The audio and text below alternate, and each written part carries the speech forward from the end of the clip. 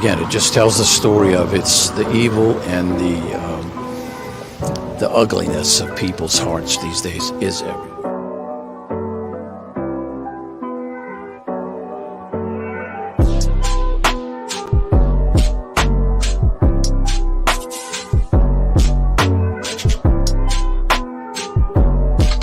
This is Franky Rose's Think Tank. Here's your host, Franky Rose. Hey guys, welcome back to the Think Tank. So we are on day 28. They were off yesterday for the US holiday. I'm not quite sure which one it was actually. We differ a little bit. But yeah, we are back for day 28 and Lolly is supposed to be finishing up.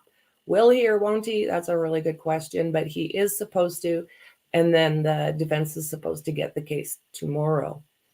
So we'll see what happens. We'll see what happens. Just like Dingo said, with Lolly and Bev, who knows?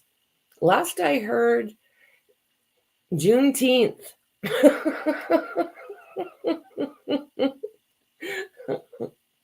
Oh, lordy, lordy. So it's 9 on the bell Eastern, and of course there's no showing up in the courtroom. So we can put this probably back on Bev where it usually lands. You know, we've been watching on Discord a few of the other, I guess you'd call them YouTubers, but highly educated, like Emily Baker. She's awesome. And she says things a lot nicer than probably I do and a few other YouTubers when it comes to, or content creators, however you want to put it. When it comes to this case, she's got a different look. And I really appreciate it because, you know, I'll sit there and I'll get steamed watching one of these days of trial and think, I don't even know if me getting steamed is appropriate because I don't know all the different laws in the different states in the US. But I mean, it just feels so sideways, this trial.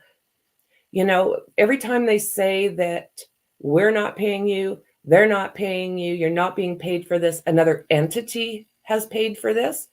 They're talking about the feds. And the feds, as we know, have been looking into this quite, let me see here.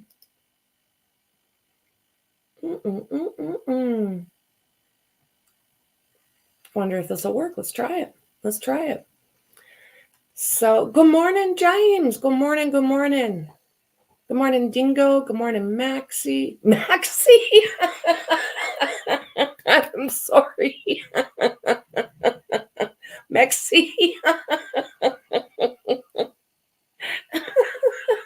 don't know where that came from. My tongue. Oh. Sorry, good friend.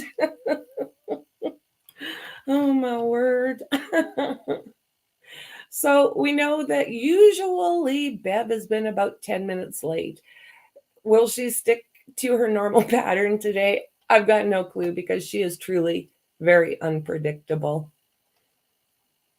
Yeah, that's about the only thing that does seem to run on time in this courtroom. Like, oh my God, you guys, it's just something else. Just something else. So it's going to be really interesting. It doesn't sound like the defense is going to be on the stand as long as Lolly was. It's sounding like they're going to be able to get it whipped up within a week or so. And that would not surprise me because Lolly did not have to drag everything out the way he did. He droned on and on and on, and it was hard to keep focused on him. Good morning, Twitter friends. Good morning, YouTube friends. So, yeah, I don't know. Do you guys think Lolly's made even 1 point through his shot at the witnesses? I don't know. The only real good experts that I've seen are the ones that Jackson's teams are bringing on when they did that. What is it? Voir dire? Good God, why can I not say that word? Those words. I'll get it. I'm trying to wrap it around in my brain so I stop saying it's so messed up. Vordier? I think it's deer. Vordier? Do you guys ever have a word that you just can't wrap it? I have more than one, so I appreciate your patience as I work my way through the English language. Oh my God. That's kind of what I see, James. He proved that they are the waterfall and not much else. You know, I still cannot say whether or not she did or didn't do this because I don't know. I don't know. Maybe it'll become a little more clear once the defense gets on. But what I'm finding the prosecution did was just kind of jumble everything up. Sometimes I thought they were working for the defense. Strangest case ever. So this is going on while the feds are investigating the prosecutors. It's the weirdest damn thing ever. It's the weirdest thing ever. So I don't even know what happens to this case if they find out that Canton is as crooked as they're looking. What happens to this case? Do they scratch it? You know, from what I've seen so far, I don't see a guilty. Not at this point. I don't think that the state has proven that Karen did this. And, you know, one thing that still distresses me a little bit is the fact that they gave her a DUI on a night that she wasn't the one driving the vehicle when they stopped. Yeah, she drove home, but so did every one of them. And there wasn't like, they are, it's sure, that's the way it's looking. That is the way it's looking. It is the wildest thing, you know, and even how can you even say that through all of these lies and nasty name calling and all the different things that have happened during the Commonwealth's case, everything just muddied the water. You know, it has looked like there's favoritism. There's looked like a whole bunch of things, but it doesn't look like they can prove that Karen actually did this. You know, if his arms, they're trying to say that his arms were ripped up like that from the tail light that was smashed. So if that's the case, wouldn't there be DNA on all of those pieces? Wondering how many cases that were set up by Proctor and the Alberts. Hundreds of innocent people have been convicted illegally. So there's that too. So what happens to all these cases? You know, if they find out that these guys are as shady as they're looking, what happens to all of those cases? When you've got a crooked system and you see it, it's like she opened up a large can of whoop ass. And now all the deviancy that seems to be happening behind the blue wall is coming out, you know? And we all know that it's not fiction that entire areas can be corrupt. That is a fact. And it's really looking to me personally like Canton is shady. The whole area seems shady. And I think that's enough to cause reasonable doubt. Just that alone. Without even looking at the fact that they can't prove her case. Oh, let's see here. We have some action. Good morning. May I call the case, Your Honor? Yes, please. For the record before the court is Commonwealth versus Karen Reed, 2282CR001117. The parties are present. The jury is not present. The counsel has asked to see Judge Cannone. Okay. Did you want to see me at sidebar? I did, we could do it sidebar or an open court, it's up to the court.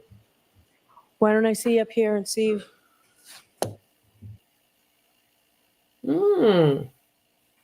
Jim have a day off? Does he have the beer disease?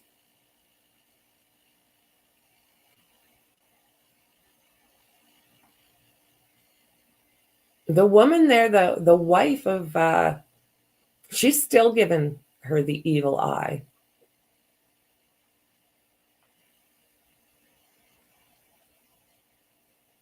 I mean, I understand John's family being really pissed at her. I get that because everybody has said that she's done this. But oof, you know, we've talked about this before. I just really don't like the fact that they're sitting so close. And it makes me wonder why the brother and his wife are right there and the mother and father are on the exact opposite side of this pew.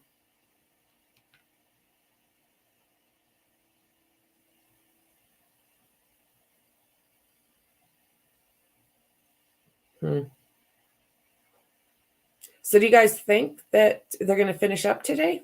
Still watching her pretty good. Look at that. That just makes me so uneasy.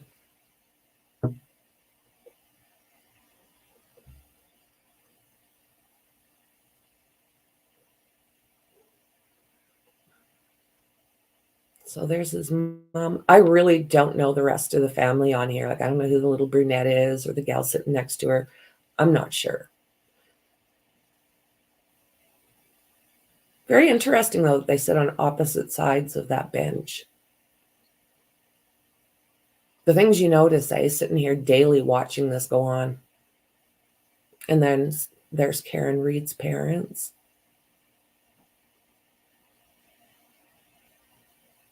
And I don't know. I don't know who the rest of these people are. They get so little space. And then behind the family, raised up a bit further, that's the media table. So what do you think, Harley? Did you enjoy your day off?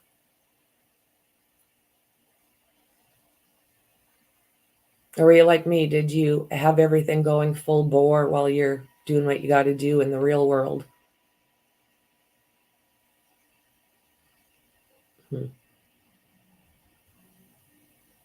See, I'm not the only one who likes paper. Look at all their paper.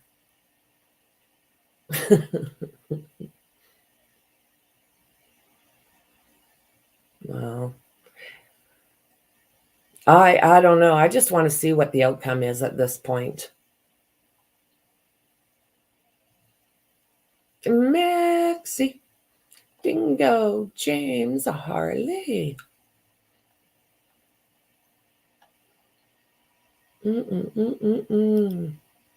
Thank you so much, Max. Thank you.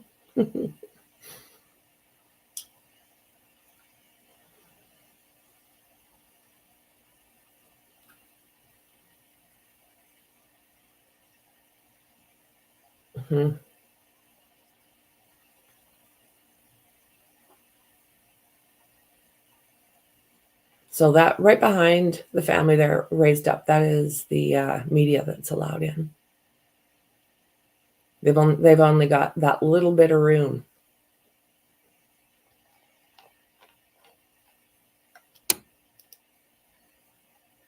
Oh, I hope that Lally is done today. I know defense is supposed to be starting up tomorrow. And if that's the case, I'm a happy camper. It has been a long 8 weeks of Lolly droning on with his ridiculous questions. So I'm looking forward to a little bit of a break. A break from Lolly's voice. Makes you wonder if even the jurors nodded off with some of his questioning. Yeah, half day today, Dingo. And full day tomorrow, as it stands. I mean, it could change, right? You know how she goes.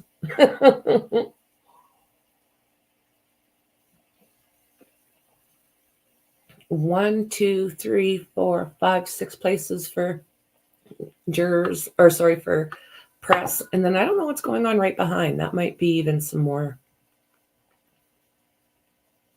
No Turtle Boy today. Not that I see.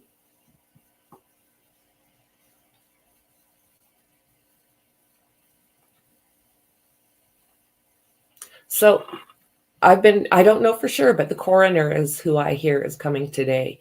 So maybe that's going to explain a few things. Yeah. Oh, okay. You think that's backwards? You are probably right. Yeah, I've got Thursday as half, but we'll go by what you say. We'll see if we'll see what happens. Okay. Good day, Keza. Good morning. Good morning. Hello, Ruthie. Good morning. Of course, they're having a sidebar right now.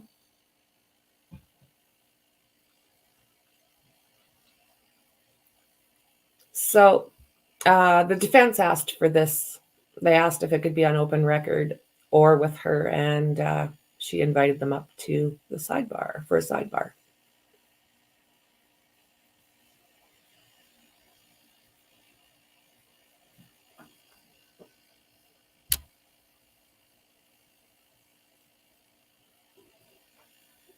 I think they should. This is just an interesting setup in this courtroom.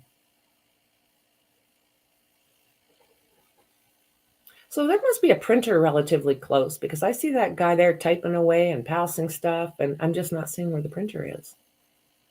Maybe I'm mistaken. Maybe it just transfers to their computers or something.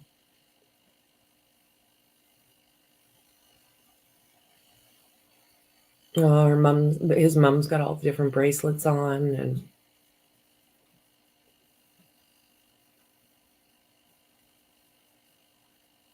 this one's taking a little bit first thing. I wonder what their issue is today. Wonder what's going on. Maybe it's a little bit of nothing.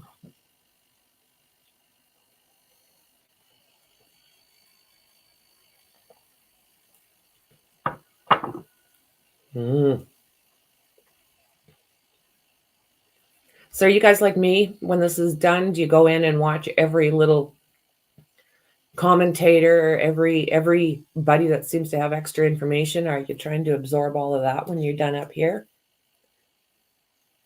I know we go into Discord, and anyone who is a member and hasn't gotten the link, I'll put the banner up.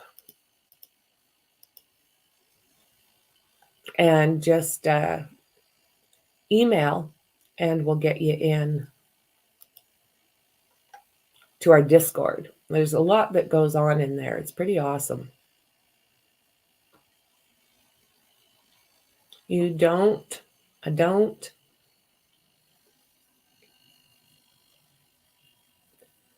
Well, let's hope we get the coroner today. Someone who can make some sense possibly out of everything that's gone on here. And let's have the defense up. I'm ready. I'm ready. Like I said earlier, I'm tired of listening to Lolly. It just goes on and on, my friend.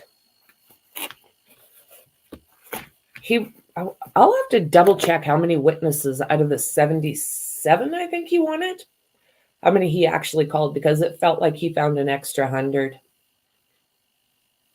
It's just whoa. You know, you don't go checking it out, Dingo. Yeah. Well, we're watching it, and we can come up with our own. Sometimes I like to see what the ones that are, Tuesday. I was a little bit frustrated with what happened in the courtroom, and we watched Emily Baker afterwards, and she had the same opinions like I was saying.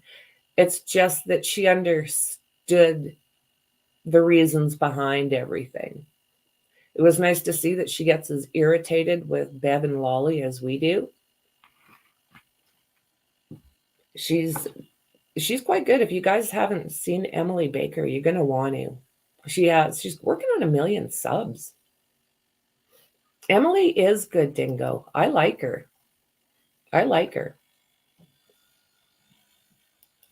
And also, although she does use, the F-bomb and a few other words that we might use around here, she has a way of she says it so calm, where I'm like, what? She's more like, Lolly, don't Lolly, no. And it's just like, yeah, I like her. I like her.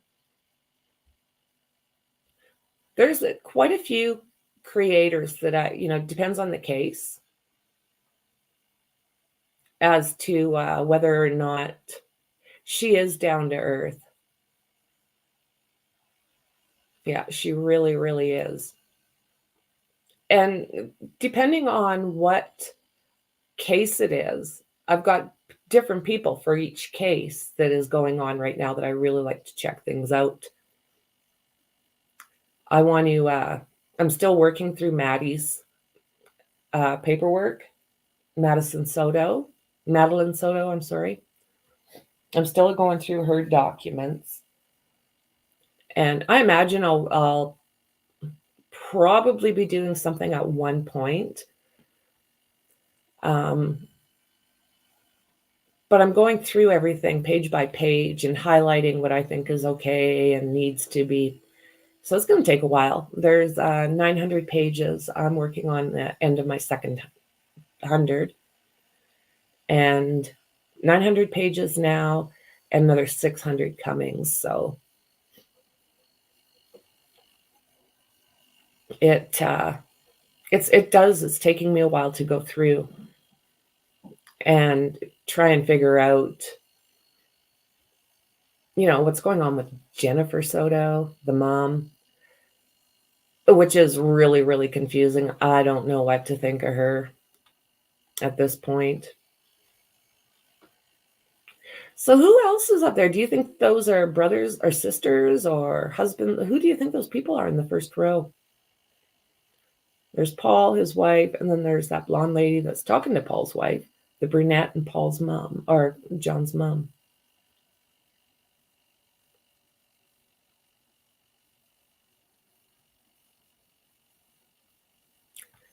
Yes, hello, hello, hello.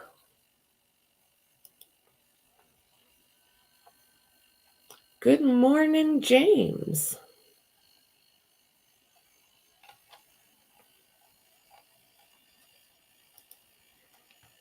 Were you gone and back again? I'm going to need another cup of coffee. I've been up for a couple hours, but yeah, that's what I don't know. Siblings and partners. That would make the most sense. I just don't know with the two girls where they fit. Here we go. Buckle up. All right, so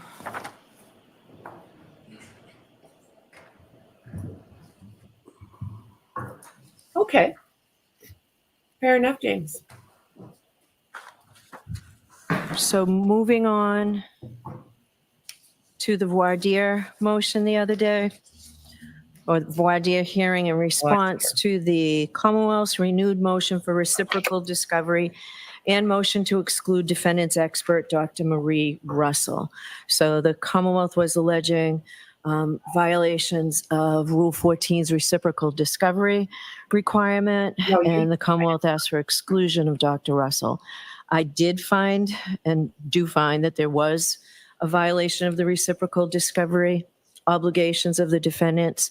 I was looking for a remedy. You called it a sanction, Mr. Jackson, but I called it a remedy. And I did tell counsel, as you know, at sidebar a couple of times, at least last week, that I did not want to exclude the testimony if I did not have to. So we had the voir dire, and I'm satisfied that the voir dire provided the Commonwealth the information that the defense should have provided the Commonwealth. So I am going to allow Dr. Russell to testify, but her testimony is very limited, and I think you even sort of acknowledged it the other day, Mr. Jackson. So she'll be allowed only to opine whether or not the marks on John O'Keefe's arm were the result of an animal attack. I find that she is a medical doctor. She's an experienced ER doctor, albeit, several years ago since she's worked in that capacity. But that she does have specialized knowledge in that field that may assist the jury in this regard. But she can't testify as an expert on police activity. There'll be none of that. And she will not be able to testify as to what the injuries are inconsistent with. She cannot testify that they're inconsistent with having been struck by a vehicle, road rash, scratches from broken glass, or taillight matter, or anything else. So that's beyond the scope of which she can testify. The second part of the Commonwealth's motion,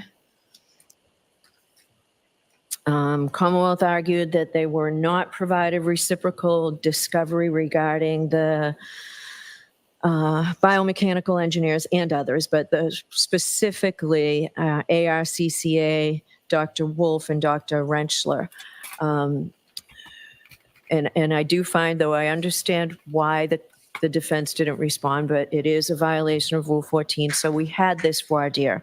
The Commonwealth was looking to see what each person did, their independent opinion, what their testimony would be, and whether they were qualified to render the opinions that they qualified. So from what I heard the other day, Dr. Wolf can testify to what his involvement. Dr. Rentschler, though, I have some concerns. It's clear to me that in Massachusetts, biomechanical engineers are not qualified to testify as to medical causation of an injury. Only an MD can do that. So I'm going to reserve ruling on the rest of his testimony. There are certain things he can testify, and I'll hear you again before he testifies next week. Let's just proceed with the trial today. So, okay, so those are my rulings. Are they clear, Mr. Jackson? Are they clear, Mr. Lally? Yes, Your Honor. Okay. All right, so are they ready to come in? Thank you. Okay. Bev has spoken. We'll just go right into it. Thank you. Jurors entering. Yep. That's the problem, I think. No good if they're qualified for it. They want swinging monkeys up there.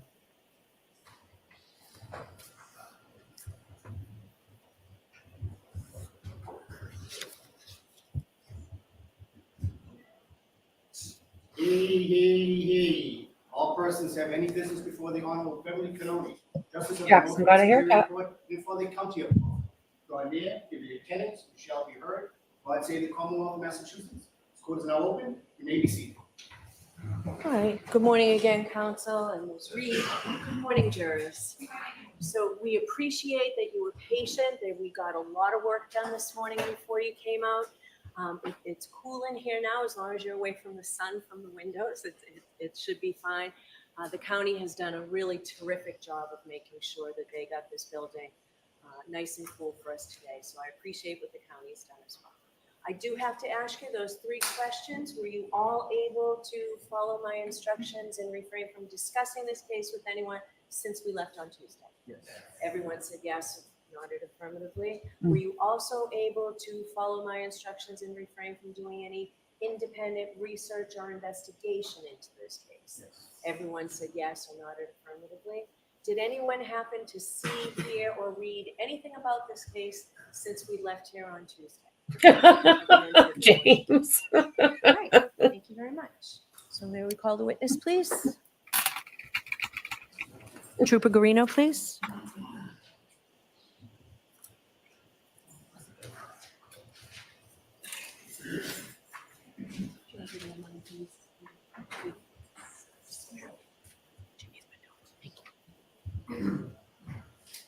Same situation, if you might please step up, stay standing. Ruthie. It's true. Do you solemnly swear that the testimony you shall give to the court and the jury in the matter now pending shall be the truth, the whole truth, and nothing but the truth, so help you God? Yes, ma'am. Thank you. Good morning, Trooper. Good morning, everyone.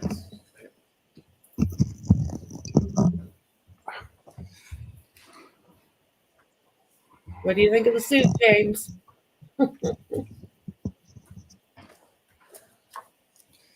Whenever you're ready, Mr. Lally. Thank you. Good morning, sir. Good morning. Taking you back to the other day, I have been showing you, so you had testified about some extraction reports that you had conducted from the various forensic extractions that you had done pertaining to both the defendant's phone and Mr. O'Keefe's phone, correct? Yes, sir. And Your Honor, may I approach? Yes.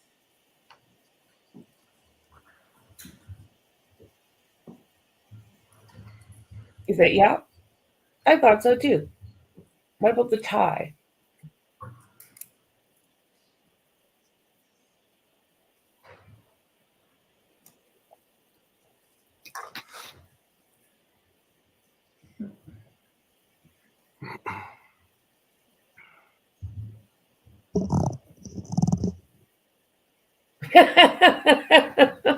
You got that, did you, Carrie? I'm showing you a document, asking to review that with a couple of minutes. Okay.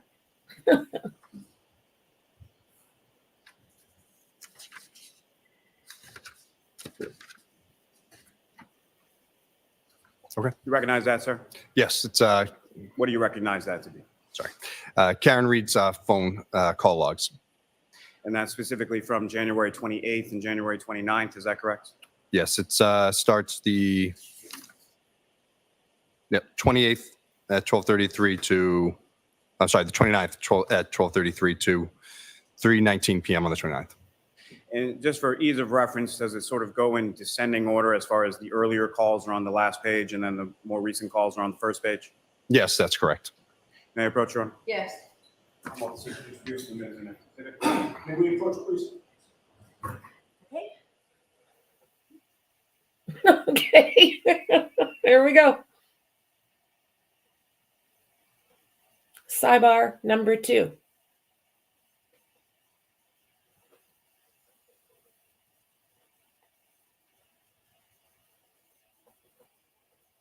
Sidebar. I really hope Lolly finishes up today. Please, Lord Jesus.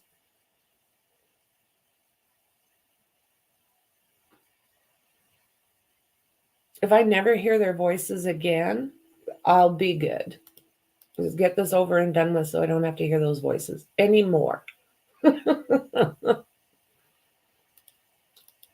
They both have, it's just gotten like nails down the chalkboard.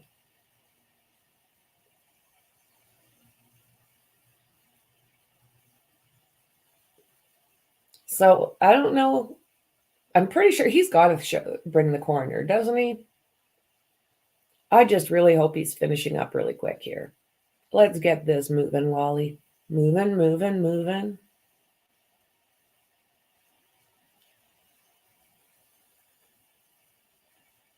Lordy, lordy, let's do this. I want to see what the defense has got. We only seen a couple of people they wanted to bring in, and they're better than all of Lolly's put together. Whoa, can you imagine? It would have to be a 5-hour movie. But nothing would surprise me. Nothing would surprise me.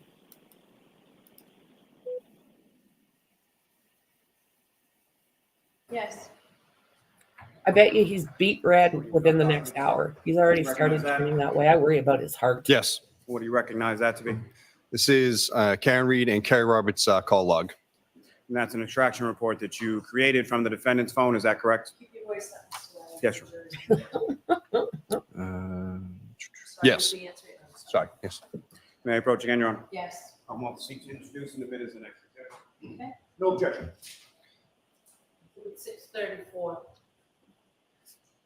May I approach again, Your Honor? Yes. Showing you another document, sir, you recognize that. Yes. What do you recognize that to be? This is the chats from John O'Keefe and Chris Albert. And again, that's an extraction report that you created from Mr. O'Keefe's phone, is that correct? Yes, it is. May I approach again, Your Honor? Yes. I'm going to seek to introduce in the next exhibit. No objection. Mr. Lally, you really do need to keep your voice up. 6:35.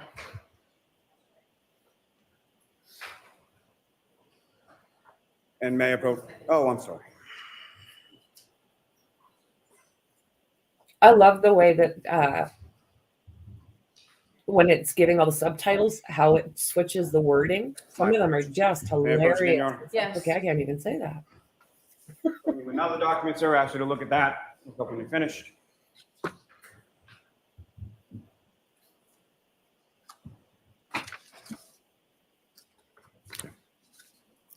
Yes. Do you recognize that, sir? Yes, this is Karen Reed's, the full chat report of everyone from the 29th on. So, May I approach, Your Honor? Yes. Mad bro. I'm going to introduce in a minute the next exhibit. We have no objection. Speak up, Lolly. Come on. The other day I couldn't hear him most of the time. I'm sorry, may I have the last one? May I approach the witness, Your Honor? Yes. So returning to you what's now been marked as Exhibit 636. Your Honor, with the court's permission, may I publish a portion of this to the jury? Yes.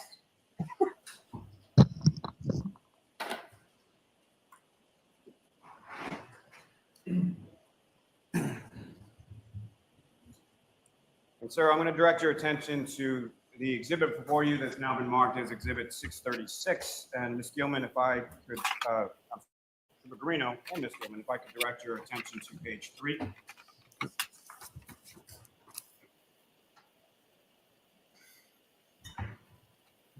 And do you have that before you, sir? yes, I do. And on page 3, who is that a conversation with? Laura Sullivan. And that conversation essentially continues from page 3 to page 6. Is that correct?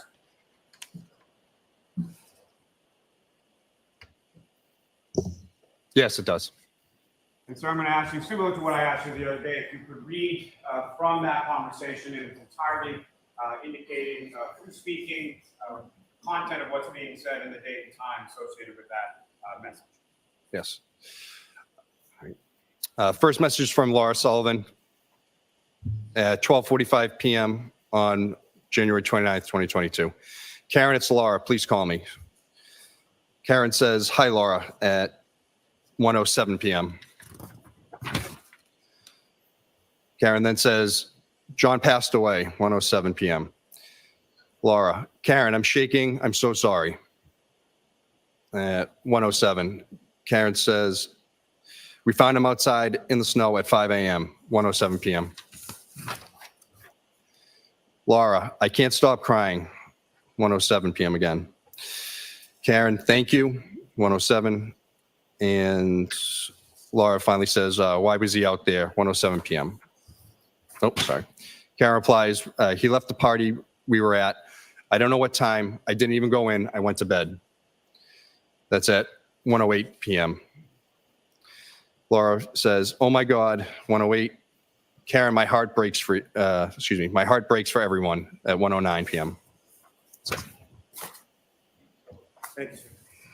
So in those text messages, Ms. Sullivan, in the afternoon of the 29th, she indicates to Ms. Sullivan that they located Mr. O'Keefe around 5 a.m. Is that correct? yes, it is. Now, sir, if I could direct your attention to page 28 through 29 of those messages in the exhibit before you. In page 28 through 29, who was that a conversation with? This is Karen Reed and John O'Keefe. These are conversations from the early.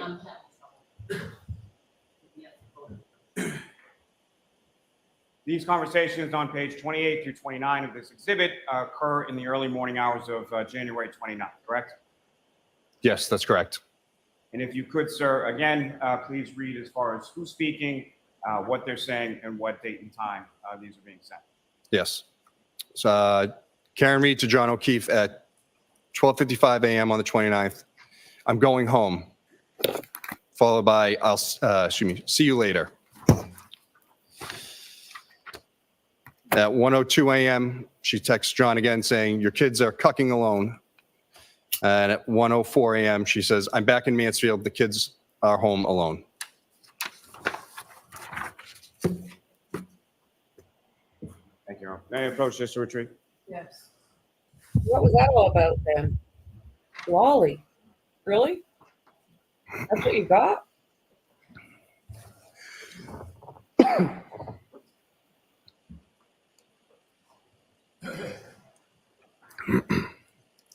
May I have a moment, Chairman? Yes. Good Lord, Lolly.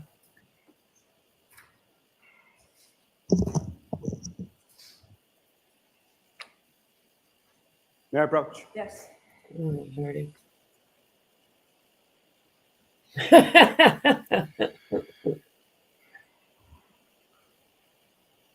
Ryan Gosling.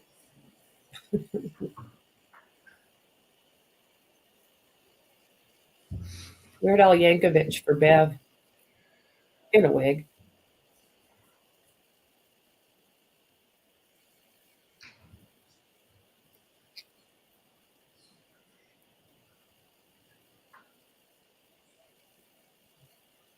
Good morning, Christy. So I'm showing you 2 documents. And Mr. Officer, we can put the lights on.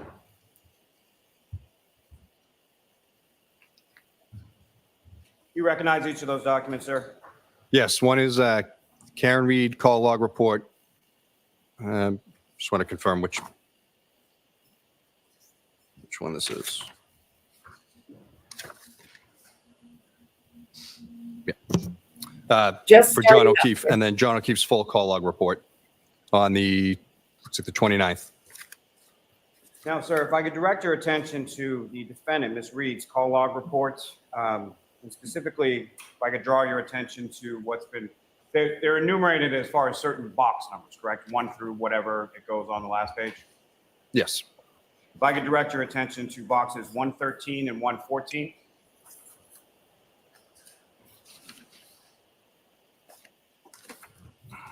Okay. See those entries, sir?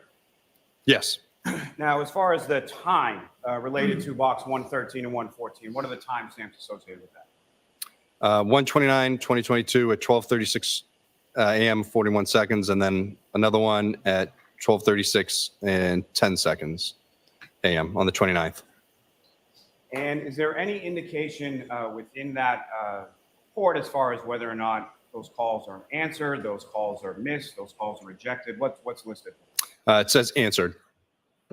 And we'll get to this a little bit more in a moment, but with regard to that 12:36 time, from your review of both the defendant's phone and Mr. O'Keefe's phone, is there a voicemail that the defendant left Mr. O'Keefe at that time frame? There was a voicemail at 12:37 a.m. These ones here, it looks like they're 3 seconds and 5 seconds long. And they're listed as answered, is that correct? That is correct. Now, sir, if I could turn your attention over to Mr. O'Keefe's call report. And specifically, I'm going to ask you to direct your attention to what's been labeled as box number 134 and then 134 with the 1 in parentheses following that. Okay. And do you see those entries, sir? Yes. And what is the date and time associated with those entries in Mr. O'Keefe's records? His records shows number 134 is 12:36, 9 seconds on the 29th, and then 134 with the 1 in the parentheses, 12:36 and 9 seconds as well. But call duration 0 seconds. And as far as any indication on those calls, as far as whether they're answered, they're missed, they're rejected, or what are they listed as? There's nothing. Also 133 is the same call. And that one says missed, and it's at the same timestamp of 12:36 and 9 seconds. So the same call around the same time frame shows up in Mr. O'Keefe's report as missed and shows up in the defendant's report as answered, correct? That is correct. And that is around the time that the defendant is calling the victim repeatedly and leaving voicemails on Mr. O'Keefe's phone. Yes, that's correct. May I approach just to retrieve, Your Honor? Yes.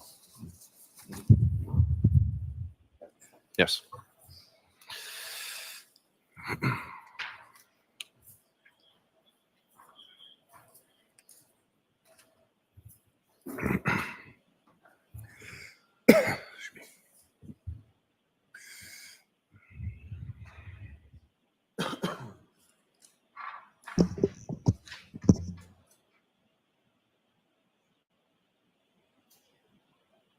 Now, Trooper Guarino, you conducted an analysis of both the defendant's phone and Mr. O'Keefe's phone, correct? That's correct. And from your analysis of that phone, were you able to determine approximately how many calls occurred from the defendant's phone to Mr. O'Keefe's phone from the time period shortly after 12:30 a.m. To the time period shortly after 6 a.m.? There was over 50. I think it was 53 or 55. And any of those calls from your review of those records indicate any sort of conversation as far as duration, as far as being labeled as answered, anything to that effect? That Mr. O'Keefe actually picked up the phone and spoke to Ms. Reed? Yes. No. Now, with regards to those phone calls from the defendant to Mr. O'Keefe, what, if anything, did you find from Mr. O'Keefe's phone in relation to voicemails left by the defendant? There were 8 voicemails on Mr. O'Keefe's phone from the 29th till the phone was discovered. All from Ms. Reed, no one else. May I approach, Your Honor? Yes.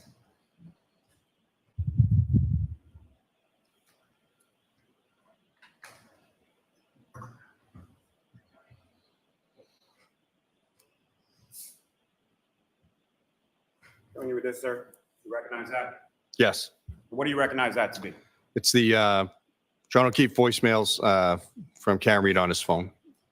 From that period that we were just speaking about on January 29th? Yes, that's correct. May I approach, Your Honor? Yes. I'm going to introduce in the minutes the next exhibit. We have no objection. Okay.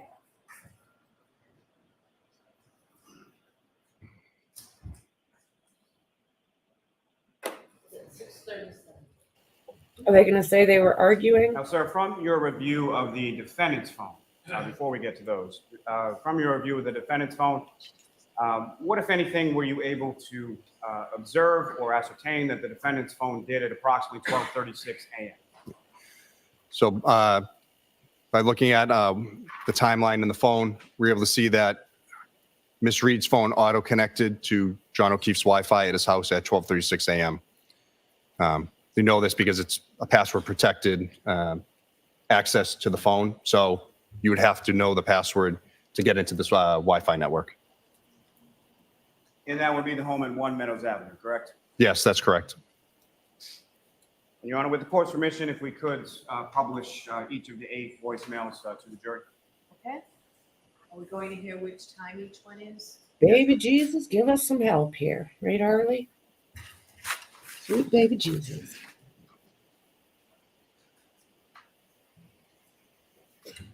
And Trooper Guarino, again, similar to the other messages, just for point of reference, the earliest of the voicemails is the last in the list and the most recent is at the top of the list. Is that correct? Yes.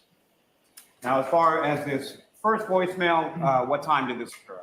12:37 a.m. Lord, And with the He's court's gonna permission, go on if I can play forever. that for the jury. Yes.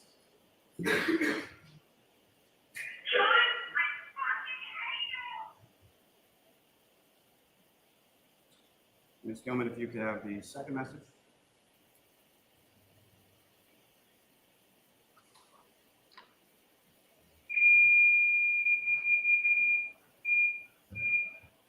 oh, Christy, I didn't know that that's who that was either. Sorry, Ms. Gilman, if you could pause right there, please.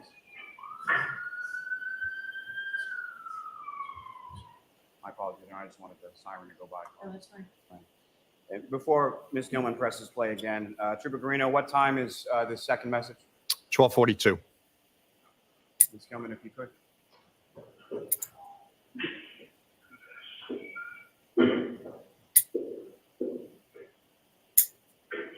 Doesn't that prove she did not run him over?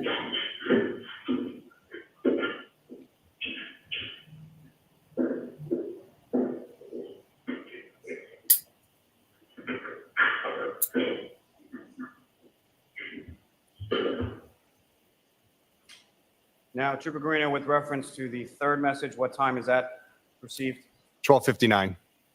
And again, when I say received by Mr. O'Keefe's phone, is that correct? That's the timestamp of the voicemail in his phone, yes. And Ms. Gilman, if you could, with reference to that third message. John, I'm here with your fucking kids. Nobody knows what the fuck you are. Fucking Now, the fourth message, Sugar Garino, what time was that received by Mr. O'Keefe's phone? 1:02 a.m. Ms. Gilman, if you could, when you're ready. Why would she leave messages if she knew he was in the ditch or on the yard? In the yard, their ditch, you know what I mean? That was it. So can we just turn the air conditioner off for just a second, please? So you just played it? Yeah, Your Honor, there was no content. It was just like a 1 second long message. And Sugar Garino, with regard to the fifth message, what time was that received by Mr. O'Keefe's phone? 37, 2, 1:11 a.m. Excuse me. And, Ms. Gilman, if you could. Yes, 1 in the morning, I'm with your fucking niece and nephew. You fucking pervert! You're a fucking pervert! And the sixth message, sir, what time was that received by Mr. O'Keefe's phone? 1:18 a.m. So why would she be calling him if she knew she ran him over? John, I'm going home. I cannot babysit your niece. I need to go home. You are fucking using me right now. You're fucking another girl. He's sleeping next to me. You're a fucking loser. Fuck yourself. The seventh message, sir, what time was that received by Mr. O'Keefe's phone? 5:23 a.m. Ms. Gilman, if you could.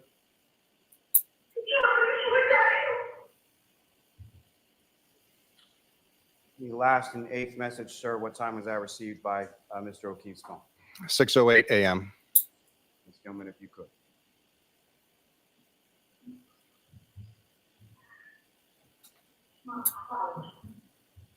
Gilman, if you could pause there for 1 second, I'm sorry. With respect to this message received on Mr. O'Keefe's phone at 6:08 a.m., from your knowledge of the investigation, where was the defendant, who, if anyone, was with or around her at the time of this message at 6:08 a.m.? Jen McCabe, Kerry Roberts. During the message, you can hear someone on the phone with 911. Thank you, sir. Ms. Gilman, if you could.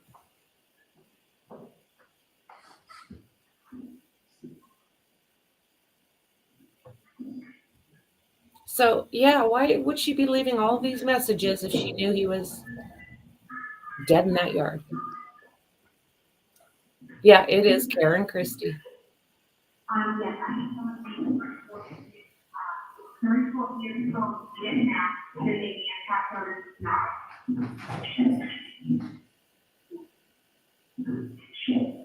Yeah.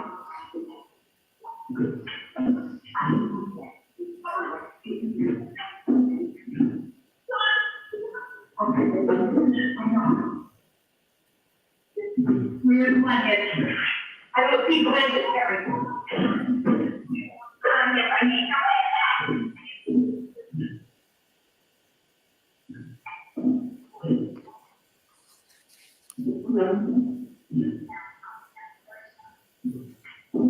Make it make sense.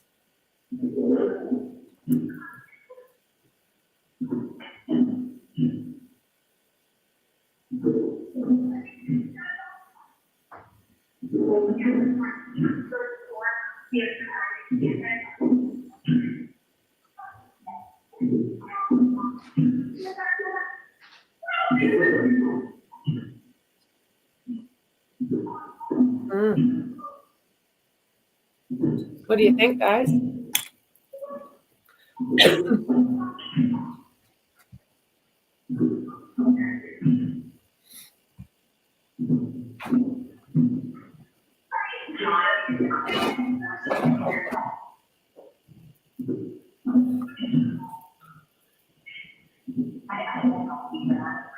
Hey, Shauna. Good morning. Good morning.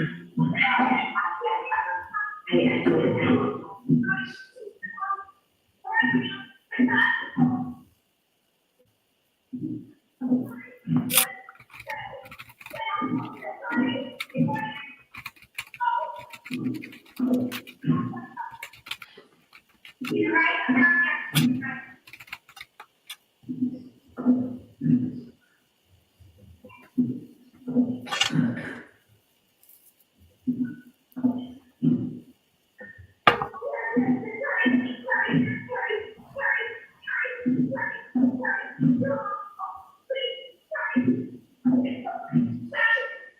don't want that.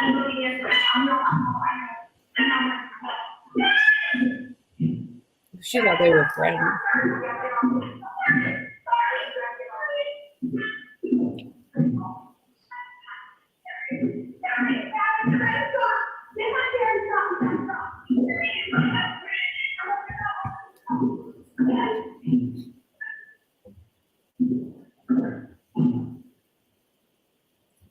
It was pretty jumbled, Christy.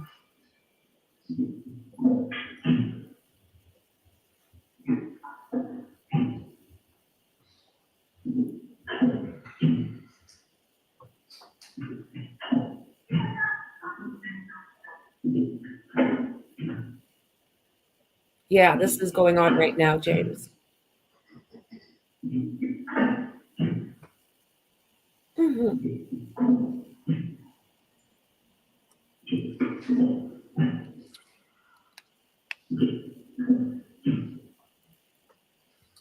Thank you, Ms. Newman. Can we turn the air conditioning back on? Thank you very much. Now, Trooper Garino, in addition to the 53 phone calls that you've testified about, the defendant made to Mr. O'Keefe from that time frame following 12:30 a.m. to approximately just past 6 a.m. Did you note any other calls to a contact listed within the defendant's phone as mom? Yes. And when were those calls placed? I believe there's one at 1:10-ish in the morning. I forget the exact timestamp. There's also one at around 4:40 in the morning, and then at 4:42, right around 4 in the morning. Two of them, the first two weren't answered, and then the third phone call was answered. Now, with respect to Ms. Reed's phone from that same time period, what, if any, phone calls did you observe to a contact listed in the defendant's phone as dad? It's the same number. So when I looked at it in one report, it showed as dad, and then when I looked at it in Cellbrite, it came up as mom. So I don't know how it's attributing. Maybe she has it listed twice. I never looked at her actual phone. So this is what the extraction is showing me. Now, sir, you testified the other day that upon your review of the defendant's extraction reports, you were not able to determine there were no listed GPS locations for the defendant's phone? Correct. Like routes or anything like that. And that was because it was turned off in the phone, is that correct? That would lead me to believe, yes, that location services are turned off. So Objection, move to strike. Yep, so no gas. What can you tell us about that? well, if GPS coordinates and location services on, that's what would get us locations in the phone. So if they're not there, they could be turned off. Objection, move to strike. I'll allow that. Of course you will. Now, with respect to Mr. O'Keefe's phone, what, if any, analysis with respect to GPS and or health data? Well, let me ask you this first. From your training experience and your casework with respect to forensic analysis of electronic devices, what is health data in a cell phone? How is that recorded, and what, if anything, can that tell you? Okay. So in an iPhone, you can have health data. To use that health data, the phone, if you don't have an iWatch paired to it, is basically just a high-tech pedometer. It's just every time you move the phone, it's going to track steps, and that's if you have it turned on. If you have the iWatch on, it'll get beats per minute, and you get a much more robust health data from it.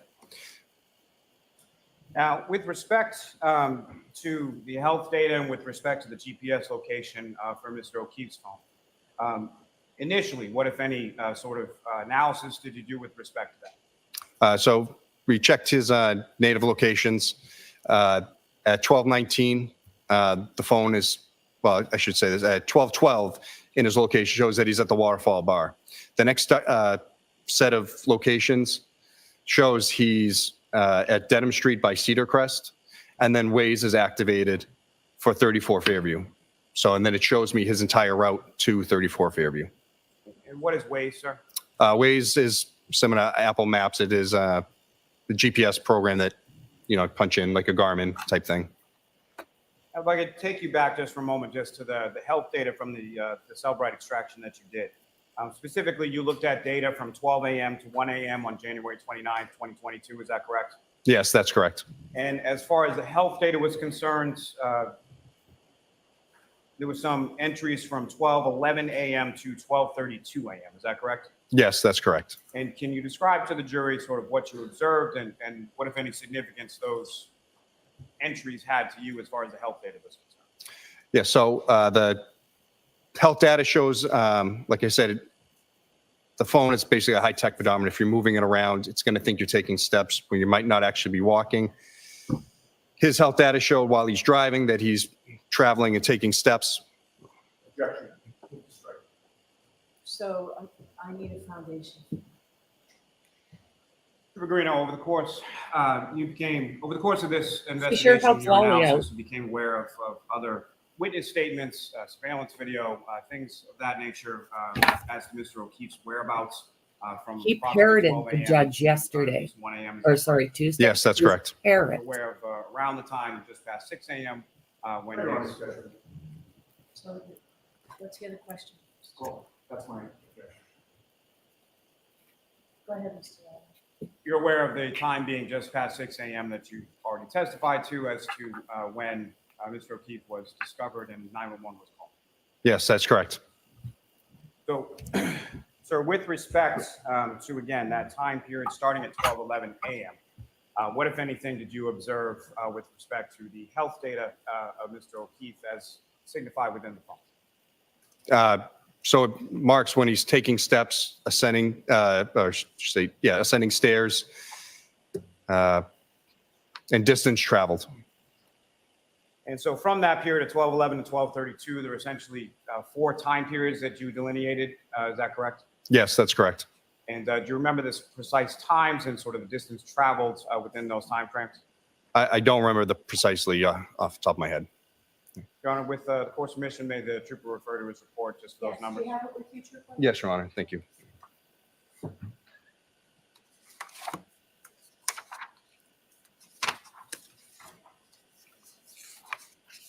Okay. And sir, if you could just list for the jury what you found. Yes. So at 12:11 and 9 seconds in the morning to 12:21 and 5 seconds on the 29th, it shows that he's taking 170 steps, going 99.6 meters or 326 feet. At 12:21 and 10 seconds to 12:24 and 22 seconds, it shows 80 steps and 87.74 meters or 287 feet. At 12:21, 14 seconds to 12:24 and 37 seconds, it stated ascending, descending 3 floors. And then at 12:31, 56 to 12:32, 16 in the morning, 36 steps, 25.46 meters or 85 feet. Now, sir, with respect to what's listed as steps, does that indicate, from based on your training experience and familiarity with this sort of health data, what, if anything, does that tell you as to whether or not the person with the phone is physically taking steps? That's not the case. What is the case? Like I said, the phone has internal measures. Objection. The phone has internal measures in it. Like I said, it's basically a pedometer. So the movement of the phone, the distance traveled, it's going to register as steps. You don't have to physically be walking and moving the phone for it to register movement. Just waving it around and then could potentially cause it to think you're walking and moving. You mentioned that from your review of Mr. O'Keefe's phone, you indicated there was a Waze search for 34 Fairview Road. Is that correct? Yes, that's correct. And if you could just explain to the jury sort of what is Waze and what kind of information are you looking at there? Waze is a GPS program. So you put your address you're looking to go to. It's going to tell you the fastest route, where the police are, etc. And when that Waze search was conducted, is there a precise time pursuant to your review of Mr. O'Keefe's phone associated with that Waze search? Yes, it was at 12:20 in the morning. And so from all of those steps and everything that you, if Mr. O'Keefe is searching for 34 Fairview Road, inferably he's not at 34 Fairview Road. Is that correct? That is correct. Now, with respect to the location, can you describe to the jury, are you familiar with the term based on your training experience known as native locations? Yes. And can you explain to the jury what that is? So native locations on an iPhone, the way it pulls GPS data, it uses satellite, Wi-Fi signal, Bluetooth, location services on apps. It takes all that data and uses it to get you the best location of where you are, unlike where you'd have like a handheld mounted Garmin GPS that's just using strictly satellite. Now, from your review of that data, when that Waze search is conducted at approximately 12:20 a.m., where is Mr. O'Keefe physically located at that time? The vehicle or whatever they're in is by 138 Dedham Street. They had already passed Cedar Crest Road. And from review of that native location data, what time does the phone arrive in the area of 34 Fairview Road? 12:24 a.m. Now, the next entry as far as the location data, when is that and where is it indicating that the phone is at that point? It shows me it's there the entire night, right in between 32, 34 Fairview. So And 32, 34 Fairview, that sort of intersection of those two residences, if you know, where is that in relation to where Mr. O'Keefe was found just after 6 a.m. in the morning? I was only going by the photos that Sergeant Good had taken and from the Canton PD cruiser cam, but that area would be within 3 feet, give or take, of the area where the GPS signals all plot for the rest of the night. Now, Trooper Guarino, you testified the other day to a tool that you use called Axiom, is that correct? Yes. And with regard to the location data in the tool of Axiom, what, if anything, can you tell the jury as far as how that works and how accurate it is? So like Cellbrite, Axiom will also show the native locations in an iPhone. They're able to display the range of accuracy in meters, and then also the speed of the phone in meters per second. And were you able to ascertain from using the Axiom tool and the location data for Mr. O'Keefe's phone as far as its speed in meters per second at 12:25:36 a.m.?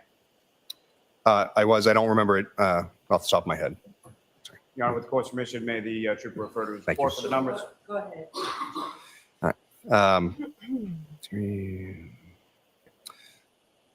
It's 0.6346 meters per second and a 16.75 meter lever of accuracy. So at about 54 feet measure of accuracy. Did that get into the If you house? could, just based on your training experience and your use, familiarity with this Axiom tool, for the record, that's AXIOM, is that correct? Yes, that is correct. So as far as that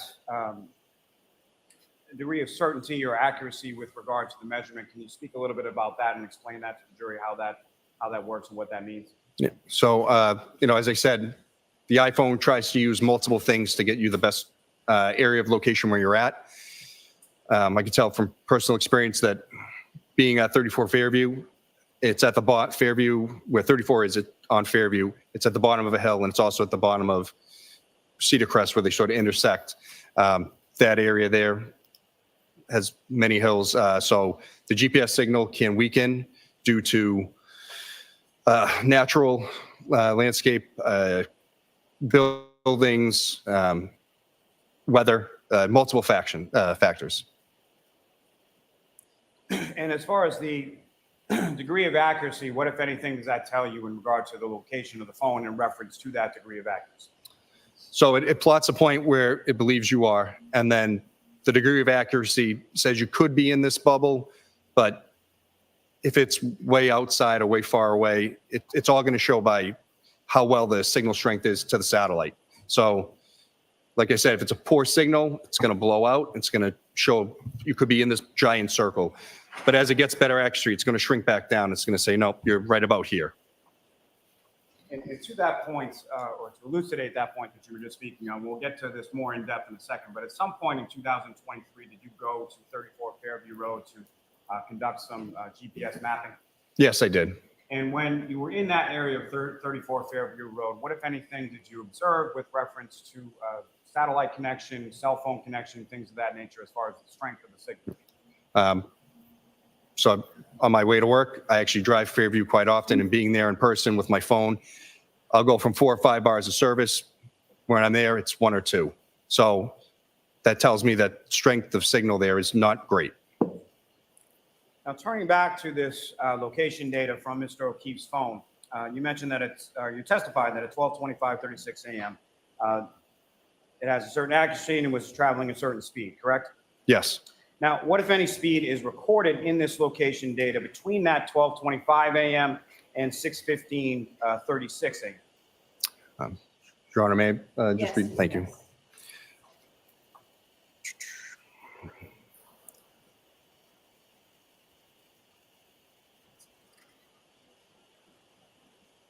What time frame exactly are you looking for? What I'm asking is, what, if any, speed was recorded by the location data between that first 12:25:36 a.m. and 6:15:36 a.m.? Oh, I'm sorry. I thought you were asking for before that. No, there's no real speed registered until the phone is found the next morning. And so that would be at the 6:15:36 a.m. time frame, is that correct? Yes, that's correct. And what speed is recorded at that time at 6:15:36 in the morning? It shows 0.24 meters per second for speed, and then with an accuracy rating of 7.58 meters, which is 24 feet. Thanks.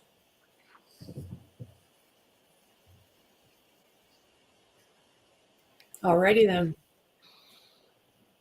Now, sir, if I could turn your attention to May 8th, 2023, where did you go with relation to this investigation on that day? I went to 34 Fairview. And who, if anyone, went with you? Trooper Proctor. Now, Oh, what was the purpose of going to 34 Fairview Road on that date in May of 2020? We wanted to take measurements of where Officer O'Keefe's body was found, and then basically a diagonal straight line to the door, how the distance that would be. and And what, if any, tools did you bring with you, and what, if anything, did you use in the course of this analysis? how many feet to the house? So I loaded in the GPS points into a program that the CERT team uses called StarTopo. It's a GPS mapping program that you can view through an app. So that way I was able to see exactly where I was via the app. We also used one of the big long tape measures that's in like the big thing that would get us, from where we believed his body was to the front door.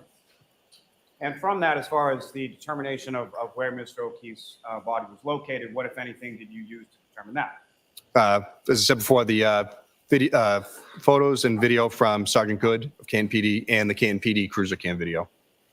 So the cruiser cam video Right. from Officer Sarah's cruiser, is that correct? Yes, that's correct.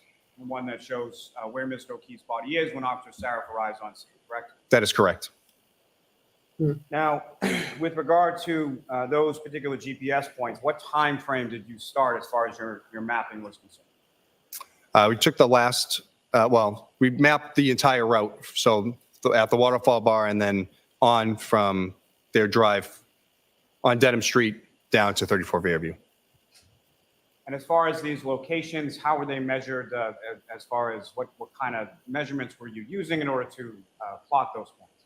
We loaded into Google Maps and just able to show it with a KMZ file to show exactly where he went. And so what I'm asking is, as far as the GPS locations that you were recording, how were those measured as far as longitude, latitude? Is that how they were measured? Yes, I'm sorry. Yeah, latitude and longitude.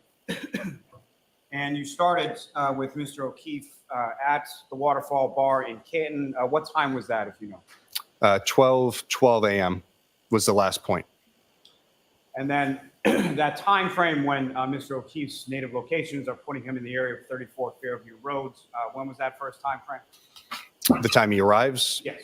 About 12:24. I forget the seconds, but 12:24 a.m. Now, eventually, when you had all of these points as far as the direction of travel, location data, all of those things, what, if anything, were you then able to do with those GPS locations? I cross-referenced them with his health data and also mapped it out to see exactly where he would be.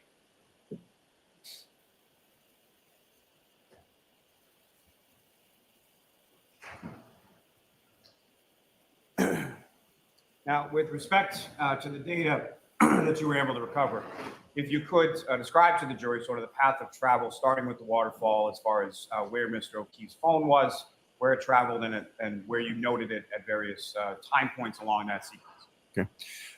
So, as I said, 12:12, it's at the waterfall bar. Then there's a 7-minute break in location data. When the phone comes back up with location data at 12:19, as I said, he's by Dedham Street and Cedar Crest Road. At 138 Dedham Street, right around there, 12:20 a.m., 34 Fairview is put into Waze. He then proceeds down Dedham Street, takes a left onto Oakdale Road. That goes to the end of Oakdale, takes a left onto Maplecroft. As he's going by Maplecroft and Pinecone Road, right around 12:22 and 14 seconds, was a data point listed that he's ascending, descending the stairs. So he's over a half mile away from 34 Fairview at this point. They go down Maplecroft, take a right onto Cedar Crest, all the way down Cedar Crest. They do not turn onto Fairview Road. It goes by Fairview, does a 3-point turn or turns around somehow, and then goes back to Fairview and takes a right, where it finally stops between 34 and 32 Fairview. So at the time that health data is being recorded, and you cross-reference the GPS data with the health data from Mr. O'Keefe's phone, correct? Yes, that's correct. And so at the time that the phone has that recording of the health data of descending, and is it ascending or descending, or how does that read in the health data? I have in my report, and that's what's copied from the thing. It's ascending/descending stairs. And at that point in time, cross-referencing that health data with the GPS location, where physically is Mr. O'Keefe's phone at that particular time frame? Maplecroft by Pinecone Road, right at that intersection. And has Mr. O'Keefe's phone arrived or been in the area as far as the GPS, specifically of 34 Fairview Road? At that time? Yes. No, not at all. And so from the GPS locations that you observed of the defendant's phone initially, the phone passes by Fairview Road and then reverses direction to come back, correct? Yes, that's correct. And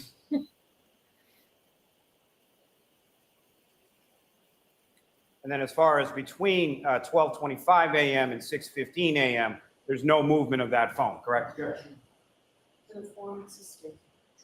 What, if any, movement did you observe following 12:25 a.m. until the period of 6:15 a.m.? None until it was found at 6:15. Now, you mentioned that you took a tool and you did some measurements as well. Is that correct? Yes. And were you able to ascertain then some GPS locations for where Mr. O'Keefe's body was found? Yes. And what, if any, measurements, the accuracy of those GPS measurements and latitude and longitude, what was the accuracy of that? Can I read the exact thing? Okay. All right. So from 12:25 and 30 seconds to about 12:35 and 36 seconds, the GPS accuracy is tight on him for the first few seconds and then blows out and encompasses pretty much the neighborhood, 34 Fairview, 32, 31, and I'll read the exact. It's 12:25 and 30 seconds. It has a 33-meter degree of accuracy, which is about 100 feet. That area encompasses 32, 34, and 31 Fairview. 12:25, 31, it's 200-foot measure of accuracy that hits 31, 32, 34 Fairview, basically almost all the houses around. 32 seconds shrinks back down to 95-foot level of accuracy, hitting 32, 34 Fairview and the front yard of 31. At 33 seconds, it's 88 feet, again shrinking back in as the signal gets better, covering 32, 34 Fairview, 72 feet at 34 seconds, 59 feet at 35 seconds, and then 52 feet at 36 seconds. So, as I said, signal weakens, it blows out, And then as the signal gets stronger, it shrinks back in. The GPS coordinates themselves are all still right where Mr. O'Keefe's body was found. And so as far as, if I can take it back just for a second, the initial GPS coordinates that you marked as far as where Mr. O'Keefe's body was found, how accurate was that measurement as far as to itself where it was? From what we had and then where we marked from, we believe we're in about 3 feet because standing there, even with the app, it's not perfect. I'm not getting a direct saying that I'm right on it. So we believe we were within about 3 feet of exactly where he was found. And from that air distance of within 3 feet of where Mr. O'Keefe's body was found, how far was that, or how far did you measure that to be from the front door of 34 Fairview Road? In a direct straight line to the front door, 72 feet. Not accounting the stairs. Now, from your review of that data that you were talking about from that 12:35 and 12:25 and 30 seconds through 12:25 and 36 seconds when it fluctuates, what time period of that or what time period of any of the times that you observed is it possible that John O'Keefe was actually anywhere near 34 Fairview Road, the house? Objection. Ask it differently. Within those fluctuating circles of GPS data that you were talking about, what time period did those encompass the actual inside of the residence of 34 Fairview Road? It's about 3 seconds where it actually encompasses the inside of Fairview. That 4th second, it's right on the edge of the corner of the house. And then the 5th and 6th second, they're just showing the front yard. And that time period, as far as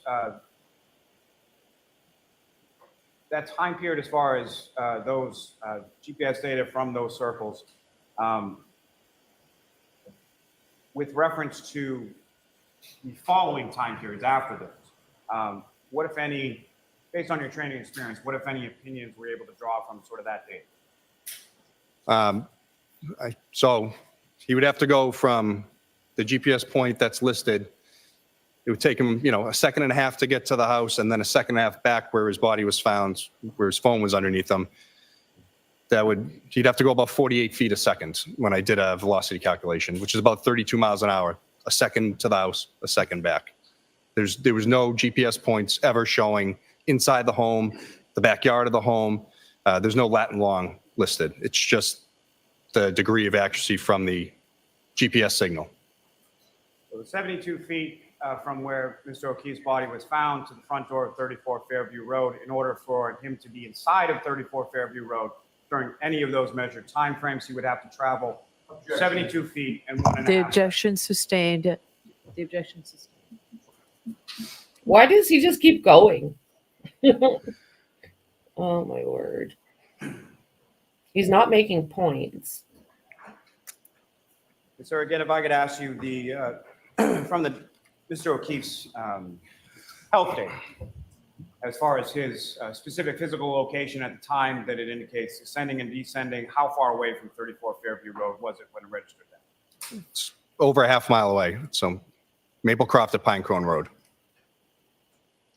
In your opinion, sir, at any point in time from the data that you reviewed, did Mr. O'Keefe enter 34 Fairview Road? I'll sustain the objection. No Mayor doubt. Pro Tem? Yes. Lolly, lolly. See you later, Carrie. Later, skater.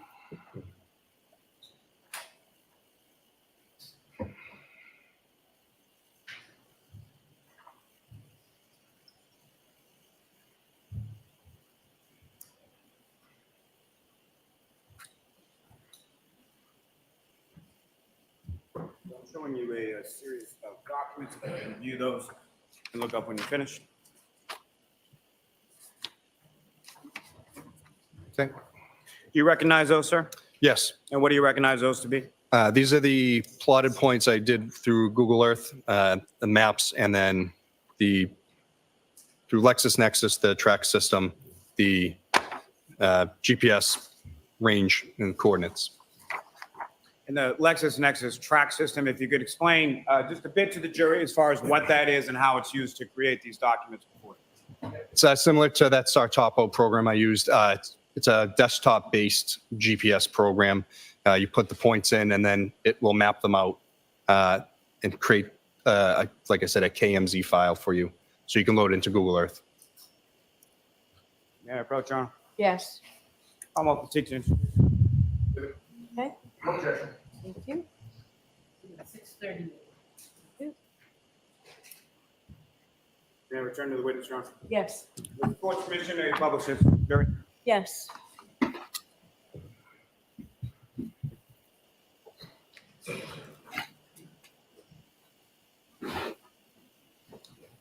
Ms. Gilman, if you could take that down. May I have a moment, John? Yes. Are y'all done now, Lolly? Is that it? Come on. That's everything.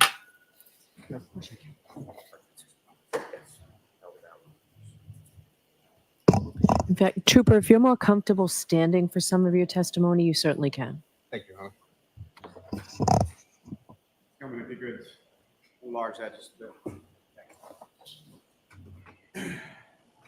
Now, Trooper, there should be a laser pointer up on the stand before you. If you could, first of all, let me just ask you, recognize what's up on the screen now as the next exhibit. Yes. And again, if you could just explain to the jury sort of what we're looking at in this slide, and then using that laser pointer, if you could, direct the jury's attention to what, if anything, of significance you have in this particular slide. So I took an overview of the town of Canton. So this here is the GPS route, and then down over, I can barely see. Let me just look on the map here. It's not much better. The waterfall bar is right up, I can't really tell, honestly, from this, but it's on Washington Street. That's it's down here, I'm sorry. That's why I included an overview of everything, so you could see the full range from the time period with that GPS locations. Your Honor, if I may, just if it's possible, I don't know. Keep your voice up. I don't know if this is going to work any better, but if I could ask if we could turn the lights back on just so the witness can see Sure. what's before him, and then. With the court's permission, I think the map is still viewable to the jury, and now the witness can actually see the exhibit. Can everybody see it? And so again, sir, Trooper, I'm sorry. Now with visible before you, if you could just indicate again what we're looking at in this. Yep. So when you zoomed in, it actually closed it out, but it's down over here is the waterfall bar. There's a couple of points there listed. And then right around here is when the GPS tracks go, and their route, once Waze is activated, down to 34 Fairview. There is a zoomed in version of by Fairview. And Ms. Gilman, if I could have the next slide.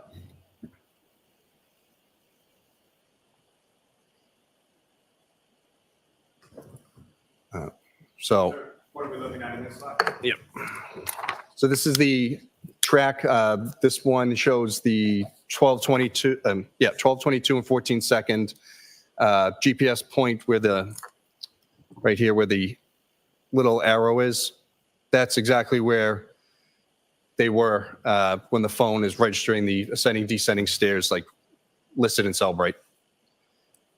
If you could, using that laser pointer to illustrate to the jury where that point is in relation to where 34 Fairview Road is. Yes. So this is where they were with the ascending, descending stairs. They would continue down through this little piece here, take the right onto Cedar Crest. They continue down Cedar Crest, missing Fairview right here, and then turn back around and then come to the house. And Ms. Gilman, if I could have the next slide.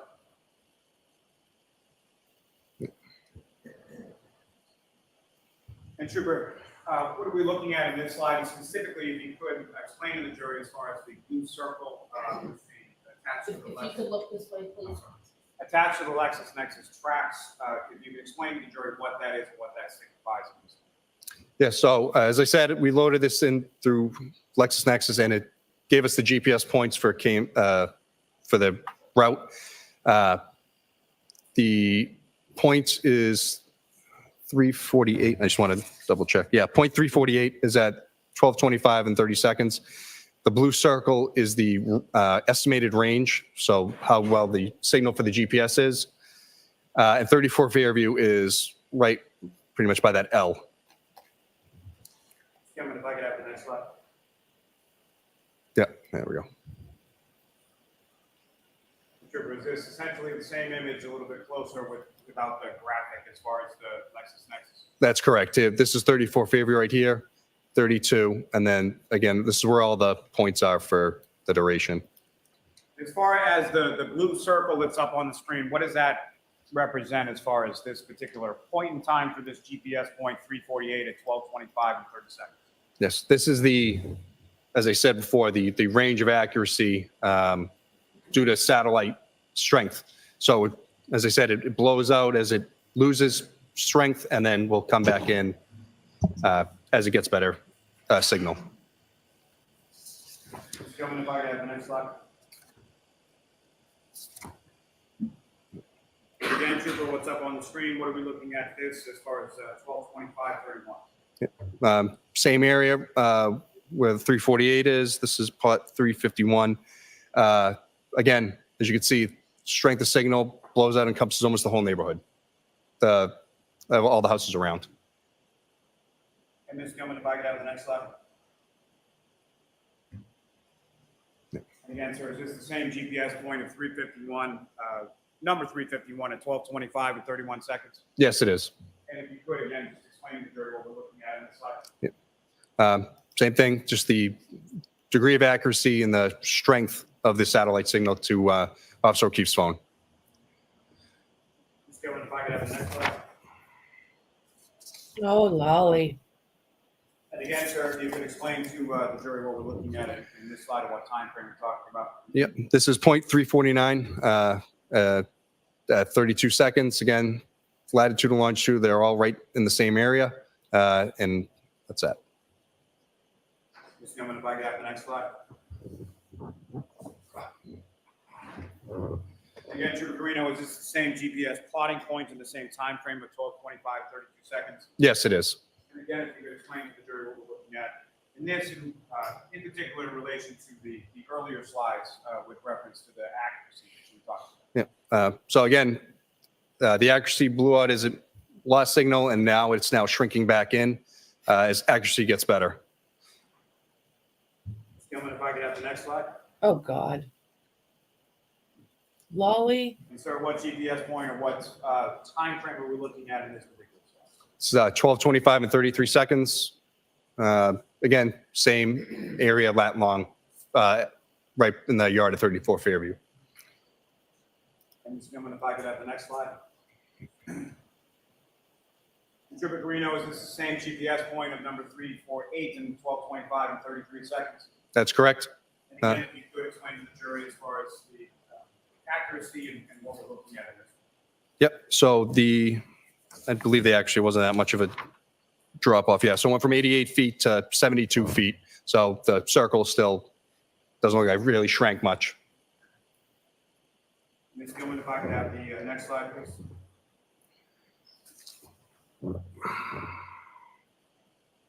Oh, my God. And Lolly. again, Trooper, what time frame and what GPS point are we looking at in this one?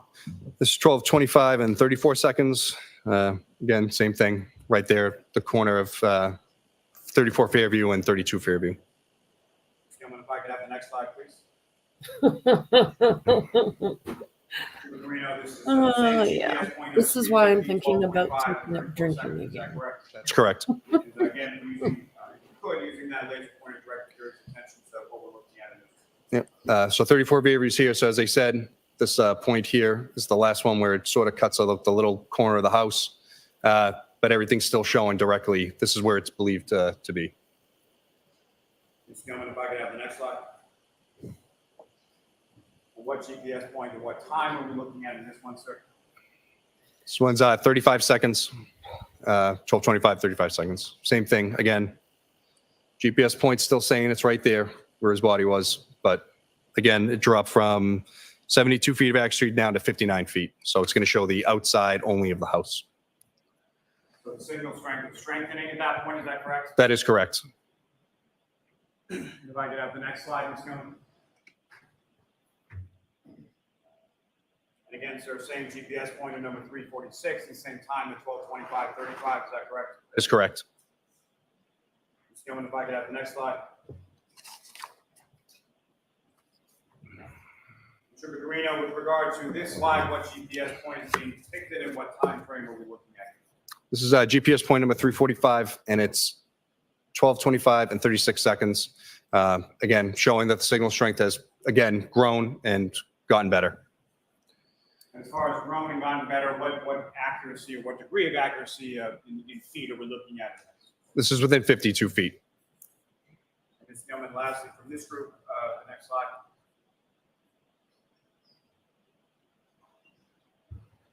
And again, sir, this is the same as the previous slide, GPS point number 345, 12:25, 36 seconds. That's correct. And again, if you could, using the laser pointer, just to illustrate to the jury what we're looking at. Yep. As I said, there's no any plotted points anywhere other than right in this area for the rest of the night. This is where it stays, and there's varying degrees of accuracy, but there's nothing ever showing it anywhere else in that neighborhood. May I approach, Ron? Yes.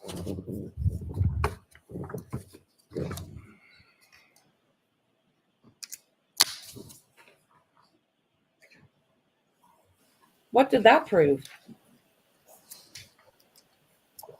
Unetti will do his thing. What a waste of time.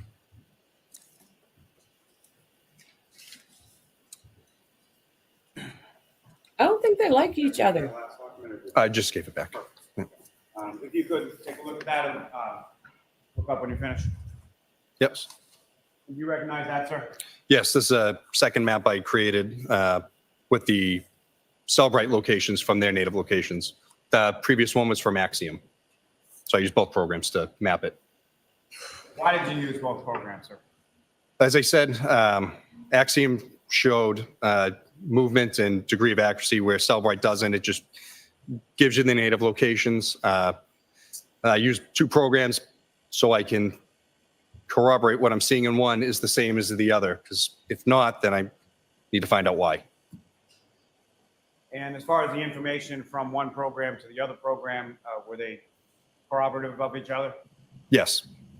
May I approach, Your Honor? Yes. I'm going to seek to introduce and admit the next exhibit. Are we going to go through all these second by second too, Wally?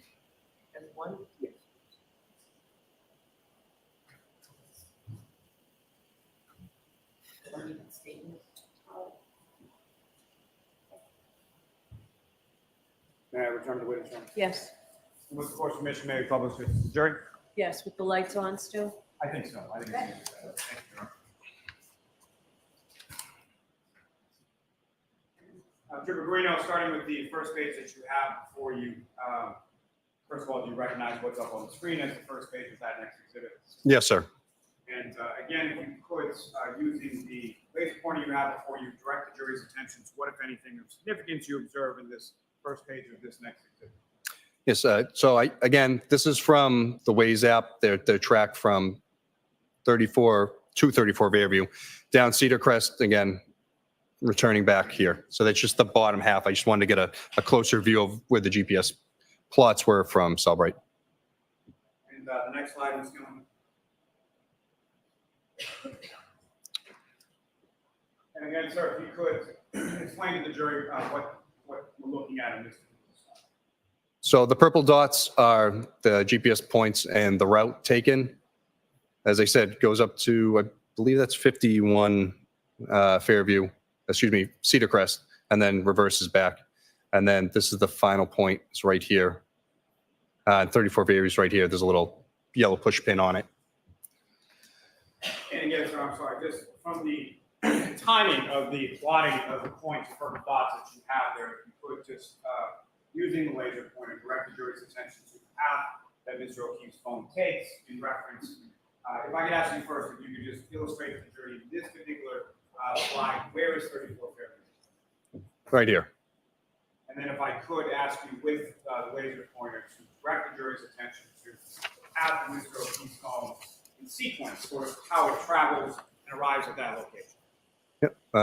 As I shown, goes down Cedar Crest, Mrs. Fairview, goes up to here by the house with the pool, turns around, goes back, takes a right onto Fairview, and then stops ultimately right in between 34 and 32 Fairview, where there's like a flagpole and a fire hydrant right there. Tell me if I have the next slide. And Trooper Carino, direct your attention to this slide. What are we looking at? Again, I cross-referenced it with the points. This is Pine Cone Road, and then Maplecroft intersects here. And this is the ascending, descending stairs point in his phone. Doing a Google Earth elevation check. There's about a 20-degree dip, and then it goes up. And then as you go down Cedar Crest, the hill is about a 50-foot elevation change again. So it's pretty significant. And so I'm sorry, sir, as far as the elevation change that you're talking about, how is that measured and how and where is that in reference to what's depicted up here? Really? So again, like I said, in this area here, there's about a 20-foot drop. And then as you go down Cedar Crest, that hill, it's about 50 feet. This spot here is the ascending, descending stairs. So as I said before, he doesn't have an iWatch on, so it's not collecting that great health data. It's still acting as a pedometer. So again, whatever movement he's doing is triggering something in the phone as he's ascending and descending these hills. Essentially, it could be tricking the phone into thinking it's stairs. Let's come in if I can have the next slide. Trooper Carino, what are we looking at in this one? This timestamp is 12:19, 32 seconds. That's when the phone initially starts creating the GPS points before Waze is activated with 34 Fairview searched. So this looks to be the time Waze is actually opened up. And so from the purple dots that are depicted on the screen, as far as where is Mr. O'Keefe's phone at 12:19 a.m. in reference to 34 Fairview? 12:19 is right here. 34 Fairview is down all the way here. Number, you can't really see, but it's right in the bottom corner. And the next slide.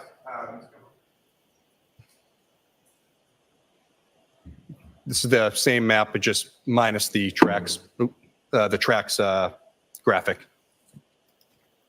I'm sorry, I lost track of what page we're on. Is there any other pages in that exhibit for you? No, that's the last one. May I approach this to retrieve your arm? Yes. Your arm, maybe you approach. Okay. Sidebar. What do you guys think?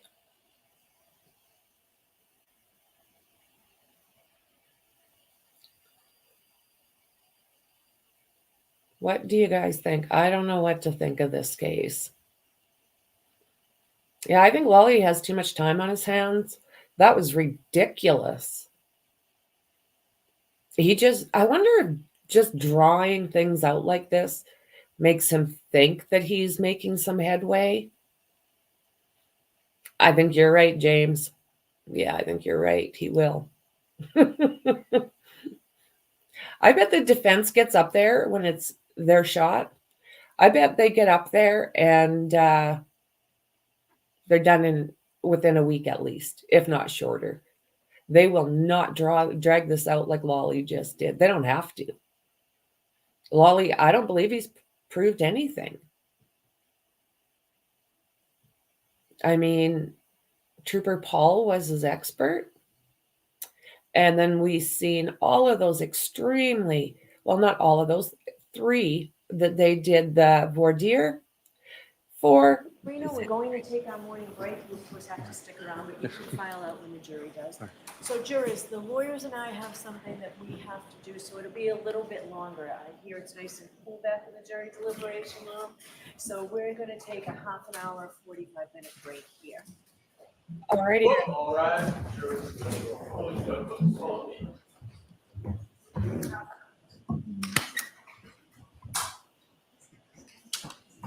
I wonder if we'll see this, or if it'll be closed.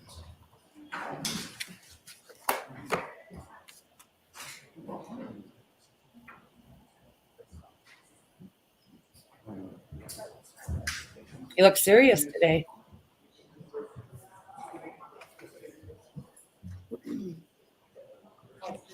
Yes.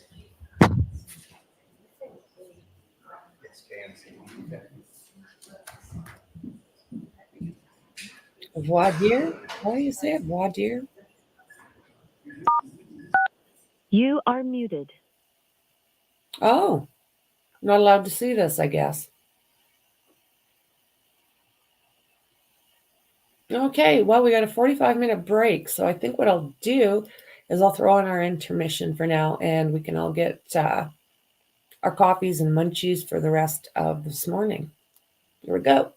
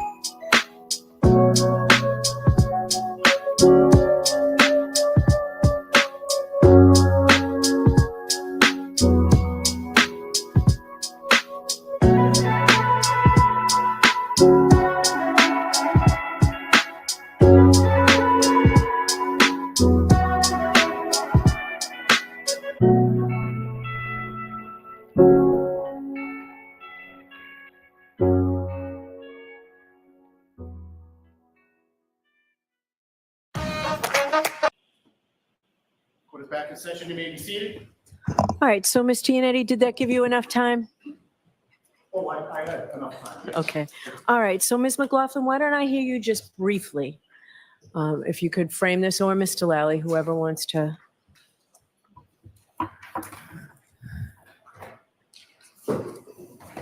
Yeah, sure. The Commonwealth is moving to introduce a Google search the defendant conducted at 1:27 p.m. on January 29th, 2022. The Commonwealth would argue that the probative value of this Google search outweighs any prejudice to the defendant. The search in question is at 1:27 p.m. before the defendant had spoken to law enforcement. She conducted a search for DUI attorneys. The Commonwealth thinks that this is appropriate for the jury to hear, as it rebuts the Bowden defense that the defendant has laid out. Not that she did not intend to commit John O'Keefe. The defense has been that the defendant is essentially what's been represented in open court was framed that she had no intent or opportunity to commit these crimes. Further, that she was not intoxicated at the time. So the Commonwealth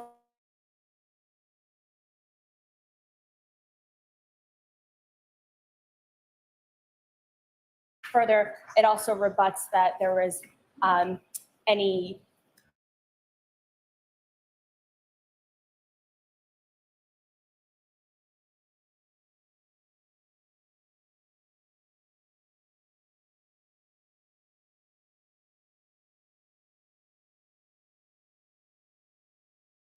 voluntarily gave an interview with law enforcement. It goes to her state of mind prior to that interview. And so for all those reasons, the Commonwealth would suggest that that Google search is appropriate, and it's not a typical case where it's an invocation of counsel, where law enforcement had not engaged her, and it goes to her state of mind at that time prior to any police involvement, and further to rebut that there was any improprieties in the police investigation, or that they should have investigated anyone else. All right, and I appreciate, Mr. Lally, you bringing this to our attention to give us time to look at it. Ms. McLaughlin, I appreciate that you provided a very strong limiting instruction proposal. I'll hear you, Ms. Giannetti. Thank you. Your Honor, you had asked that I produce proof of the phone call from Michael Proctor to my client. Oh, I didn't say proof. No, I asked if that was coming into evidence. Okay, well, I'd like this marked for identification for the purpose of this argument, if I could. Sure. Show counsel. It's been redacted. Okay. So let's have it marked for ID before I hear you any further. So Madam Court Reporter needs to mark it. All right, and if I may have that. Thank you very much. Just give me a minute, Ms. Giannetti.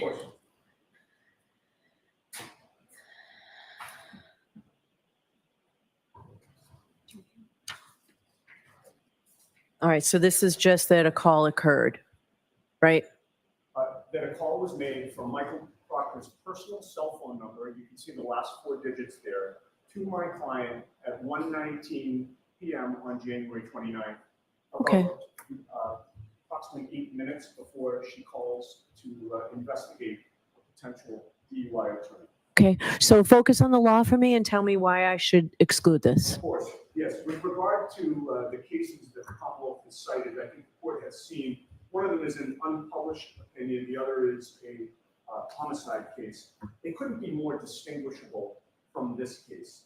With regard to the unpublished opinion, that appears to have been a gun charge where the defendant in that case did a search for a 9mm handgun on his cell phone. He did not ask for Google or search in Google for a handgun attorney.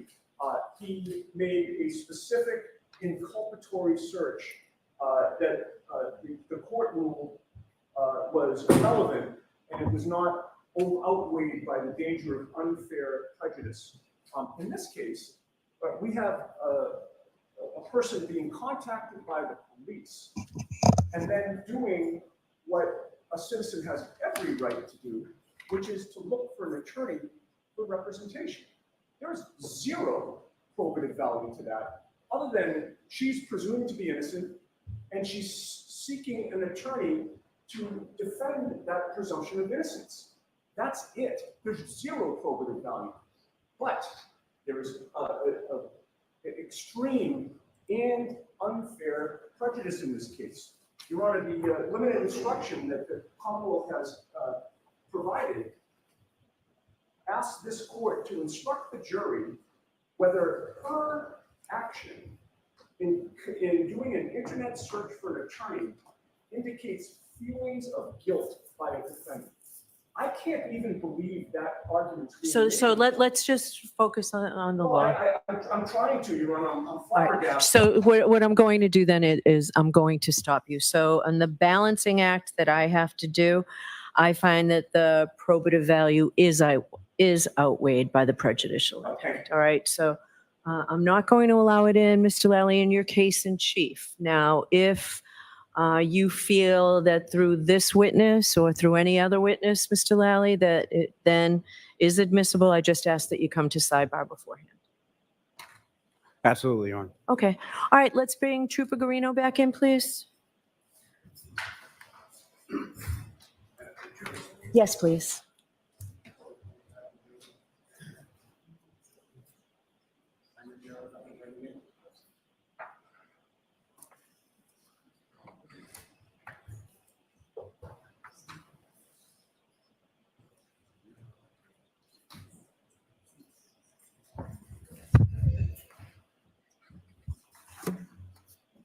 Trooper, if you have a bad back and you need to stand, just stand at any time. Thank you, Your Honor. Okay.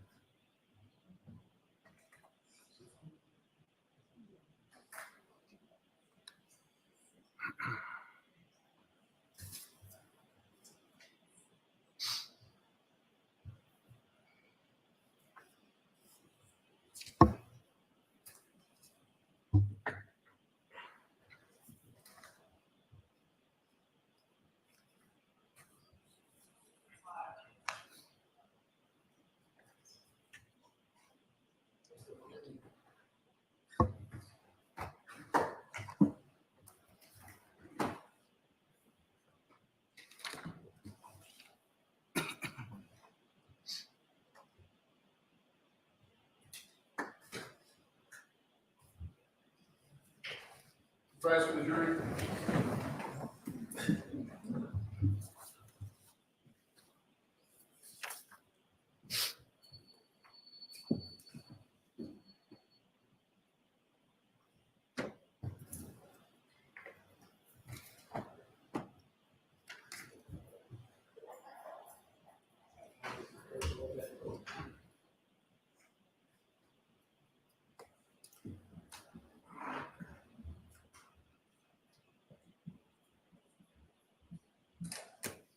Thank you. Be seated. Close back to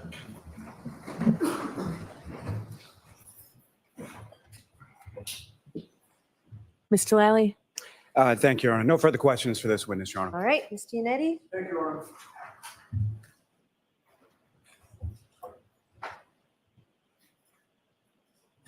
Honor. Mr. Lally, you left your material here. Thank you, sir.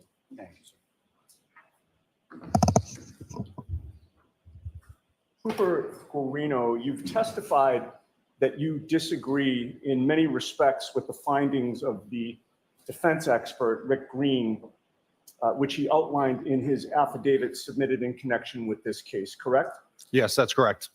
I'd like to ask you some questions about your training and education and your qualifications in the area of computer forensics. You graduated from Westfield State University in 2003. Yes, that's correct. You majored in criminal justice and mass communications, correct? Yes, I double majored. Right. You chose not to major in computer science, correct? Yes, that's correct. 2 years after graduating, you became a patrolman in Norwood, correct? Yes, that's right. The town of Norwood is right next to Canton, is it not? Yes, it is. You stayed as a patrolman in Norwood for 10 years with the Norwood Police Department, correct? Minus a stint in the National Guard, but yes. You then became a Massachusetts state trooper in 2015, Yes, I did. and you spent 4 years in the patrol division of the Mass State Police, correct? Yes, I did. And that was until 2019? Correct. And 2019 was the first time that you took a forensic computer course. Would you agree with that? No, that's not true. Would you agree with me that since then, your training has mainly consisted of online courses and webinars? That is also not true. Okay, well, you list, with regard to your training, some in-person trainings, sir, but you list 1, 2, 3, 4, 5, 6, 7, 8, 9, 10, 11, 12, 13, 14, 15, 16, 17, 18, 19, actually, over 20 online courses, do you not? Yes, that was during COVID. Yeah. Well, 2019 was not during COVID, was it? 2020 was All right. when I took most of them. I got you, but you say 2019 to 2020 in terms of your online courses and webinars, correct? There's quite a few, yes. All right. And with regard to some of the courses that you were taking during that time period, would you agree with me that one of them was Introduction to Computer Networks?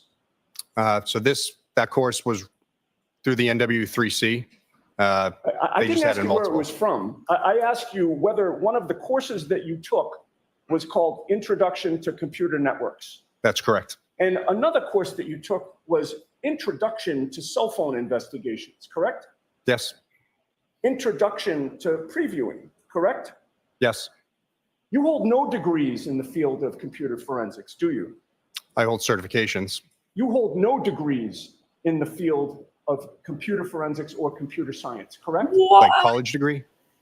Correct. Yeah, correct. You have no publications in the field of computer forensics, do you? No, not yet. And you've never taught a course in computer forensics, have you? No.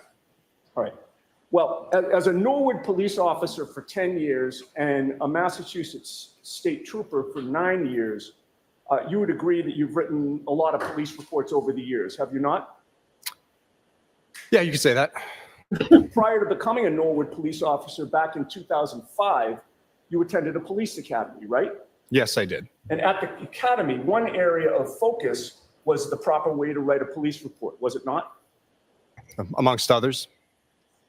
You were taught that it's important to write police reports close in time to the events in question while they're still freshest in your memory, correct?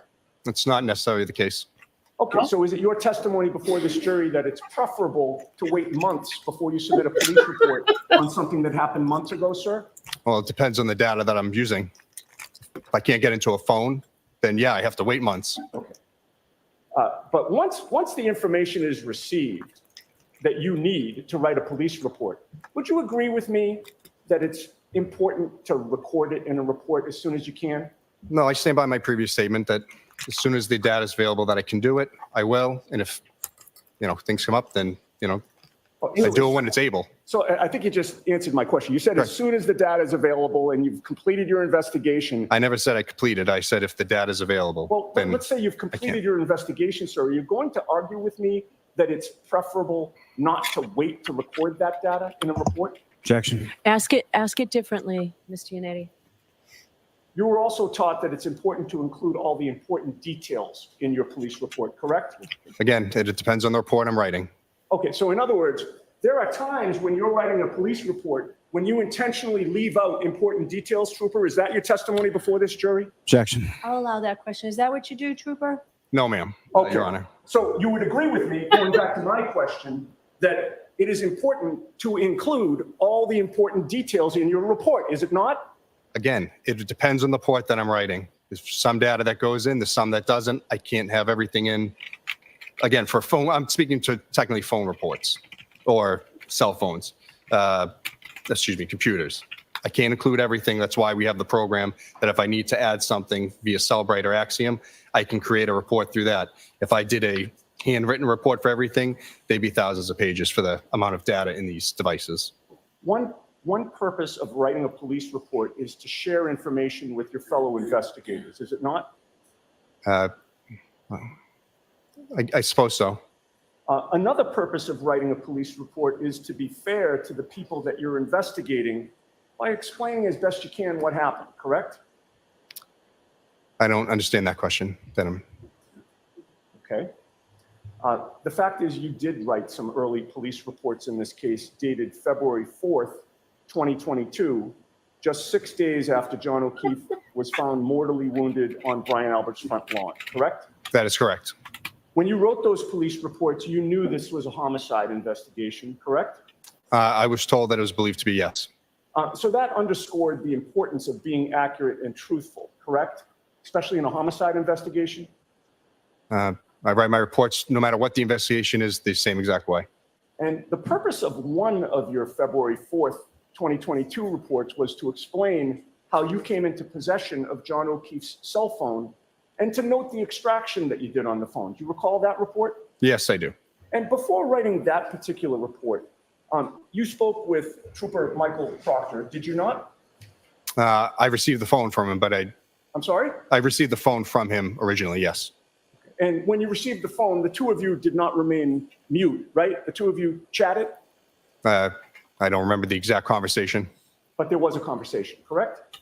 I'm sure there was. And you recorded what Michael Proctor told you about that cell phone in your February 4th, 2022 report, did you not? No, I didn't. Michael Proctor told you that on Saturday, January 29th of 2022, he and Sergeant Buchanan had responded to 34 Fairview Road in Canton. Did he not? Objection. I'll allow that. No, he didn't. Well, you wrote in your very first sentence in that report the following, quote, on Saturday, January 29th, 2022, Trooper Michael Proctor and Sergeant Yuri Buchanan of the Norfolk County District Attorney's Office responded to the unattended death of John O'Keefe at 34 Fairview Road in Canton. Those were your words, were they not? All right, so the objection sustained, you can ask it differently. Did Michael Proctor tell you that he had received or retrieved John O'Keefe's cell phone from 34 Fairview Road in Canton? Objection. I'm going to allow that. No, I didn't know where it was retrieved from. You didn't know where it was retrieved from? Correct. All right.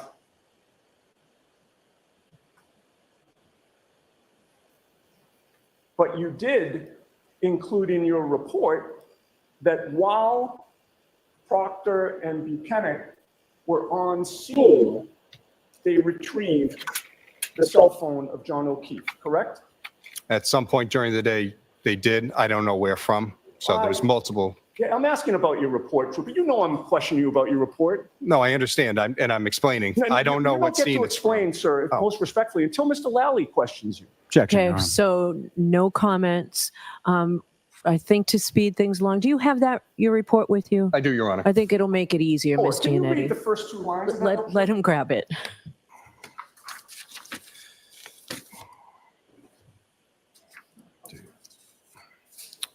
Go. Can you read the first two lines to the jury, please? Yep. On Saturday, January 29th, 2022, Trooper Michael Proctor and Sergeant Yuri Buchanan of the Norfolk District Attorney's Office responded to the unattended death of John O'Keefe at 34 Fairview Road in Canton. Through his investigation, was found O'Keefe was a victim of a motor vehicle homicide. While on scene, Trooper Proctor secured O'Keefe's phone and brought it to the Norfolk DA's office for forensic analysis. Okay. So you'd agree with me that you included that clause, while on scene, they secured his phone, did you not? I did write that. Okay. And that was back on February 4th of 2022, correct? Yes, it was. Within 6 days of John O'Keefe being found mortally wounded on Albert's lawn, correct? Yes, sir. And at that time, you knew that the crime scene was 34 Fairview Road, correct? No. Yet you put in your report while on scene, did you not? Yes, I don't know what scene they recovered from. I know they went multiple places on the 29th. They didn't get back to me till 7:30 that night almost, when I first got the Well, phone. you'd agree with me that the Canton Police Department wasn't the crime scene, correct? I never said crime scene in my report. I wrote scene. Okay. Well, Canton Police Department was not the scene of any crime, was it? I don't know. I don't believe so. You don't know if the Canton Police Department was the scene of a crime. Is I that don't what think it was. You don't think it was? Okay. Now, in that report, you were trying to establish the chain of custody of that phone, right? Because you described where it was found, where it was taken, and who had possession of it, correct? I said it never said where it was taken. I said the phone was recovered on scene by Trooper Proctor. Again, I don't know where it was recovered from. I did find out later it was at Canton PD. Well, hold on a second. Again, we're focusing on your report. I know, I'm reading it. As opposed to details you want to fill in now, okay? Okay. With regard to, you just testified that you never said where it was taken, yet previously you said it was taken to you, was it not? No, I said recovered from. What the scene location? Did Trooper Proctor take the phone to you and Yes. hand it to you? Yes, he did. Okay, so it was taken to you, correct? That is correct. All right. So you described in your report where it was found because you said while on scene, correct? Correct. And where it was taken to you, correct? Yes, sir. And who had possession of it, which was initially Trooper Proctor in terms of your observations, and then you, correct? That is who brought me the phone to the DA's office, yes. And you would agree with me that chain of custody of a piece of evidence is an important detail in any criminal investigation, isn't it? Yes.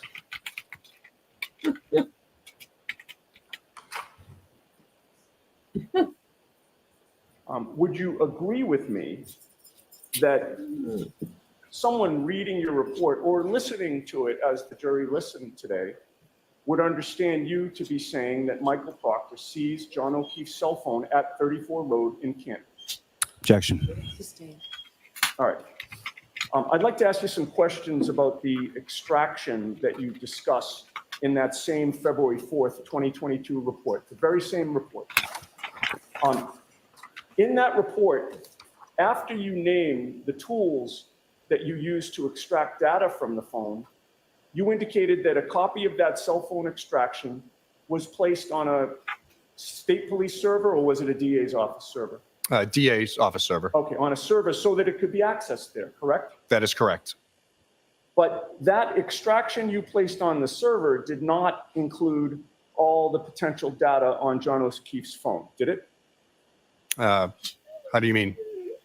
Well, didn't you indicate in your report that the extraction was not inclusive of all potential data contained within the device? No, that's not true. Well, the extraction that you did contained communications, iOS messages, phone calls, social media communications between John O'Keefe and Karen Reed, correct? Yes, that's correct. And it contained communications between John O'Keefe and Jennifer McCabe. Yes, that's true. It contained communications between John O'Keefe and Kerry Roberts. I can't recall. All right. But it did not include any communications between John O'Keefe and Julie Albert, did it? Again, I can't recall. And again, I'm talking about that initial extraction. That initial one didn't include any communications between John O'Keefe and Chris Albert, did it? I only created one extraction of John O'Keefe's phone. That extraction report also did not include any location data, did it? No, it did. You didn't note any location data in that initial report, did you?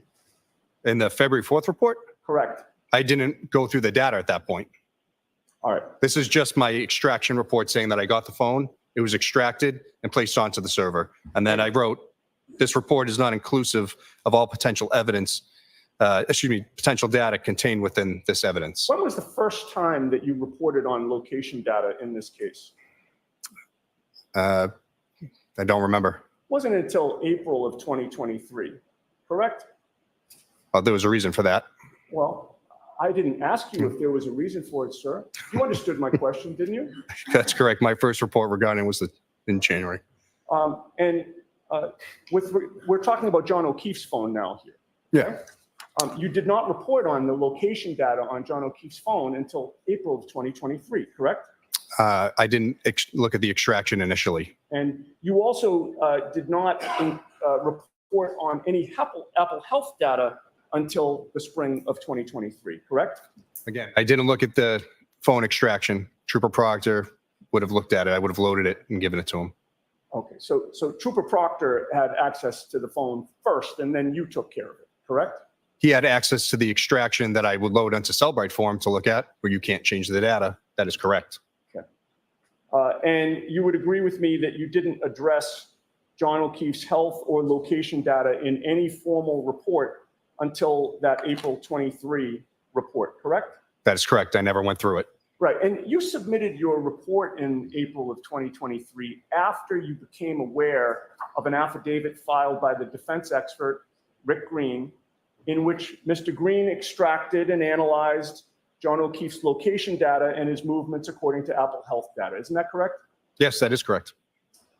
Before Rick Green submitted that affidavit, no member of the state police homicide investigation team, including you, had ever looked at or at least reported on the location data for anyone present at 34 Fairview, correct? For the devices that we had, sir? For John O'Keefe's device, for Jennifer McCabe's device, etc. I can't speak to that. I don't know. All right, but you didn't, correct? Again, I didn't look at the extractions until later. Right. So you hadn't looked at John O'Keefe's location data in particular prior to Richard Green pointing out the location data in his affidavit, correct? Again, I don't know. I wasn't asked to look for that data when I did look at it. On it, correct? Yes, there's no report until then. Right. Same with Jennifer McCabe's location data. You didn't report on that either, correct? I didn't look at Jen McCabe's phone. All right. You didn't report on Brian Alberts or Colin Alberts or Brian Higgins' location data. Would you agree with that? I didn't have any of their phone extractions to get that data, so I wouldn't be able to anyways. But when you finally did check the location data, I want to ask you about your testimony on direct examination that you believe that at a certain point with regard to John O'Keefe's phone, the accuracy of the GPS points was within 3 feet. Do you remember that testimony? Yes, sir. All right. Can you show me where in any of your reports you specify that the GPS points are accurate within 3 feet? I don't know. I don't have it in front of me. In my reports or the Axiom report? Yeah, no. Any reports that you have in front of you or any that you reviewed? Where is that? What do you that I wrote? Is it in writing anywhere, sir? Yes, I wrote in my report that we believe we were within 3 feet of the latitude and longitude points that were mapped in Sartopo when we went to scene. That is the second report that I did, sir. The May of 2023 report? May 9th, 2023. All right. Now, let me just have a moment. Yep. It's page.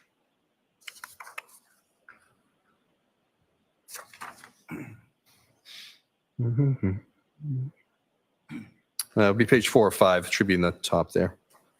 Paragraph 9. You can read it if you'd like. Hang on.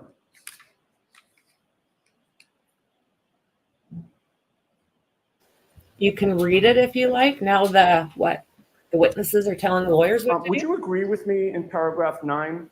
There is nothing that mentions that the accuracy is within 3 feet? From the program? No, I'm asking you about a report that you authored, that you just mentioned to this jury. It's in paragraph Now, 12. I'm sorry. It says, Trooper Proctor and I began to measure. I'm sorry. Oh, sorry. I'm sorry. I wrote, Trooper Proctor and I began measuring the approximate I'm location. not asking you to read it. Oh, okay. You're mentioning paragraph 12 and Yes, sir. you're talking about one particular spot in that, correct? Yes, that is the spot that we All right. pointed on our Now, with location. regard to John O'Keefe's phone, would you agree with me that it's important to properly handle and secure a cell phone that is seized in connection with a homicide investigation? Yes. Was it important in this investigation to properly handle and secure John O'Keefe's cell phone since he was the homicide victim? I mean, it was. We locked it in a secure evidence lab. All right. Well, you testified that the first time you reported on in your investigation or your evaluation of the location data, that was in your April 24th, 2023 report, correct? Yes, sir. And in that report, you revealed that you looked at his location data using Axiom software, correct? Yes, sir. And Axiom is a competitor of Celebrite? Did you say that? Yeah, And Axiom is relied on by law enforcement across the country? I believe so. And you relied on it here in terms of this issue of the location data, did you not? I used multiple programs, but yes, I used Axiom as well. And regarding the location data that you examined with regard to John O'Keefe's phone, you noticed, or you noted, I should say, that after a period of no speed having been registered for a period of time, John O'Keefe's cell phone started registering movement at 6:04 or 6:15 a.m.? 6:15 a.m. 6:15 a.m., and that's actually 6:15 and 36 seconds, correct? I don't have it in front of me, but I believe that's correct. Sounds right? Yeah. And at that point, his phone registered a speed of 0.0484 meters per second? Just want to confirm. Sure. Is that the second report or the first report? I'm sorry. There it is. Yep. 0.0484. 0.0484 meters per second? Yes. And that's at 6:15 and 36 seconds? Yes, it is. All right. So now, as you were examining that data, sir, you certainly knew from this investigation by that point that when the phone was moving according to that data at 6:15 and 36 seconds on January 29th of 2022, John O'Keefe had already been found mortally wounded and incapacitated, correct? From the voicemail message, that's how I was able to. I don't know the exact timeframes that he was found and transported, but I know 6:08 from Miss Reed's voicemail that the 911 call is made, and Okay, they're on scene. I think we're talking over each other here, because what I'm asking is, you knew that by 6:15 and 30 seconds in the morning on January 29th, John O'Keefe had already been incapacitated and mortally wounded. That was my question. Oh, yes, that's sorry. Okay. I misunderstood. So you knew from your investigation that meant it could not have been John O'Keefe moving with his phone at 6:15 and 36 seconds, correct? That is correct. It had to be somebody else, correct? Yes. Would you agree with me that once investigators took possession of John O'Keefe's phone, any movement of his phone after that would not help in your homicide investigation, would it? I don't understand. So in other words, John O'Keefe's been incapacitated. Yes. Somebody from law enforcement seizes his phone. Would it help your investigation or the investigation of the Norfolk Detectives Unit to track and record location data on that phone after 6:15 a.m.? Well, it's there. I did look at it. It goes to Canton PD and then later comes to the office. I asked. I didn't ask if it's there. I know it's there. I'm asking you, does that help you in your investigation of a potential, of a homicide, to track the phone and have that location data recorded on the phone after John O'Keefe could not have been the one moving with it? No, not necessarily.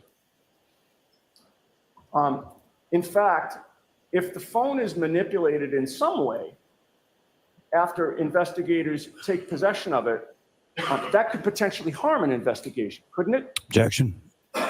Sustain.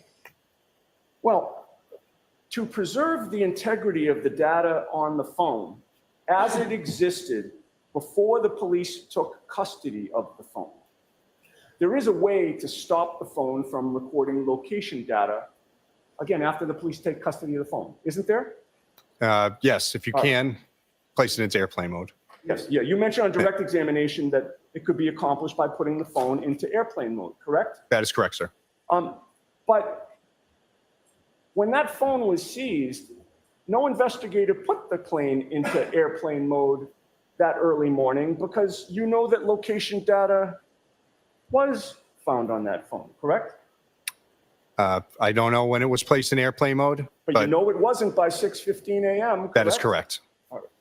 And there's also another way to prevent any signal from entering or exiting the phone. You'd agree with that? Yes, there is. During your direct examination, you mentioned the concept of a Faraday bag. That is correct, sir. A Faraday bag has special fabric that blocks electromagnetic signals entirely, does it not? Yes, sir.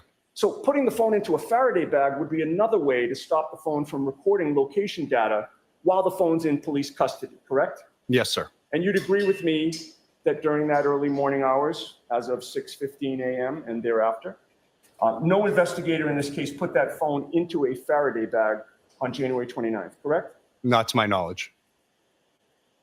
In fact, after John O'Keefe's cell phone started registering movement at 6:15 and 36 seconds in the morning on January 29th, it continued to record location data the rest of the morning until 11:56 and 1 second a.m. on January 29th, correct? I don't know the exact end time, but I know it does have GPS data points throughout the day. Oh, isn't that interesting?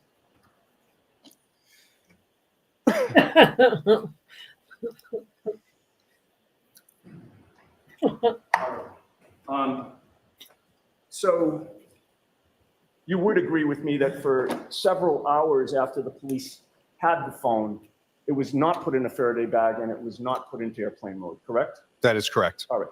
Now, with regard to the voicemails that you've previously testified to and that the jury has heard and they've been introduced into evidence, you had testified on direct examination that Karen Reed's phone connected to the Wi-Fi at 1 Meadows Ave at approximately 12:36 in the morning. Yes, sir. So you can testify based on that by 12:36 in the morning, Karen Reed was not at 34 Fairview, correct? That's correct. And that was the first of those voicemails that you testified to, correct? That was the I hate you voicemail? Yes, that's 12:37, correct. Okay. And that Why would you leave it if you thought he was every other alive? voicemail that the jury heard was left after Karen had left 34 Fairview, correct? Yes, sir. And except for the one at, after 6 in the morning, the 4-minute one when she went back, we heard that one. But all the other ones were apparently left when she was at 1 Meadows, correct? I can't speak to where she was, but But she wasn't at 34 Fairview. yes, that's correct. She wasn't at 34. And you would agree with me, based on those voicemails and what you know about them and what we've just discussed, that no one at 34 Fairview, including Jennifer McCabe, could have witnessed Karen Reed outside that residence at 12:45 a.m., correct? No, I don't believe so. So you agree with me? No one could have, including Jennifer McCabe, could have seen her at 12:45 at 34 Fairview? As I said, she auto connects to the Wi-Fi at 12:36, so no, she wouldn't have been there. All right. Now, Isn't that something? Lordy, lordy. we've talked about the findings of, or the fact that you reviewed the findings of Rick Green by reading the affidavit that he submitted, correct? Yes, sir. And you learned in that affidavit that Rick Green was able to track not only when John arrived at 34 Fairview, but also the route that he and Ms. Reed took to get there on January 29th, correct? I don't recall his report fully, but You learned that he was able to accomplish that by examining the data from the app Waze that you spoke of, correct? yes, I did find that myself. All right. And Waze is spelled W-A-Z-E, correct? Yes. All right. And you've previously testified it's a commonly used app for driving directions and navigation. Yes, sir. And regarding your analysis of the phone, you learned that there was Apple Health data from John O'Keefe's phone on January 29th of 2022, correct? That is correct. And Apple Health data can reveal a number of steps that a person has taken during a given time period, as well as whether that person is going up or down stairs, correct? Yes. And on John O'Keefe's phone, you learned that there was Apple Health data that tracked his steps from the time he's seen on surveillance video leaving the Waterfall Bar and Grill and moving forward after that, correct? I don't know anything about the Waterfall Bar video. I just have the timestamp from the phone showing it at around 12:12 at the waterfall. All right, and it actually was between 12:11 and 9 seconds, and then the ending period of that first time period was 12:21 and 5 seconds. And then you. Oh yes, from the health. Thank you. Yes, yeah. Okay, from the Apple Health. And the data showed that he took a total of 170 steps between that time period, correct?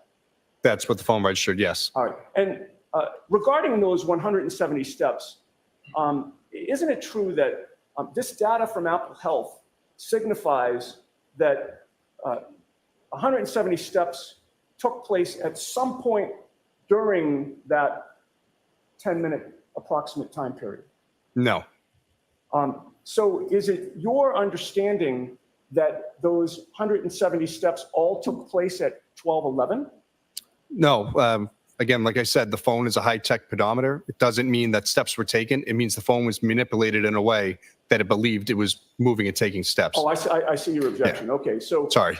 Yeah, let's assume there were steps for the purpose of this discussion. Yeah. Okay, and they could have been steps, correct? They could have been, yes, okay, but all right. So let's no way to prove. Let's assume that for now. Okay. Assuming there were 170 steps taken, that could have meant that John O'Keefe took 170 steps beginning at 12:11 within that time period, correct? It's saying that, again, the time frame that it gave me is 12:11 to 12:21. Right, yeah. So in other words, he could have started walking at 12:11, correct? Yes. All right, but he also could have taken that 170 steps closer in time to 12:21, correct? Well, at that point, he's in the car. I'm not asking about where he was. Could not have been, no. I'm just asking about with what the data shows. And I would say no. If it shows 170 steps between 12:11 and 12:21, then strictly based on the data, you don't know where those 170 steps took place within that 10 minutes, correct? To a degree, yes. Okay. And it's possible it could have been toward the beginning, toward the end, or maybe fairly evenly spaced, right? You just know that there were 170 steps that were taken in that 10-minute time frame, correct? Again, that's assuming that they are steps. Right. And again, I'm asking you from the data itself. Again, the phone says it's steps, doesn't mean they are. All right. Well, the Apple Health data also showed a total of 80 steps between 12:21 and 12:24. Correct. As part of your investigation of this case, were you aware that there was a 12:23 text message from Ryan Nagel to Julie Nagel in which Ryan texted his sister Julie he had arrived at 34 Fairview? Objection. Sustained, you can ask it differently. In any case, you would agree with me that 12:23 is between 12:21 and 12:24, correct? That is correct. And that is the 12:21 to 12:24 time frame where the Apple Health data showed that the user of John O'Keefe's phone took 80 steps, correct? Yes. All right. Now, John O'Keefe's Apple Health data also showed that he climbed up or down 3 flights of stairs between 12:21 and 12:24, correct?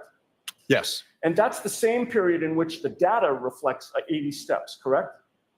It's off by about 12 seconds. It's 12:22:22. That's right, 12:24 and 22 seconds was the ending for the stamps, but 12:24 and 37 seconds. Okay, but approximately. Yeah. Approximately, yes. All right. And regarding going up and down those 3 floors, Apple does not provide data precise enough to determine when within that range the 3 floors were transversed, correct? No. There was a second point at 12:22 and 14 seconds that had specifically on stairs. Okay. And you would agree with me that, and again, assuming that they were stairs as Apple Health data reflects, those stairs could have been ascended or descended toward the beginning, toward the end, or throughout that 3-minute time period, correct? In this case, no, because there's a set point that's in the Cellbrite report that shows it's 12:22 and 14 seconds. All right. Finally, his Apple Health data also showed a total of 36 steps between 12:31:56 and 12:32:16, correct? Yes, that is correct. So I would like to direct your attention to your May 9th, 2023 report, which was the second report that you wrote that we've already referenced. Yes, sir. Specifically paragraph 15. Okay. You wrote that O'Keefe's health data in Celebrite shows him ascending, descending 3 flights of stairs at 12:22 and 14 seconds. Did I read that accurately? Yes, sir. And the native locations in Celebrite and the cached locations in Axiom both show O'Keefe's phone location by the intersection of Oakdale Road and Pinecone Road, which is in front of 36 Oakdale, and which is approximately a little over a half mile from 34 Fairview. Did I read that essentially correct? Yes, sir. All right. Do you stand by the statement that he ascended and descended 3 flights of stairs precisely at 12:22 and 14 seconds? I'm going by what Celebrite has given me from that time point, and that's what I used. Isn't it true that what the Apple Health data actually state is that John O'Keefe's phone went up and down 3 flights of stairs sometime within the time period that began at 12:22:14 and ended at 12:24:37? I can't speak to it. I don't know. This is what, again, I'm looking at the report. This is what the information that is parsed out of the phone is giving me. Right. I'm just asking about the data itself. It gives you that time period and tells you 3 flights of stairs, correct? Yes, that is correct. All right. Assuming that those 3 flights of stairs were ascended or descended closer in time to 12:22:14, which was within that time period, that would still give him time to arrive at 34 Fairview within a couple minutes later, would it not? I'm sorry, the time. Yeah, so we have a time period that you've agreed with, which is 12:24:14, ending at 12:24:37, right? A little over a couple of minutes, like 2 minutes and 23 seconds? Yeah, about that. All right. So the 3 flights of stairs, again, just according to the data, could have been ascended or descended at the start of that time period, correct? No. I'm confused what you're trying to say. So you're saying that he's at the house already at I'm not asking 12:22? about the house, I'm asking about the data. No, I know, but I'm asking about when you're saying he arrives in that data range. No, I'm confused. I'm strictly asking you just to look at the data. Yeah. And you agree with me, whenever there's a time period and Apple Health returns either steps or stairs, you can't pinpoint just from the data when they occurred within that time period, correct? Objection. Your Honor, maybe helpful if counsel could refer to which data he's talking about and not just keep saying. All I'm hearing is Why are data. you talking, Wally? Data Ms. Giannetti's referring to specifically. I'm slightly confused. I know you said that time frame that I wrote in my report for that I love it. 12:21 to 12:24. And then, as I stated before, Celebrate shows a specific time point of 12:22 and 14 seconds when the stairs are ascended, descended. So that's why I'm confused. Right, but, we're going to get to that, but Okay. I'm not asking you about that. I'm asking you about the fact that there's a time period and you can't place where within that time period, just based on that data itself. Yeah, that's what's recorded and shown to me. So again, that's what it's shown. I can't say otherwise. Your conclusion was that John O'Keefe could not have been at 34 Fairview Road at 12:22 and 14 seconds because Waze put him on Oakdale Road about a half mile away, correct? 12, yes, correct. All right. And that caused you to disregard the Apple Health data or to attribute it not to steps or to stairs. Yeah, he just because walks he was a half mile away whenever. between that 12:22 and 12:24 time period, correct? Yes, I attribute it to movement. All right. So I want you to assume for a moment, Trooper, that John O'Keefe's phone location actually showed him on Oakdale Road 3 minutes earlier at 12:19 a.m. Okay, if you have that in mind? You okay? All right. With that assumption, would you agree with me that the Apple Health data about him taking 80 steps and climbing up or down 3 floors at 34 Fairview Road would make more sense? Objection. Sustained. May we approach, Your Honor? Sure.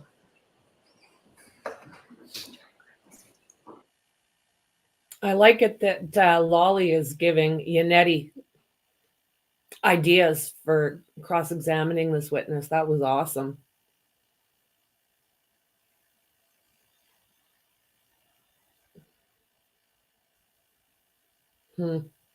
She actually stays relatively calm, in my opinion.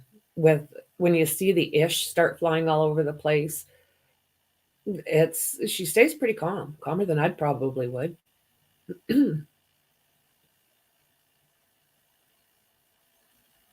So hopefully we hear the coroner next. That's my hopes. And then he can finish so we don't have to hear his voice like this so often. I don't know how Lolly will deal with their experts. I don't even know if Lolly's got it in him to learn everything that he needs to know to cross-examine these witnesses. I can see him doing accidents, divorces, things like that, but these kind of trials are just not made for him, I don't think. Not in my opinion. He literally seems to have to follow the judge's cues. And if he doesn't ask the questions, she seems to do it for him. It's pretty interesting. Jackson's pretty red today. I don't think he's pleased. Sir, are you aware that apps on an iPhone may pull data from 3 different clocks when they're timestamping location data? You mean like Mac Absolute Time or Apple I'm Cocoa asking Time? you. Are you aware? Multiple timestamps that are in an iPhone, correct? That's not my question. My question was, are you aware that an app on an iPhone may pull data by choosing from 3 different clocks when it timestamps location data? Yes. What are those 3 separate clocks? Depends on the program. It could be the Mac Absolute Time. It could be the Unix Epoch Time. And sorry, there's like 2 others. I don't remember them all off the top of my head. With regard to John O'Keefe's actual iPhone, did you research what clocks were available for apps to pull data from? No, I didn't. Are you aware that those 3 clocks can vary in time? Yes. Sometimes for a matter of seconds. What do you mean? So In other words, the 3 clocks could be seconds apart, correct? I would have to see the data. And you would agree with me that sometimes the clocks could be off by 3 minutes, correct? No, again, I would have to see the data. May I approach? Yes. Mr. Lally, did you get a chance to look at that? Make sure he knows what he's doing here.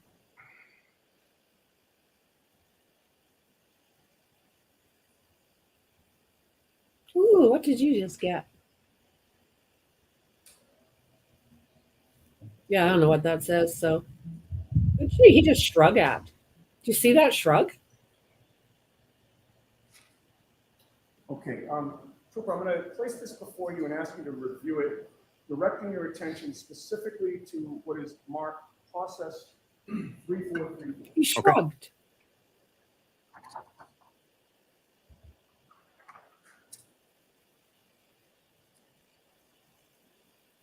Okay. Do you see the process 3434 highlighted in blue on what I've placed before you? Yes, sir. And with regard to the right side of that exhibit, do you also see process 3434 with more information on the right side? Yes. And do you see the 3 different clocks that are listed on that printout? I do. What are those 3 different clocks? Sorry, it's a bit blurry. Monotonic date time, baseband date time, and then display date time.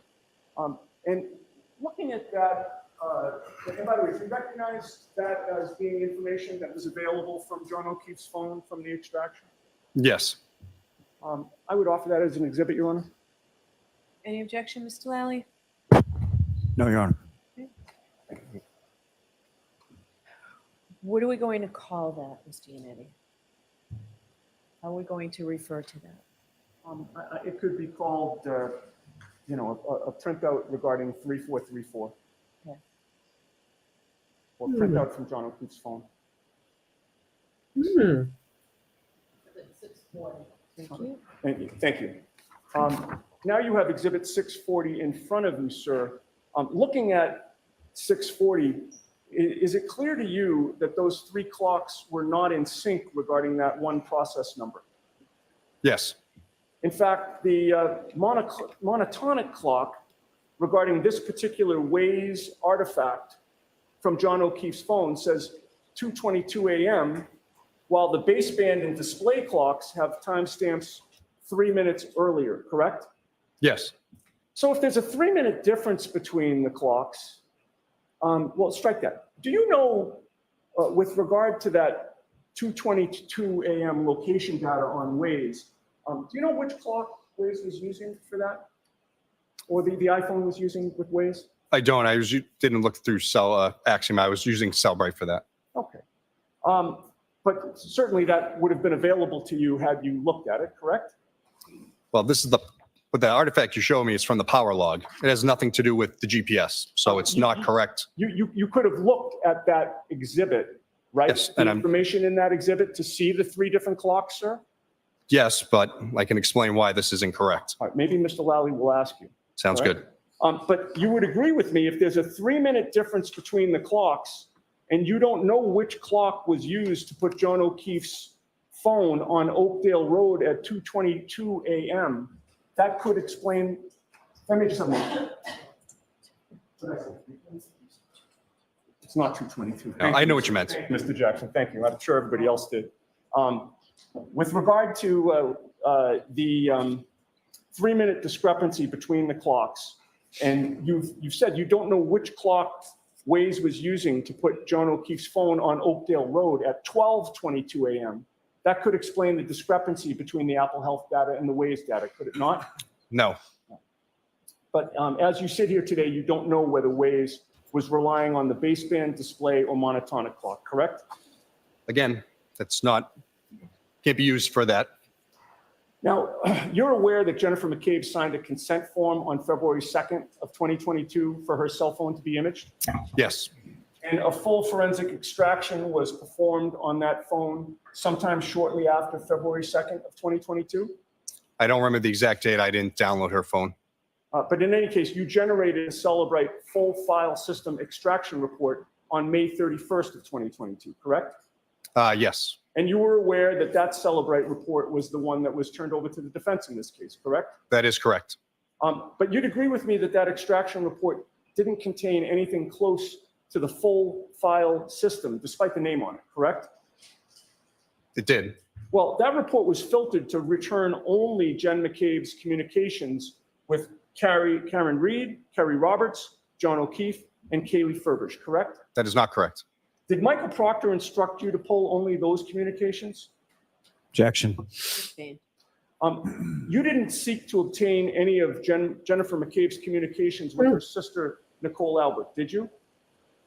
I didn't go through, like I said, didn't go through Jen McCabe's info. And you didn't seek to obtain any of her communications with her daughter, Allie Albert, did you? I'm sorry, Allie McCabe. Objection. May we approach? Sure.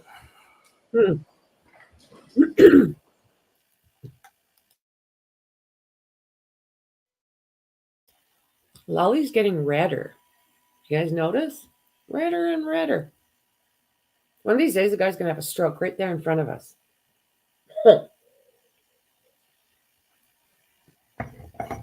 I think he's in over his head.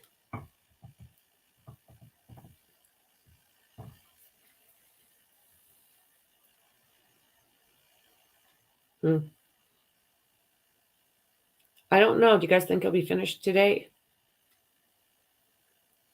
I think they'll be taking this tomorrow. Do you think we'll start hearing from the defense?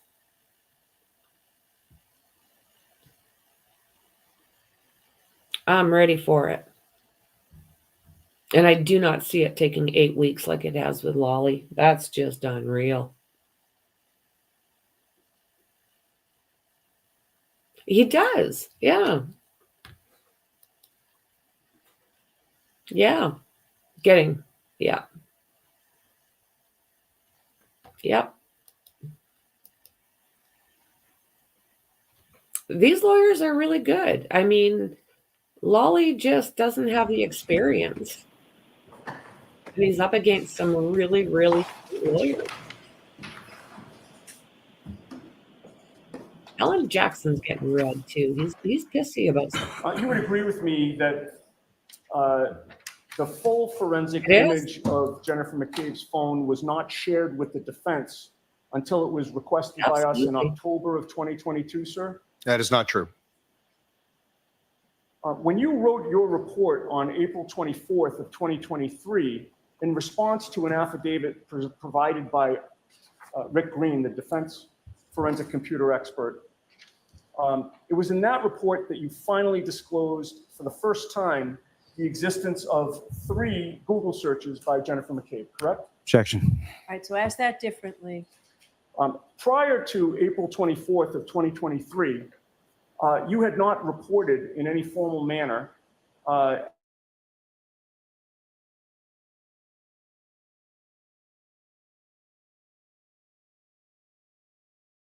Jennifer McCabe's phone. and so was there anybody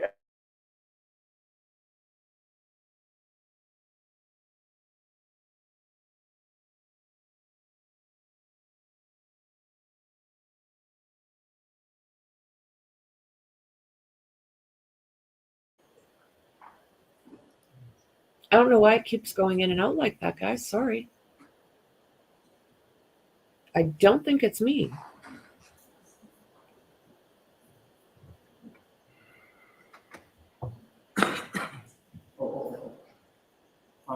Your Honor, we don't have a printout, but I have it on a. So don't can I approach with that? approach the witness with Yes. that? Okay, show it to Mr. Lally first. Oh my. So I'm gonna see if I can Yeah. place this before you without destroying the I got it. computer. Yep. Sorry, sir. You take a moment to familiarize yourself with that. Do you understand, or can you tell the jury what that is? Yep, this is you could put in a PDF. This isn't one I gave to you. This is a PDF version of the UFED reader report that I gave. So I gave the portable Cellbrite version to you. This is a copy of it, and I will not testify that anything in this is correct, because this could have been filtered. But your name is on there, is it not, sir? Yes, it is. All right, and what's the date? May 31st, 2022. Thank you. Yep.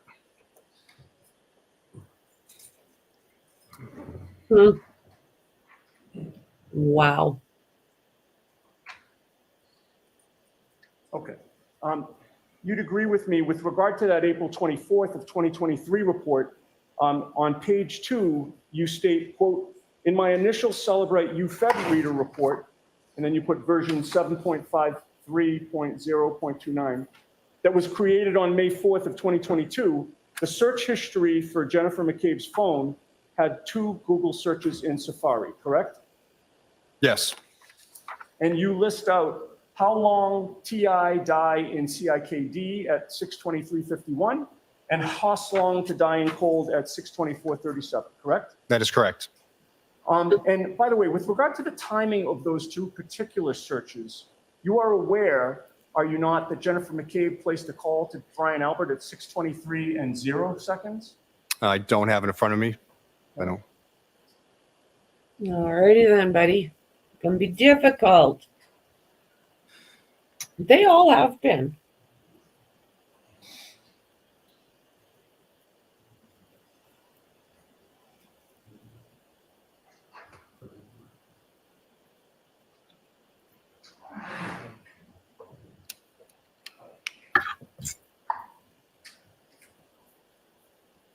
Can I approach you on? Yes.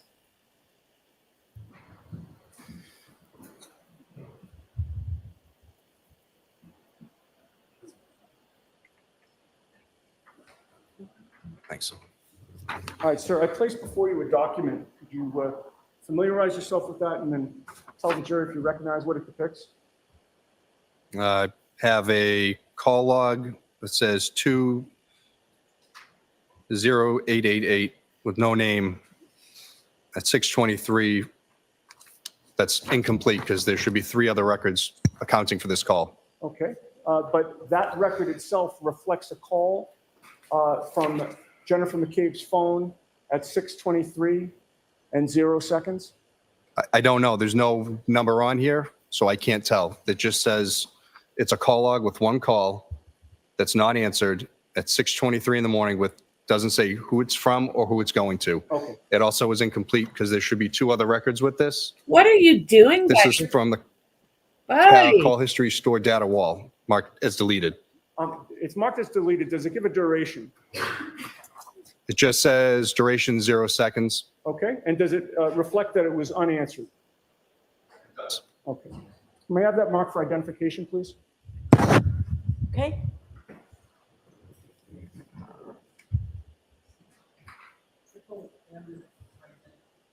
Thank you. What's going on with this Did you witness? investigate whether a call was placed from Jennifer McCabe to Brian Albert at 6:23 in the morning and 0 seconds? I didn't look at any specific calls that morning. I created a Cellbrite report. That's about it. Did you ask either Ian Whiffen or Jessica Hyde to look into that issue? Objection. Sustained. You would agree with me that that call and the record of that deletion of that call is nowhere in your April 24th report, correct? I believe it's in my May 9th report. All right, but I asked you about your April 24th report, sir? I didn't address anything regarding phone calls in my April 24th report. All right, now going back to when you began your examination around This May guy's being 4th a little of bit- 2022, you were looking for information on, did you look on Jennifer McCabe's phone back in May 4th of 2022? Did I physically open the phone or did it Did you review the data at all? from, I'm confused, for on the cell phone itself or from the report? Either way. No, her phone was returned to her and then we had the extraction. I did not utilize the extraction at all. You never included the 2 searches that we discussed, the, how long TI die in CIKD and Hoslong to die in cold, in the full file system extraction that was turned over to the defense, did you? They were included. Well, page 6 of your April 24th, 2023 report goes on to state that when you switch to a new version of Celebrite, and this Sorry, one dropped out. Yeah, it was the phone call, the power log. He's getting a little bit flustered. Flustered Page much? 6 of your there, April buddy? 24th, 2023 report says that when you switch to a new version of Celebrite Physical Analyzer, which was version 7.61.0.12, you found an artifact from the browser state DB wall file for a Google search of Hoslong to die in cold at 2:27 and 40 seconds, correct? Yes. Yeah, he's trying to be sneaky, I guess, to say, but he's not. I think so. That's kind of what I see. I think he's getting flustered and is just trying to like he's being spiteful a little bit. Trooper, I'm placing before you what has been marked as Exhibit 99. Do you recognize that? Yes. And what is that? It's the searches that were done at 6:23 regarding the misspelled how long to die in the cold. Okay, and it's actually Hoslong to die in cold, Yes. right? HOS? Yep, that was, And that was marked by Celebrite as deleted, was it not? yes. All right. And your April 24th, 2023 report goes on to mention 2 deleted calls to Jen McCabe's sister, Nicole, who was saved as Coco in her phone, correct? I'd have to see it, but I believe so. Okay. May I approach? Yes. Big sigh, young man. Yeah, it's too big. You're right. I think it's too big. Showing you what's been marked Y for identification. If you'd familiarize yourself with that and look up at me when you're done. Okay. Does that show the 2 deleted calls to Jen McCabe's sister, Nicole, who was saved as Coco in her phone? I don't know who it's coming from, but it does say it's going to Coco and then Again, coming from wall files, correct. All right. And your report doesn't mention it, but what was the duration of those two calls according to that log? Hold your hand. On this sheet here, it says 9 seconds for the first one and then 7 seconds for the other. All right. And those calls, both of them, which actually had durations, were marked answered by Celebrate, correct? Yes. May I offer that, Your Honor? Do you need An both? objection? I believe it's already in, but I'm sorry? I believe it's already. Why for identification? No, I understand. I believe Ms. McCabe's phone calls and all of that is already marked as an exhibit months ago. Your Honor, I don't think there's any harm in marking this, and I want to display it. All right, I'll let you display it if it's already in evidence. I just don't want duplicates. I understand. So what I'll do is I'll let you display it, and then, Mr. Lally, at some point you find where this is, and we will mark this like A to whatever Okay, the that makes a lot of whatever sense. the number is. Thank you. All right, Mr. Bates, if you could display what was marked Y for identification. You're right, Chris. And Trooper, with regard to what is displayed on the screen now, is that consistent with what I had just handed to you? Yes, it is. All right. And with regard to the first entry there, you had stated that it doesn't say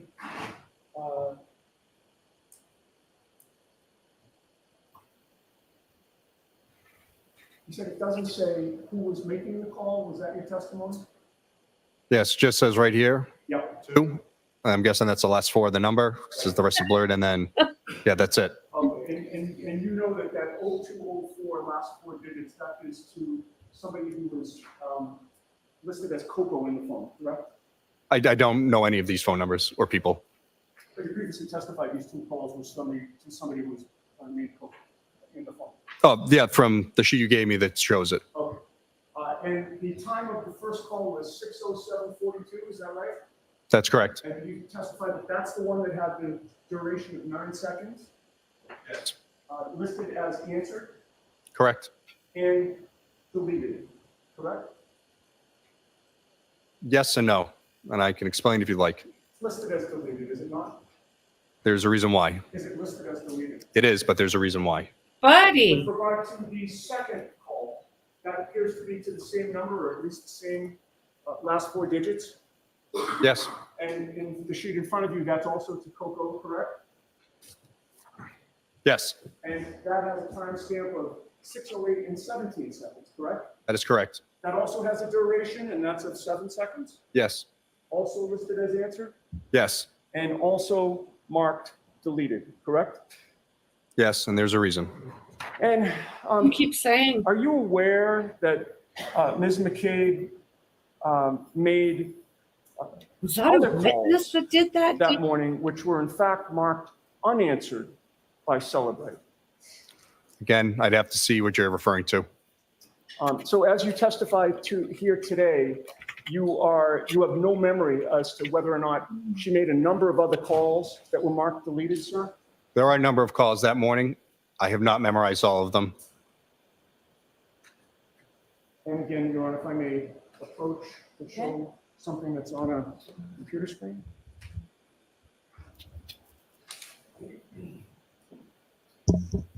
Unreal witness said that. Thank you. I've placed before you what appears to be a PDF document on a computer screen. If you familiarize yourself with it and look up at me when you're done. Okay. What does that appear to be, sir? An incomplete PDF of the call logs from whoever's call log this is. Okay. And do you see in that PDF that there were a number of calls that were marked unanswered by Celebrate? Again, I can't testify to any of this because I can't confirm that where this data came from. There's no source file. This is it's incomplete. So I do see what you're talking about in that column, but I don't know what any of this data is from or who made this. Is your name on it? At the very top, it would show my name no matter what because I created the UFED and the extraction. I did not create this PDF. So the answer to my question is your name is on that document, correct? It is, but I didn't create it. Right. And with regard to the calls that were marked unanswered, would you agree with me that Celebrate had them with durations of 0 seconds? Objection. Can you agree with that? Can you answer that question?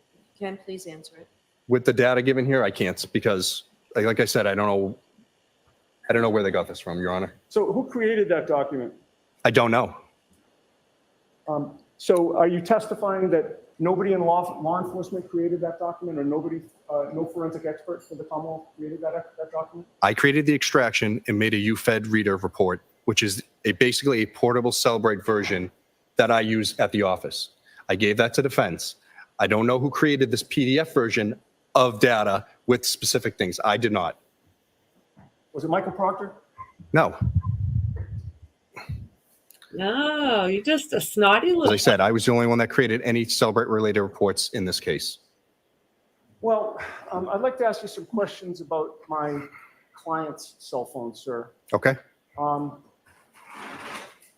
Tuesday, when Mr. Lally was questioning you, he had you point out and read some text messages that were on her phone between John O'Keefe and her, correct?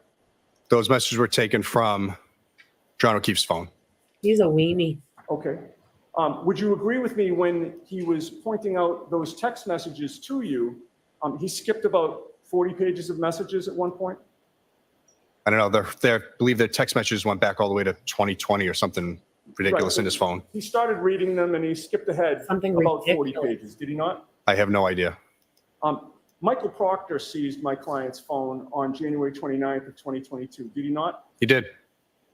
And you would agree with me that certainly I agree as of 6 days later, your February 4th report, you had not yet been able to access the content of the phone, correct? That's not true. At some point, you were able to access the content of the phone, correct? Yes, on January 31st. Of 2022, Yes. all right? You later became aware that Michael Proctor was searching through my client's phone in August of 22, correct? The actual device itself? Or the extraction report? He's Either one. going a little bit red. I have, I'm sorry, Miss Reed's phone? Yeah. Oh, yeah, we didn't, Hey, John O'Keefe's phone? yes, that's why I was I confused, sorry. apologize. I'm not trying to confuse you. With regard to my client's phone, which is where we started. Yeah. You're aware that Michael Proctor was searching through her phone in August of 2022. Of the extraction report created, correct. Yes, no, Were buddy. you made aware that on January 1st of 2023, the defense requested a full forensic image of Karen Reed's phone, which was in your possession? I don't know the date, but a request was made for the phone extraction, yes. And have you seen a forensic image or Celebrate a report of the forensic image from Karen Reed's phone? The redacted version that I received back from the AG's office, yes. Okay. And would you please tell the jurors how many phone calls were deleted from Karen Reed's phone from January 29th of 2022? None. Oh, wow. And if you'd please tell the jurors, other than to John O'Keefe, to whom did Ms. Reed place phone calls between 12 a.m. and 4:30 a.m. on January 29th? Her parents twice. There 2 or 3 times there's calls to her parents, and that's it. And how many Google searches did she do from 12 a.m. until 5 a.m.? I don't believe there were any. And how many Google searches were deleted by Ms. Reed at any point on January 29th of 2022? I can't speak to that because we got a redacted version of the report, so I don't know what was taken out by the AG's office. I don't know what files they went in to remove, so I only have what I was given. But leaving that aside, sir, with regard to all of the data that was provided to you, how many Google searches did you see or find that Karen Reed deleted from January 29th of 2022? A few. During what time period? The afternoon. But again, there was artifacts that I found that weren't date and time stamped, and there were some that were with corresponding timestamps, but I can't say for sure when that was done. Okay. But you saw no deleted calls, correct? No, not that I know of. All right. I may have a moment. Yes. Oh, he's hoping he's done. No further questions. Thank you. There we are. Go away, buddy. Okay, thank you. Lolly, you're just not doing it. Trooper Garino, you were asked about qualifications as far as certifications that you received in prior trainings, correct? Yes. What are some of the areas that you received certifications? Cell phone report creation, extraction, cell phone repair, the Berlin Motor Vehicle Forensics, advanced database. The class is called CASA, but it's a Cellbrite made class that goes deeper into the database searching. Look at how much Lolly fidgets. SQLite programming to write code to do your own searches, things of that nature. Now, at any point in time, did Trooper Proctor ever tell you that he retrieved Mr. O'Keefe's cell phone directly from 34 Fairview Road? No, he didn't. Is it your understanding, or subsequently did you learn that Kerry Roberts actually recovered the phone from under Mr. O'Keefe's body, from the grass under his body at 34 Fairview Road when he was placed onto a scoop stretcher? I don't know who recovered the phone that morning, but I know. I'll allow it. I don't know. Your answer is you don't know who recovered it? No, I just know that it was found underneath his body and then taken to Canton PD. He fidgets. His hands are Now, always with going. regard to that, as far as the location data post 6:15 a.m., what, if anything, did you observe in reference to that? There was some intermittent native locations that showed at the Canton PD. It's there for a handful of different points, and then it shows it back at our office when I put it into the digital evidence lab, powered on to plug in. Me too. Me You too. received the phone from Trooper Proctor. Was that either in airplane mode or Faraday back? I don't remember offhand. But there were no locations or GPS locations that you observed from the phone from that approximately 11 something a.m. until you retrieved it or received it, excuse me, at 7:30 p.m. on the 29th? There's, like I said, there's only the handful that showed it at Canton PD, and then when it's back at the office that night. And then if it wasn't in airplane mode, there would have been something I would have done. So I don't remember if Proctor did it before he gave it to me or if I did it after. Now, the other troopers in your unit, in the detective unit with Norfolk DA's Sounds office, like he knows him. are they as well versed on cell phone extractions and cell phone data as you are? No. And so again, how many people within your specific unit actually perform data extractions or forensic analysis of cell phone? Myself, Trooper Connor KEEFE, and everyone has been trained in how to use Cellbrite and to do these extractions. They all just sort of dump them on my desk and say, do this phone for me. So. Now, as far as what you provide to one of the investigating troopers, such as Trooper Proctor, can you explain to the jury sort of that process of how what if any differences there are between what you're looking at as far as the device when you're extracting the information and what you provide to the trooper? So when I plug into GRIZZY'S or Cellbrite or whatever tool I'm using to extract the data, it creates that zip file, and then I open it up in Cellbrite or Axiom. The guys are only trained in Cellbrite, so that's what I open the extractions initially in for them. If there's something that we find that they don't understand and that I want to look more into, I'll load into Axiom as well. But that's normally how it would go. Now, is there any way from the version or the extraction that you provide to the trooper, is there any way for that or any trooper to change or manipulate that data from what is initially contained on the phone? Well, in essence, you could, but you'd have to go in. So once I create like that UFED reader, which is the portable case, you would have to go into the folders and then delete stuff, which would change all of the data. And then when I would load it up later, it probably wouldn't work right. But that's why we save the encrypted extraction onto the server. So if anything ever messes up, we can go back and reload it, and I can create whatever reports I need with it. And so from your review of the data and the phones in this case, what, if anything, did you observe in regard to any manipulation of data or deletion of data or removal of data from what you observed? From the encrypted files that we have, none. And then we didn't have passcodes for the phones for John O'Keefe's until the 31st. And then again for Miss Reed's until, like I said, August, once the program was able to open it. Now, you were asking questions about Mr. Green's affidavit. Following your review of Mr. Green's affidavit, what, if any, steps did you take in relation to what was indicated in there? So as I said, I didn't really go through the phones much when we first got them. I don't know everything about the case as the investigators do. So I got his report and I went through it and basically just went step by step. So he says, this happened, I went to confirm it. If it didn't, then I need to find out why he was either incorrect or slightly off and either just completely wrong or just misinterpreted the data. And that was it.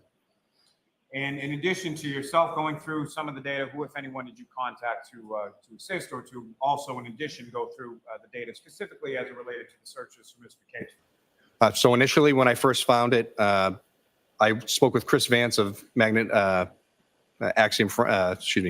Forensics. He's their head technical guy for Axiom. He's like their forensic specialist. So he was at the cybercrime conference. I brought him. I'm going to allow this. I brought the extraction there and I said, hey, this is what I'm seeing. This is what it parsed out. Why are we seeing it marked this way? And he goes, well, first off, you have to look exactly where it's coming from. The browser state. So I'll strike that last part, what he told you. Okay. Reviewing the data, we saw that it came from the browser state DB file and .wall file, I should say, at the end. So it set off a lot of red flags. And then from there, we contacted Cellbrite and ultimately Jessica Hyde. And ultimately, Mr. Whiffen as well, is that correct? Yes, he came in after Cellbrite. I had reached out to them and they escalated it up and he reached out to us to help us. Now, with respect to the health data that you were asked about, again, if you could explain to the jury when something in there in the health data says steps, what exactly does steps mean? As I said before, the phone is seeing movement. Doesn't necessarily mean you're taking steps. If you have the iWatch paired to it, you're going to get a greater level of accuracy. And I would be more apt to believe that steps are being taken because it's going to also bring your heart rate. So if you're taking a large amount of steps, it's going to correspond. Now, you were asked a lot of questions on cross-examination about just the health data and just the health data. Why is it that you would look beyond just the health? Well, you have the GPS points as well as the health data. We're trying to look at everything together as a whole. You take one artifact and say, well, this means this, but you could have 5 others that disclaim it. So that's why we look at all of this stuff. Now, from that same information as far as the GPS data, that indicated that Mr. O'Keefe's phone arrived at 34 Fairview Road at 12:25 a.m., correct? Yes. Now, as far as the clocks or the 3 different clocks that was presented to you that's now been marked for identification, you indicated that those were not accurate, is that correct? Well, the file that it's coming from is not accurate. So it came from a power log file. That's the database it pulled from. So that it's telling you the power of the phone. So when I looked at that, that also shows the battery level. And that's how I was able to show that, or see, I should say, that John O'Keefe's phone never turned off. It dropped down to about 17% battery level. From being under his body, it was actually saved it from dying overnight. Then it also shows the timestamps of when it gets plugged in and as it goes up. That has 3 different timestamps. That's what that is from. That is not when Waze is started. That is not when the address is put in. That is strictly for the power log. There's nothing to do with anything else. Okay. And so, sort of to that point, what if Following on to the next, everybody's getting bored. The document marked for identification Mr. Unetti showed you, what, if any, relationship does that have to the timestamps contained within either the Waze or GPS native locations or anything else that you were testifying about before? It's literally showing that Waze has been opened and that it's pulling power from the phone, and that is it. There is nothing else. Now, with regard to, you were asked some questions about Ms. McCabe signing a consent for extraction on February 2nd, 2022, correct? Yes. And Ms. Kerry Roberts, she did the same on the same date. Is that also correct? Yes, I believe so. Now, the entirety of those extractions from both Ms. McCabe's phone and Ms. Roberts' phones, those were both provided well in advance of the dates that counsel was indicating, correct? That is correct.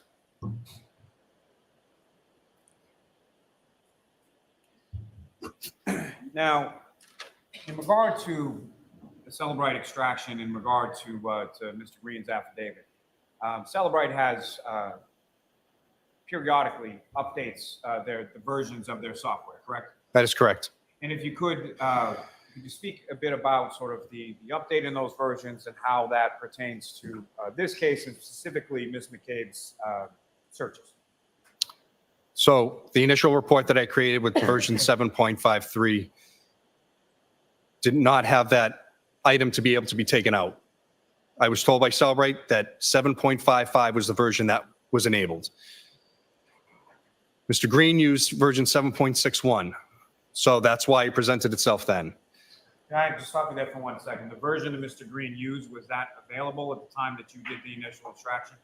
No, it wasn't available for like a year later. It was like 10 upgrades later. Sorry, sir, continue. So again, he did the extraction, he looked at it, finds this artifact that's parsed out, and then I had to go back in and scramble to say, well, why didn't I see it the first time when that report, why didn't it pull? So I reloaded the 7.53 version. It's not there. And then when I loaded into 7.61, it is. So there's just an issue with the software at the time. So, sir, with regard to those Google searches, what, if any, opinion do you have as to when those Google searches were conducted?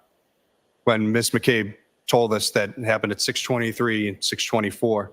And then there was a third one later at 10:35 that, again, if she reopened that browser window, it's going to reload the search. And then that was it. Those are the 3 times that I saw in the phone extraction that were real searches. And why is it that you, it's your opinion that they occurred at 6:23 and 6:24 in the morning and not 2:27? Well, it's physically impossible to search 2 things at once. Her phone, she's searching the daughter's basketball at 2:27, and then she's searching It's Raining Men and a few other things on her phone, listening to music. And I think then she goes to bed a few hours later. Raining Man. I was told as the defendant asked her to search for those terms, that's when we believed that they were done. Now, as far as all files are write-ahead log, having things listed as deleted, if you could just speak a little bit more about that as far as why would something be listed as deleted in a wall file and what does that mean? Again, the user has no input on how a wall file is deleted. It's an automated thing that the database does to clean up. It auto deletes after either programs are closed, it reaches a max data allotment for that page. That is it. What is it? And that would include any sort of call log history that was contained in the write-ahead log or the wall file as well? That is correct. And so what, if any, opinion do you have as to those phone calls that you were showing in relation to the contact listed in Ms. McCabe's phone as Coco, as far as whether or not they were user deleted? Well, again, what the defense showed me was limited thing. I know there's should be 2 other locations that phone call was listed from looking at it myself. So I don't know why they gave me just the 2 deleted things, but there should be other spots in the database where that phone call was there. So I don't believe that it was user initiated. It was phone initiated. And that's in reference to the write-ahead log, sort of first in, first out as far as data that comes in. Is that correct? That's correct. Now, again, as far as your unit was concerned, you were the only one who created any Cellbrite reports in relation to any of the phones, in this case, with the exception of the defendant's phone that was created by the Attorney General's office following their extraction of privileged material, correct? Objection. So objection is sustained as to the form. This seems a good place to stop. So jurors, we'll take the luncheon break. There is a chance that we may be able to go a full day tomorrow. So just think about that at lunch. And if there's any emergency that would prevent you from being able to go on full day. Sure, it's closing it up, we'll sleep on the chairs, all right, well, all right. Full day today. I had it backwards.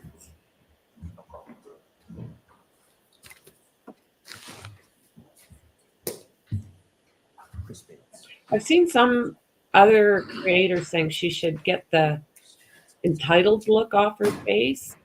I think that's just her face. You are muted.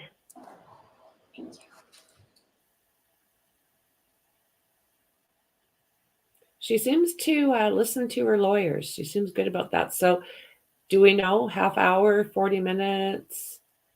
Do we even have an idea? All right, guys. Well, I guess it's intermission. I guess that's where we're at. Let's do this.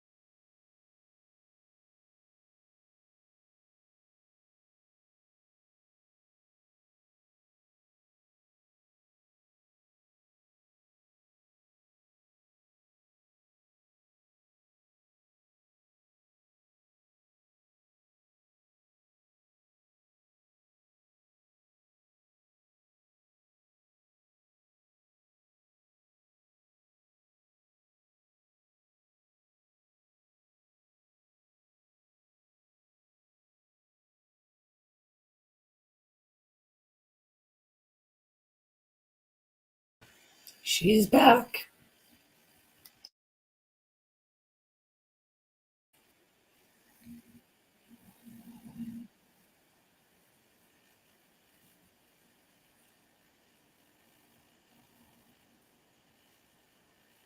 Hmm.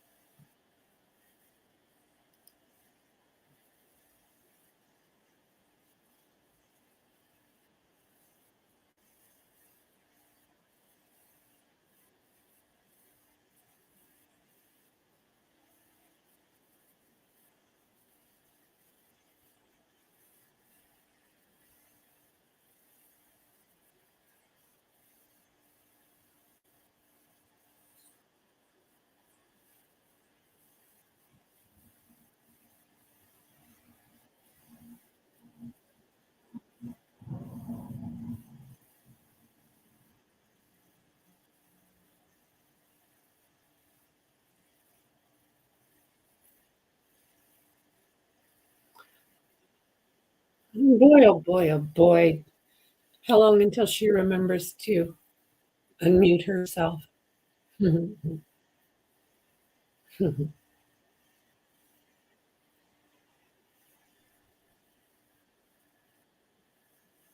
He's right again.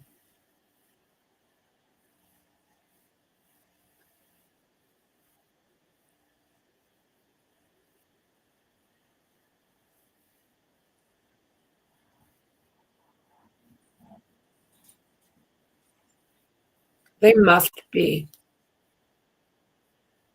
Oh, that's a bit better.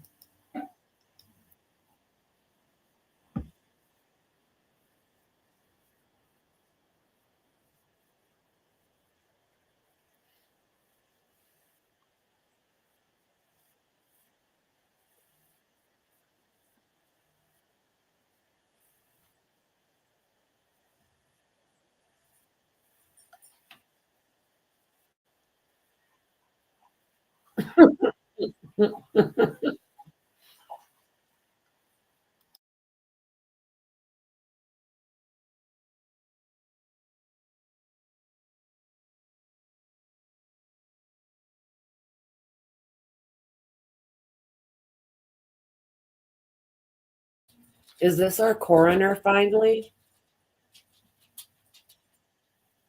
She said that she's planning on getting this to the jury next week.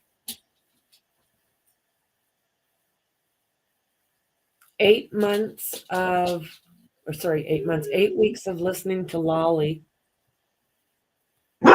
and less than a week for the defense.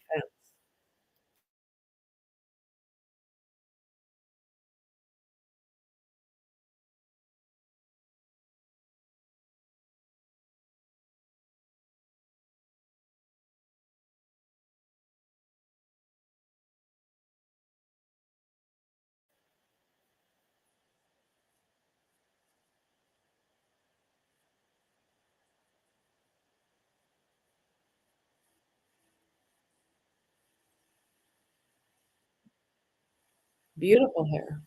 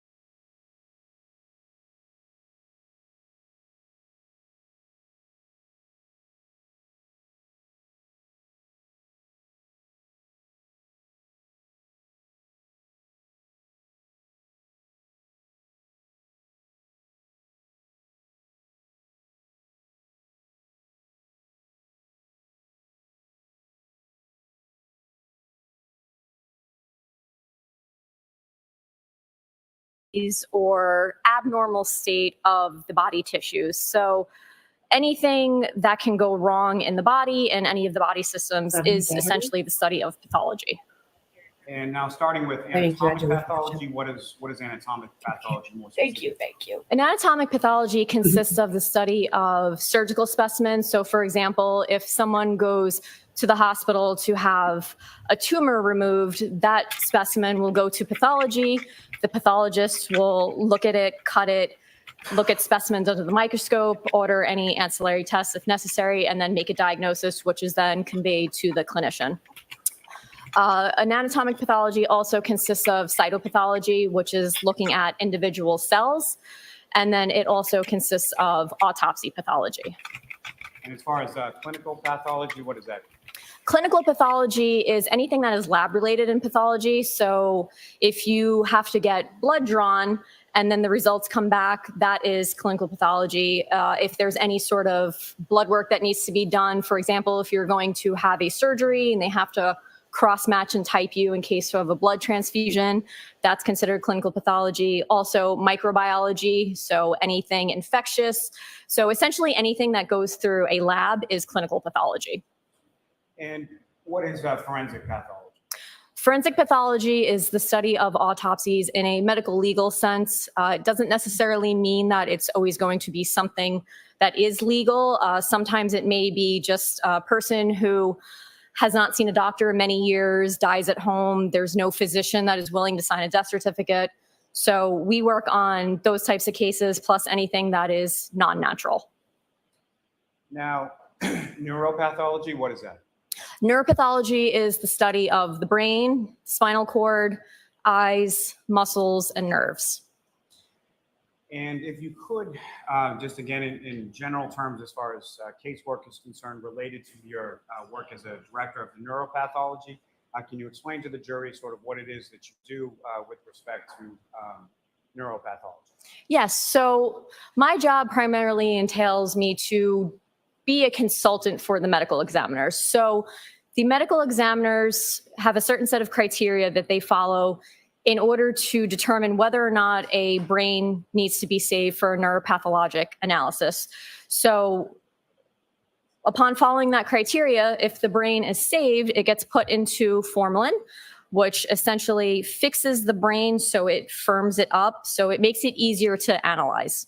So after the brain has been fixed, I usually let them fix about 2 weeks. Sometimes it could be a little more, a little less, depending on circumstances. I will then look at the brain, take photographs of it from all sides, and then cut the brain, take photographs, document any sort of abnormalities. And then if I feel the need to take sections to look at under the microscope, then I will take those sections. They will be processed through histology. I will look at the slides. Sometimes you may have to add in additional testing, for example, immunohistochemistry, to see if there's anything in particular that you cannot maybe diagnose solely on looking at the histology. And then once that is done, I will issue a report to the medical examiner, and then they use it in terms of determining their cause and manner of death, if necessary. Now, as far as that formalin process, as far as the solution is concerned, is there a typical time period that the brain would have to be in that solution prior to you examining it or cutting it or any of those other things? Usually about 2 weeks, give or take maybe a few days here and there, but I usually try to let them fix at least 10 days minimum. And again, in general terms, with respect to the types of cases that are referred to you, what types of cases are typically referred to you? So part of the criteria that we use is that any cases for children or babies under the age of 2 years, those always come to me.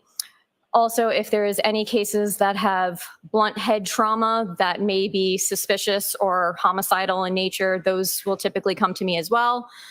Some of the other cases may be just a difficult neuropathologic entity that a non-neuropath trained medical examiner may not be able to really diagnose. And then sometimes there's cases that are just surprise cases where the medical examiner opens up the head and they see something interesting or abnormal, and they decide to save that case for me to look at further. Now,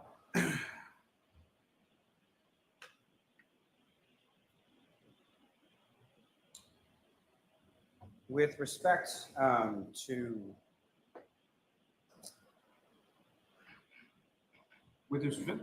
the cases that you do see, at some point did you become involved in analysis or testing of a brain belonging to John O'Keefe? Yes. And who was the doctor that was the medical examiner that made that referral in this case? It was Dr. Irini Scordi-Bello. And with respect to your analysis here, obviously you looked at the brain. What, if any, other sources of information did you review or did you look at in ultimately formulating your opinion in this case? So at the time when I was able to cut the brain of Mr. O'Keefe, I had information that was relayed to us from our intake department. So when a case gets called into the medical examiner, it gets taken by the intake department and they're given kind of just a rough summary of the case. I also had the police report, I had the EMS report, I had the medical records from when Mr. O'Keefe was in the hospital. I also had medical records from the primary care physician. I had autopsy photos, and I also had, I believe just refer to my notes here because I had a lot of notes. I also had the inventory and tracking sheets, which are notes created by the medical examiner, and the neuropath request itself. Now, are you familiar with some terms in relation to injuries that you would observe as far as from a neuropathological perspective, as far as injuries being acute, subacute, or remote? Yes. And can you explain to the jury sort of what those are and what those mean? So it depends on circumstances. Acute generally is something that happened within a very short time frame. So when I refer to something as being acute, I usually refer to that as something that's occurring from the time of an injury to maybe a day or so afterwards. As I said, it's variable dependent on circumstances.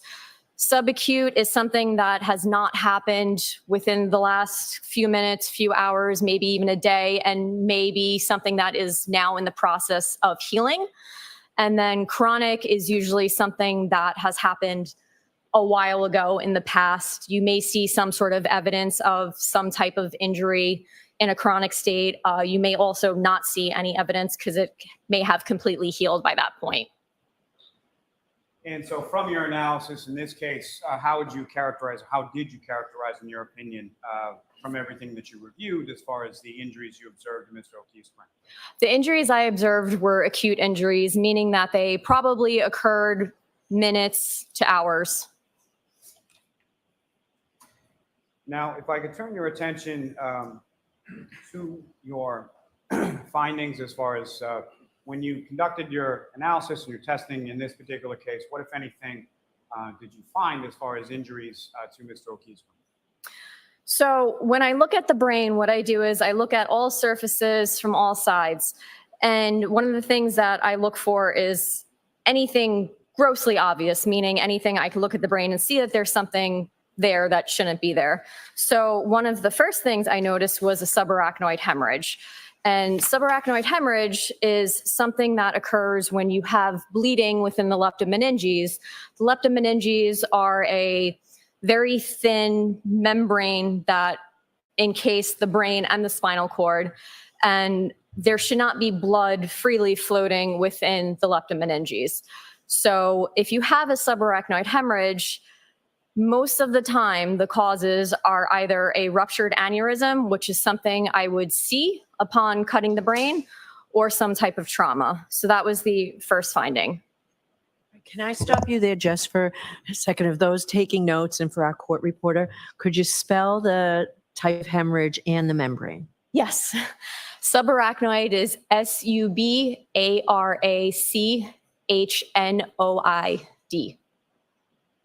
And leptomeninges, LEPTOMENINGES.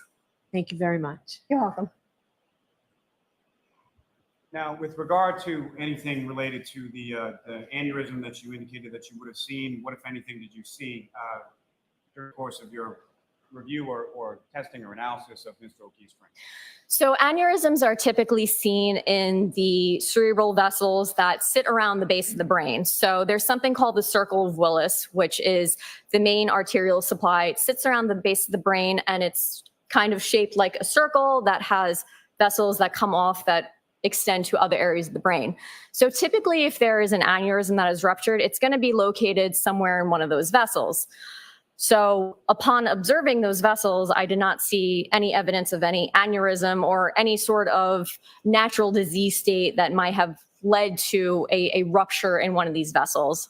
Also, sometimes these vessels, since they do go deep into the brain, you may only see the rupture upon cutting the brain. And I did not see any evidence of any rupture of any of these vessels anywhere in the brain. Now, as far as the subarachnoid hemorrhage that you observed, where was that located within the brain, and if you could? So the subarachnoid hemorrhage was on the frontal poles, which is essentially right here in the front of the brain. So the frontal lobes obviously sit in the front, and then the poles are the very frontmost portion of the brain. So it was on the frontal poles. It was also on the left temporal pole. So the temporal region is right here in the temporal region. And because of the way that the temporal lobe is shaped, it kind of has a little loop right in the front. So it has a pole as well. So it was on the left temporal pole. And then it was also in the left lateral fissure. So you have a frontal pole here. You have the temporal lobe right here. And then the lateral fissure goes kind of in between the temporal and the frontal lobes. So you have the hemorrhage here, and then hemorrhage right there. So it's kind of all concentrated almost in one area. But then there was also hemorrhage of the posterior surface of the right temporal as well. So on this side. Now, doctor, I'm probably going to butcher this horribly, but just as far as the bilateral unci, are you familiar with that? Yes. So the unci are the medial portion of the temporal lobes. So the brain is essentially oriented in a way that each hemisphere, the right and left hemisphere, are the same. The unci are the most inner portion of the temporal lobes. So the unci sit just next to the brainstem. So if you have anything that causes herniation of these unci, they start to push inwards onto the brainstem. So say this is the brainstem, here the unci, they start to push in. And because the brain is within the skull is hard, you have no room for any sort of expansion of the brain.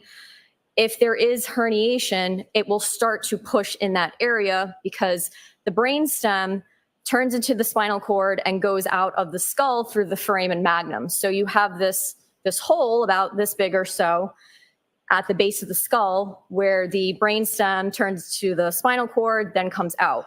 So that's one of the only areas in which the brain can actually move because it's encased in the hard skull. So if you have herniation, it'll start to push and then push downwards. Could I ask you to spell unci? UNCI. And with reference to this bilateral unci area, what, if any, herniation did you observe?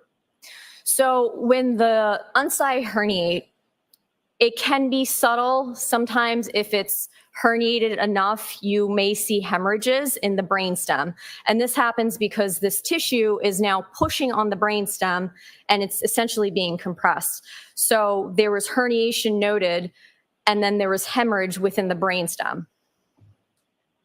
Now, if I could ask you, doctor, just to be familiar with the term or medical term known as a contusion? Yes. And can you explain just in general terms to the jury what you understand that term to mean? So a contusion is essentially a bruise. It's blood that's coming out from a blood vessel. It's a blood vessel that has been broken in some way, and now there's blood coming out. Are you also familiar with another term, part of that term, known as a punctate contusion? Yes, so punctate is essentially just a way to describe the size of a contusion. When I say punctate, I mean something that's very, very tiny. It almost just like a dot. And with respect to punctate contusion, what, if anything, did you observe in Mr. O'Keefe's brain, and where was it located? So there were punctate contusions in the frontal and temporal cortices. So frontal, once again, is the front portion right here. Temporal is kind of right behind it in this area. And the cortex is the gray matter of the brain. So it's a thin strip that kind of just goes around the brain. And then the white matter is underneath all that. So in traumatic injuries, you can see punctate contusions or even larger contusions in the cortex. It usually indicates that the brain has been pushed against something, which is now causing these little blood vessels to rupture, hence seeing the contusions, because the blood is no longer contained in the blood vessels. Now, doctor, with regard to the subarachnoid hemorrhage, is there anything that you're able to do as far as measuring that? It's hard to measure because it's usually pretty vague. It's not usually something that is a well circumscribed, meaning I could say it starts here and ends here. A lot of times with subarachnoid hemorrhage, because it's sitting in this space that it's not supposed to be in, it can spread. So it may be thicker in one area, thinner in another. So you may have some that may appear just as a very faint hemorrhage, and then some that might be very thick, which you can physically measure. So I usually just give an area where it is, say it's here, it's there, because it's almost like measuring something that has blurred edges. You can't really get a completely accurate measurement.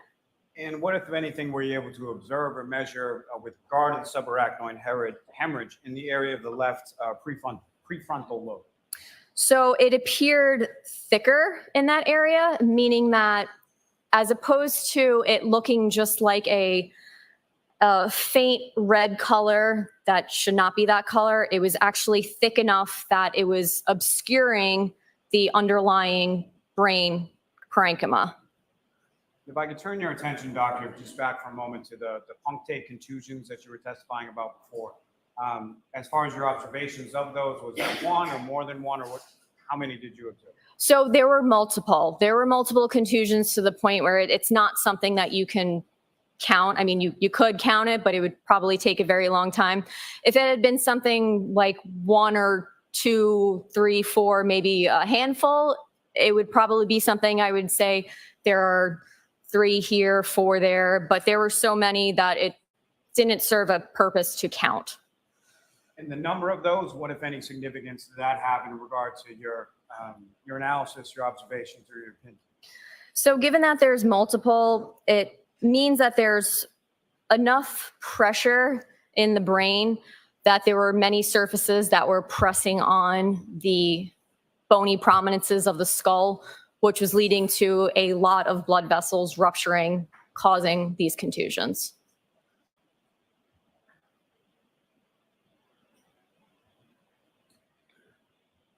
Now, I think you've talked a little bit, but just in general terms, if you could describe for the jury, what is a hemorrhage?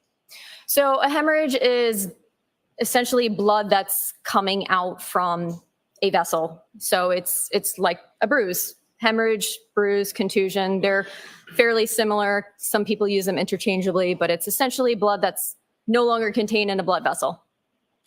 When something is termed medically, based on your training experience, as a diffuse hemorrhage, what does that mean? So diffuse means it's over a very large area. It's not something that's just a tiny little area. You could say, okay, I'm looking at this person's, let's say, liver, and there's a 2 by 2 centimeter hemorrhage sitting right there in the right lobe of the liver. Diffuse would mean there's hemorrhage throughout nearly the entirety of the liver. Now, with regard to, you made a note as far as there being a diffuse hemorrhage within the pons, P-O-N-S, is that correct? Yes. Can you explain to the jury sort of what that means and where is that located within the brain?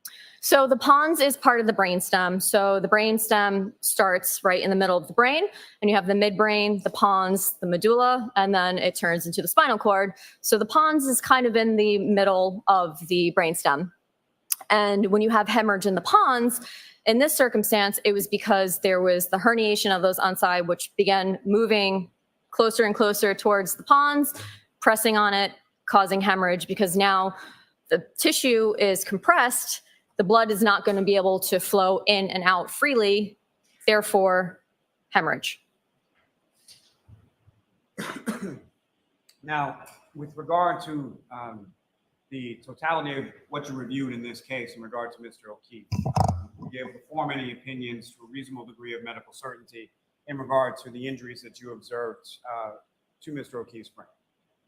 I was able to determine that these are acute traumatic injuries. I know that based on what I observed and in combination with the autopsy findings, that this is due to some type of trauma.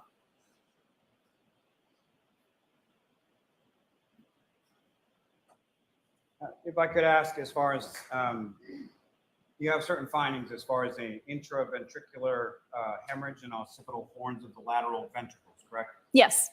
If you could please explain to the jury what exactly does that mean?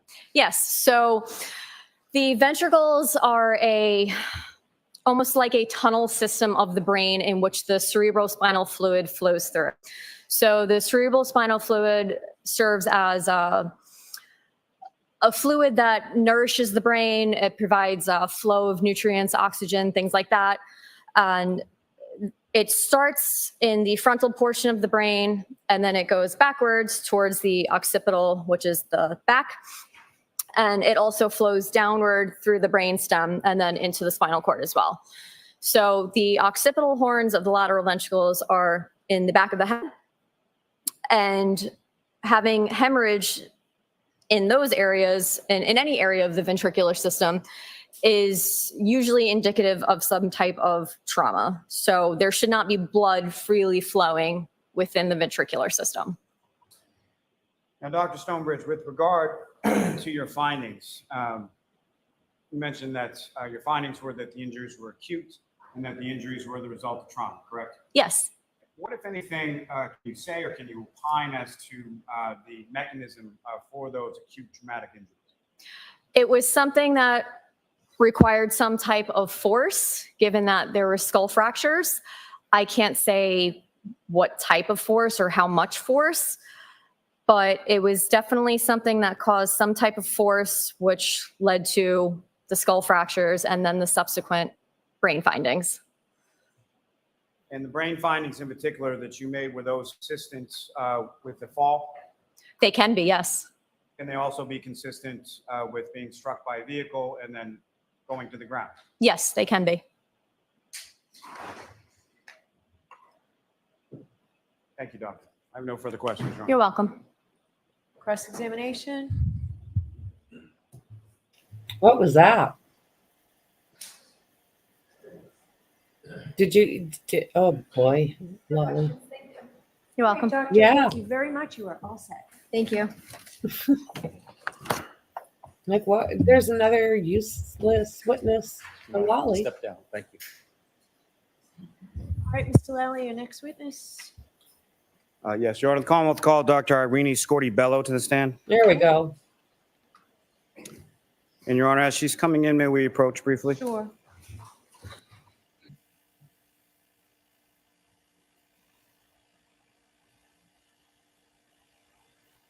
Sidebar. I really like those pants.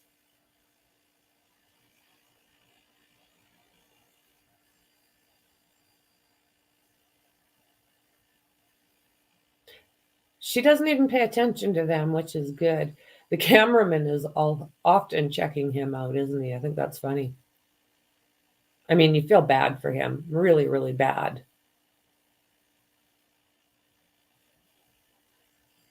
I can't imagine what they're thinking right now. I just cannot imagine.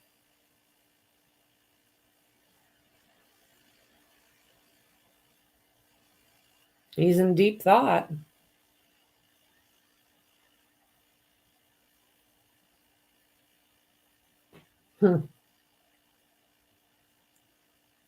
I'd love to know what he's thinking.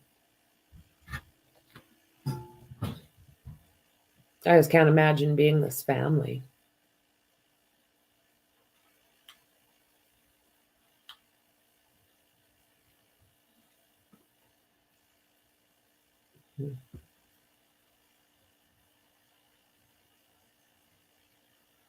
No.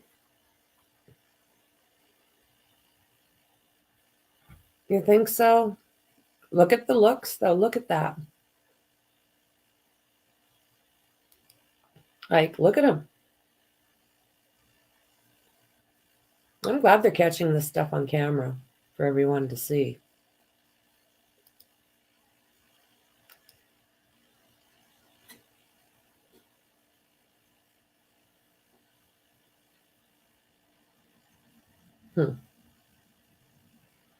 Yeah, I would hate to be in the position they're in.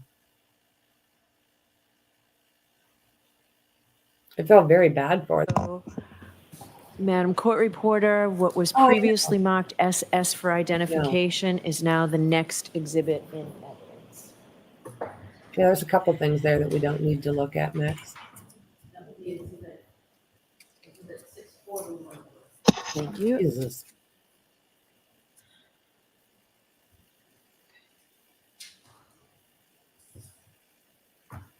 Yeah, I don't know. Brother Paul there, he sketches me out a little bit. All right. So are you looking for my instruction now, Mr. Lally? Yes, please, Your Honor. All right.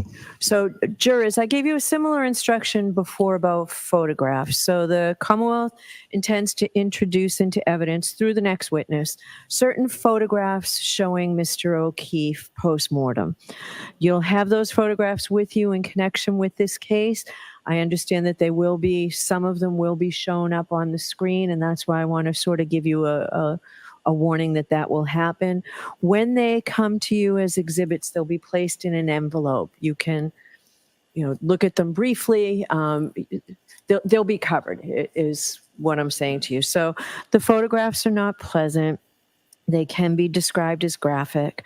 And I instruct you that your verdict must not in any way be influenced by the fact that these photographs will be unpleasant, perhaps sad and graphic.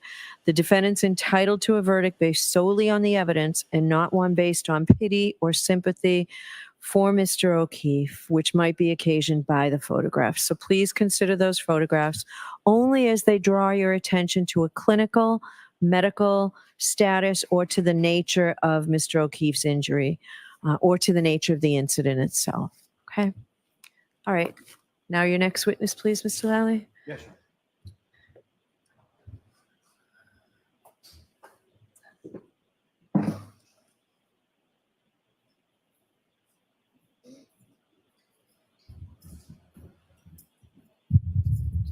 Mindful, step up. You could remain standing. Oh, gosh. Do you solemnly swear that the testimony you shall give to the court and the jury in the matter now pending shall be the truth, the whole truth, and nothing but the truth, so help you God? I do. Thank you. Good afternoon, doctor. Good afternoon.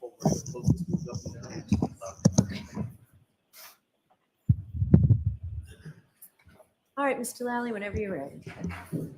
Good afternoon, Doctor. Good afternoon. Could you please state your name and spell your last name for the jury? My name is Irene Scorribello. My last name is spelled Scordi-Bello.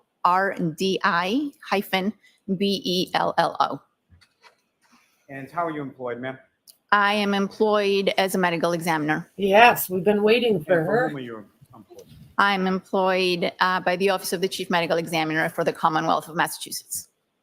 And how long has it been that you've been medical examiner for the Office of the Chief Medical Examiner in Massachusetts? I have been with OCME in Massachusetts since December of 2016. Now, ma'am, if I could take you back and just ask you a few questions regarding your educational background, work history a little bit prior to working at the OCME in Massachusetts. If I could start with your undergraduate work, as far as where did you go and what, if anything, did you receive a degree? I completed a bachelor's degree in microbiology at the University of California. And after receiving that degree, where did you go from? I went on to the University of Miami, where I completed my doctorate degree in immunology. And following that, I moved up to New York City, where I went to medical school and completed 4 years of medical school at the Mount Sinai School of Medicine. And following medical school, I completed 3 years of pathology residency at the Mount Sinai Hospital. And then following your residency at Mount Sinai, where did you go from there? And from there, I went downtown in New York City and I completed a 1-year fellowship in forensic pathology at the Office of the Chief Medical Examiner for the City of New York. And following that 1-year fellowship there, where did you go from there? I worked in New York City until 2016 when I moved here to Massachusetts. Now, are you board certified? Yes, I am. What are you board certified in? I'm board certified in anatomic pathology and forensic pathology. And if you could explain to the jury just briefly, what does it mean to be board certified and sort of what is entailed in that process? Board certification is actually a voluntary process that a physician decides to go through. It involves completing an accredited program in the specialty of choice. In my case, it was pathology and forensic pathology, and then completing a number of requirements as well as taking and successfully passing exams, and then being able to say that you're board certified. And is that certification at this time, is that up to date? Yes. Now, with regard to the time that you've been working as a forensic pathologist, are there any organizations that you belong to in relation to your work in that field? Yes, I am a member of the National Association of Medical Examiners. And that's an acronym as far as name. Name. Is that correct? Yes. Now, with respect to that time frame as well, what, if any, experience do you have in regard to teaching the areas related to your field?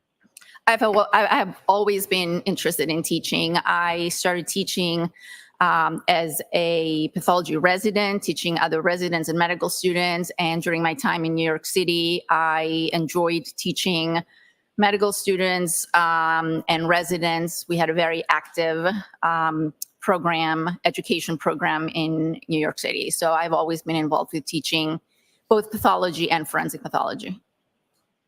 Now, to those terms themselves, if I could ask you briefly just to describe to the jury as far as pathology in general sense, what is pathology? Pathology is a specialty of medicine, and pathology looks at disease processes and as well as trauma and the effect they have on the human body. And what is forensic pathology? Forensic pathology looks at disease processes and injuries in the human body and tries to determine the cause of death in deceased individuals. And as far as anatomic pathology, what exactly is it? Anatomic pathology, as opposed to clinical pathology, is it has to do with any organ that is in the body, versus clinical pathology that deals with fluids and blood analysis and things like that.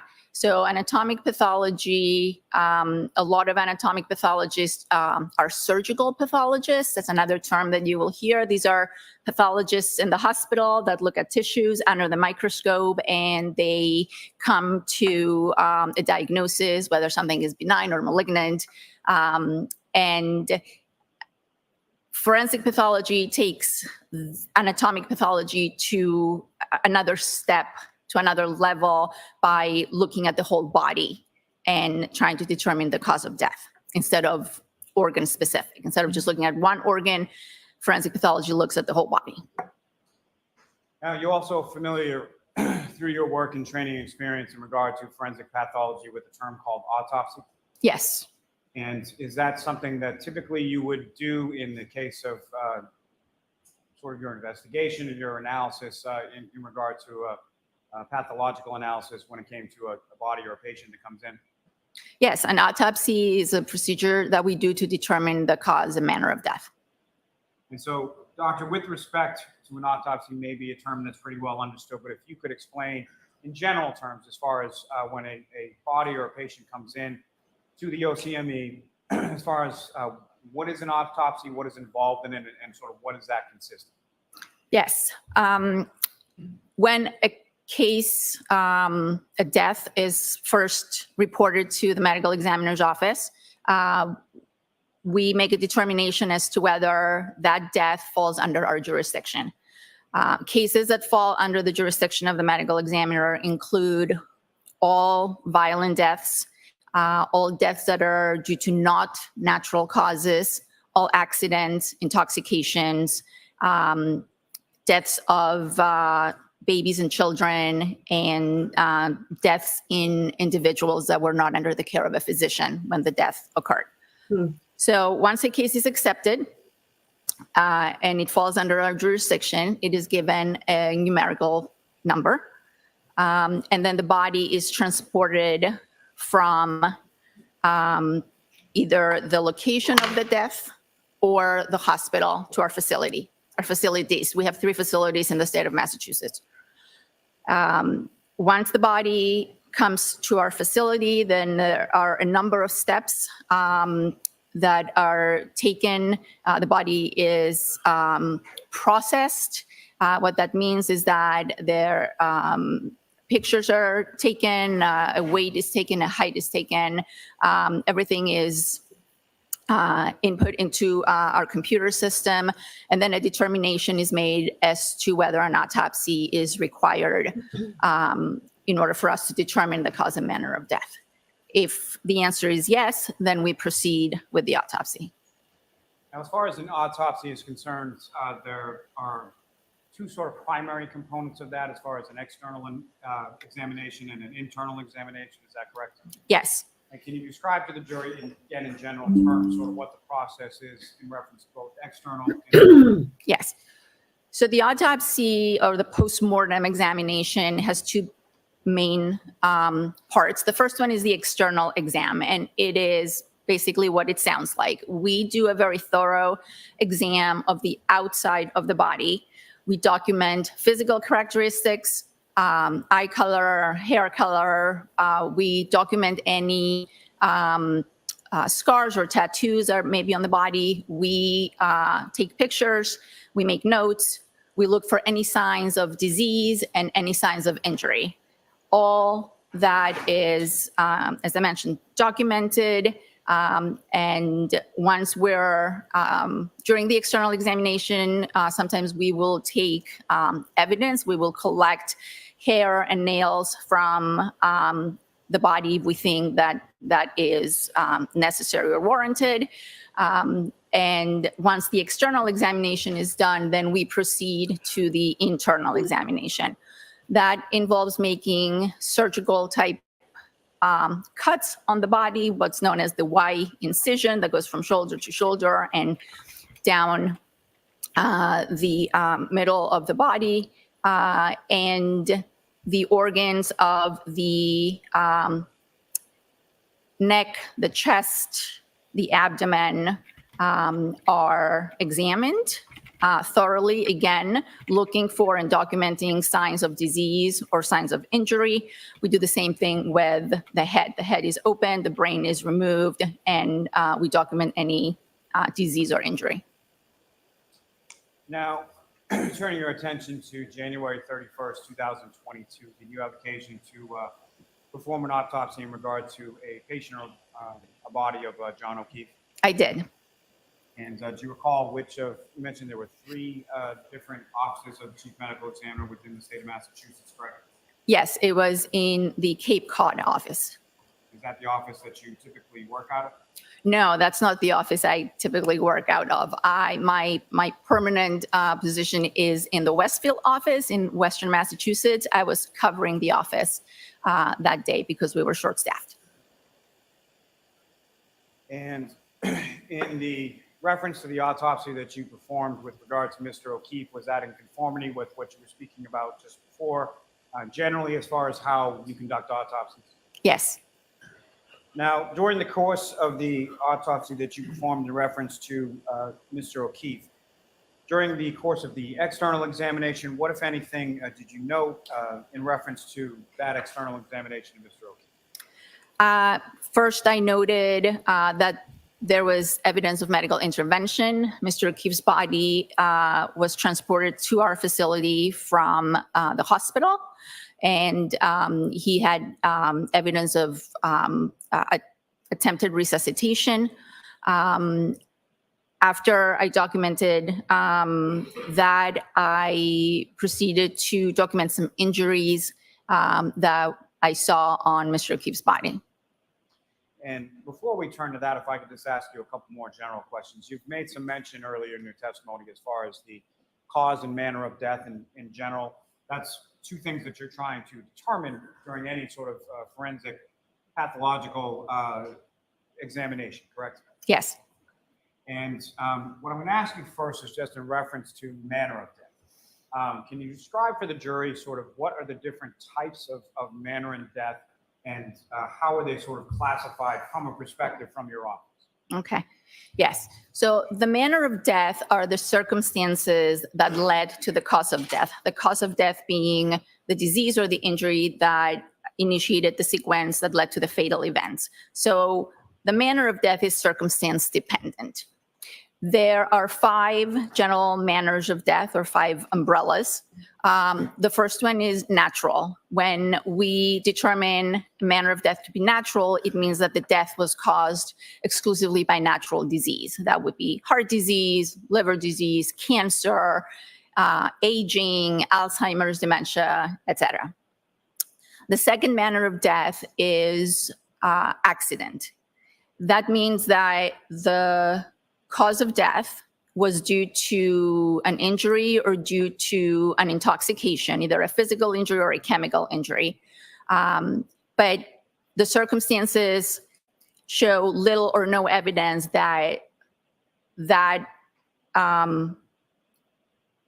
intoxication or that injury was intentional.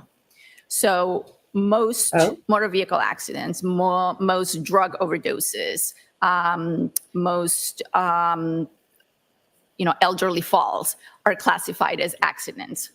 The fatal outcome was not intentional. Homicide is a manner of death when there is injury inflicted by another person, but there is evidence that there was intent to cause fear, harm, or death to the other individual. And suicide is due to either an injury or an intoxication. And again, the circumstances and the evidence suggest or point strongly to the fact that that was a self-inflicted, intentional act on behalf of the person with the intent to cause harm to themselves or cause death to themselves. So most hangings, intentional overdoses by prescription medications are classified as suicides. And then we have, one more manner that we call undetermined. Some jurisdictions, they call it could not be determined. That means that evidence pointing towards one set of circumstances or one manner is no more compelling than evidence pointing towards another manner of death. I know, So James, so late. if we don't have enough information to know whether something, or to be able to determine the circumstances, then we are left with an undetermined manner of death. Now, am I correct in stating that the cause of death is something that's more like a medical determination? Is that correct? Yes, the cause. So watch the leading questions, Mr. Elliott. Sustain.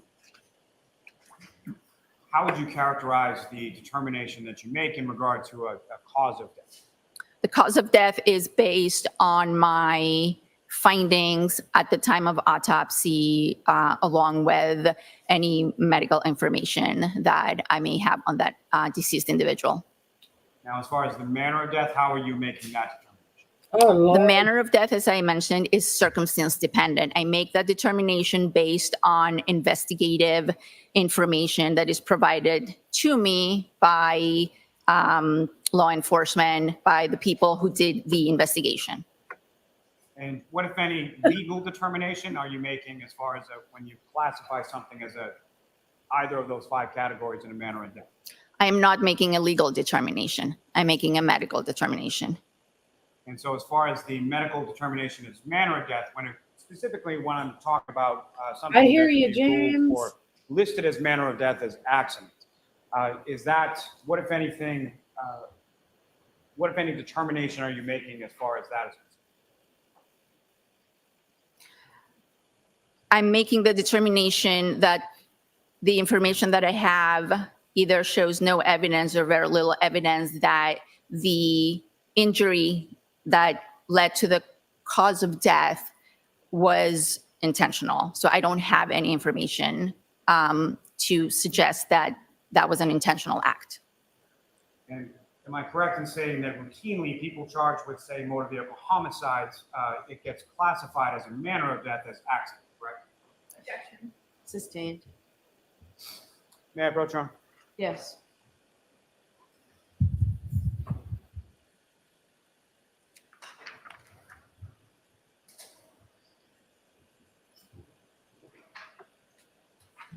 Do you notice how he grabs stuff?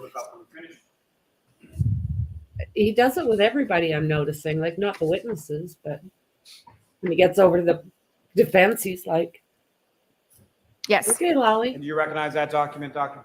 I do. And what do you recognize that to be? This is a copy of the death certificate for Mr. John O'Keefe.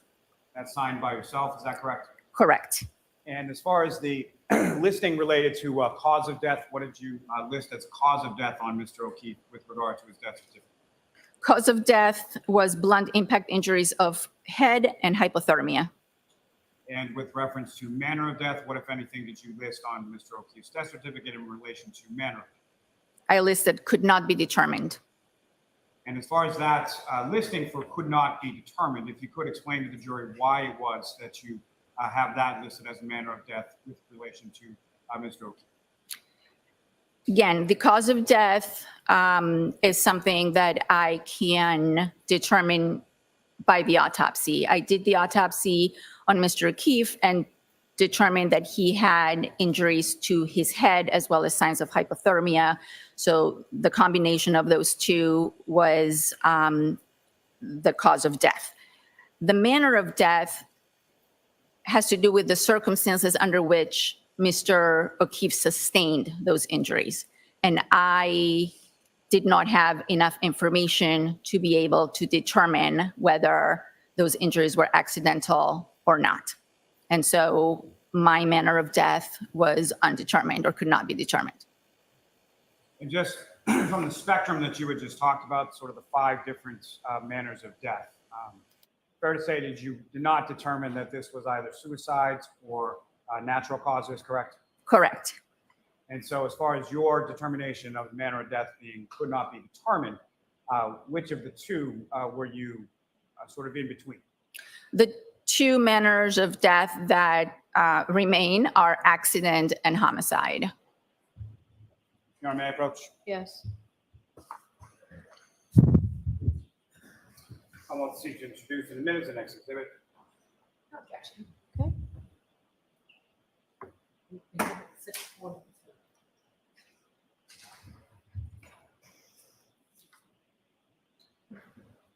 Now, Dr. Scortibello, you had made reference as far as cause of death being a blunt force injury. Is that correct? Correct. At least one of the contributing causes. If you could explain to the jury sort of what you understand that to mean as far as what is a blunt force injury. Blunt force injuries are caused by any blunt object. That is a very big category of objects. A microphone could be a blunt object. This bottle, if heavy enough, could be a blunt object. The ground can be a blunt object. So anything that doesn't have a sharp edge or a razor edge, not a knife, not a scalpel, is a blunt object. Blunt impact injuries are categorized into contusions, which are bruises, abrasions, which are scratches, fractures, which are a break in the bone, and lacerations, which are tears in the skin. So when we say blunt impact injuries, we could be referring to any of those or a combination of those 4 types. And all those are the result of impact of the body with a blunt object. Now, we'll get more into specifics in a moment, just in general terms as far as from your external examination of Mr. O'Keefe's body, whereabouts sort of geographically on the body did you observe these blunt force injuries? The majority of the blunt force injuries were to the face and the head, as well as to the upper extremities, the arms. Now, starting with Mr. O'Keefe's head, what was it specifically, or where was it that you observed blunt force injuries to Mr. O'Keefe's head? Okay. I observed a number of different injuries on Mr. O'Keefe's head, starting with his eyes. He had hemorrhage or bleeding on the upper eyelids of both eyes, as well as swelling of the eyes. He had a small laceration, a small tear in the skin on the right eyelid, again associated with the bleeding. He had some abrasions. Abrasions are superficial scratches on the skin on the left side of his nose, I believe. And when I looked at the back of Mr. O'Keefe's head, he had a laceration. It's a tear in the skin that was surrounded, or it was associated with an abrasion, a scrape. Now, in terms of the extremities, and I'll start with upper extremities as far as his arms, what, if anything, did you observe in regard to blunt impact injuries to his arms? He had, on the right upper extremity, he had a number of somewhat linear, somewhat patterned abrasions, scrapes, varying sizes, ranging from small 2 to 3 millimeters to, I believe, 5 or 6 centimeters, both on the upper arm and part of his forearm. He had some contusions or some bruising on the dorsal aspect of the right hand that I measured and documented. He had some other, he had a very small abrasion, I believe, on the lower extremities near the right knee, but I would have to look at my notes to be absolutely sure. You can go ahead and look at your notes anytime you need to, Doctor. I can go into my notes? Yes. Okay. That would be the first I heard about the knee.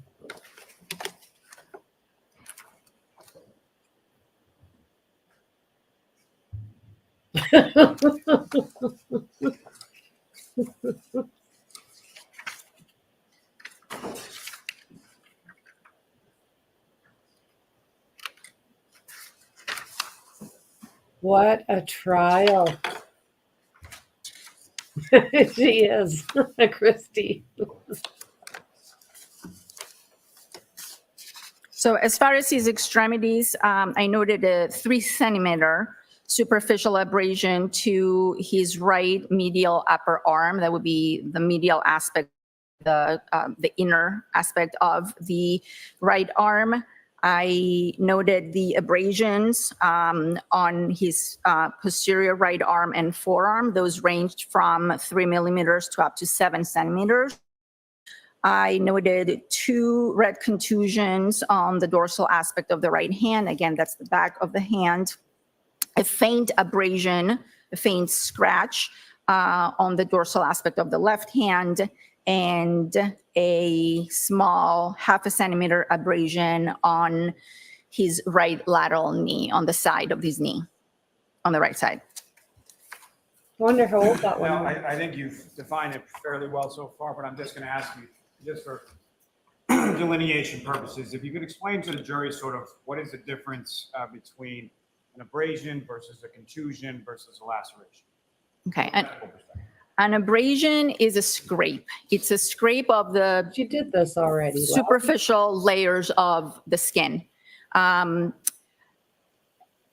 A contusion is a bruise. So if I hit myself hard enough on my nightstand, and I break blood vessels in under the skin, then I can end up with a bruise or a contusion. A laceration is a tear, not necessarily a cut. There's a distinction between a cut and a tear. A tear in the skin is due to a blunt object, maybe the corner of the nightstand that's sharp enough to tear my skin, but not so sharp as a blade that would actually cut the skin smoothly. So we differentiate between lacerations and cuts because cuts are due to sharp objects, lacerations are due to blunt objects. And fractures are basically a break in the bone, again, due to blunt trauma. Are you familiar with what is termed as an incised wound? I'm sorry, I didn't hear you. Incised, I-N-C-I. Incised, yes. What you observe between a laceration and an incised wound. Yes. So an incised wound is what I previously called a cut. So the analogy I like to give is if you have a loaf of bread and you're trying to cut the bread. If you take a very good bread knife, sharp knife, you will be able to smoothly cut the bread. If you take a hammer, which is a blunt object, and you try to cut the bread, you're going to shred it up. So an incised wound is a smooth cut. Knives, razors will cause incised wounds on the skin. A blunt object will cause a laceration. It will break the skin, and the edges will not be uniform, and there might even be some bruising around it. Now, with respect to the injuries that you talked about as far as the abrasions on Mr. O'Keefe's right arm, how was that located in reference to sort of the circumference of the arm? And what I'm asking there is, was it on top, on the bottom, or everywhere?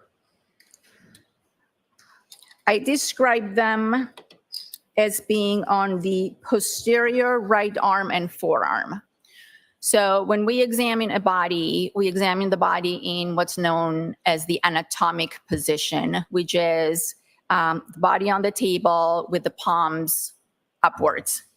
And so the posterior right arm and forearm would be what would be facing the table as the body is laying on the table, the back side of the arm and the forearm.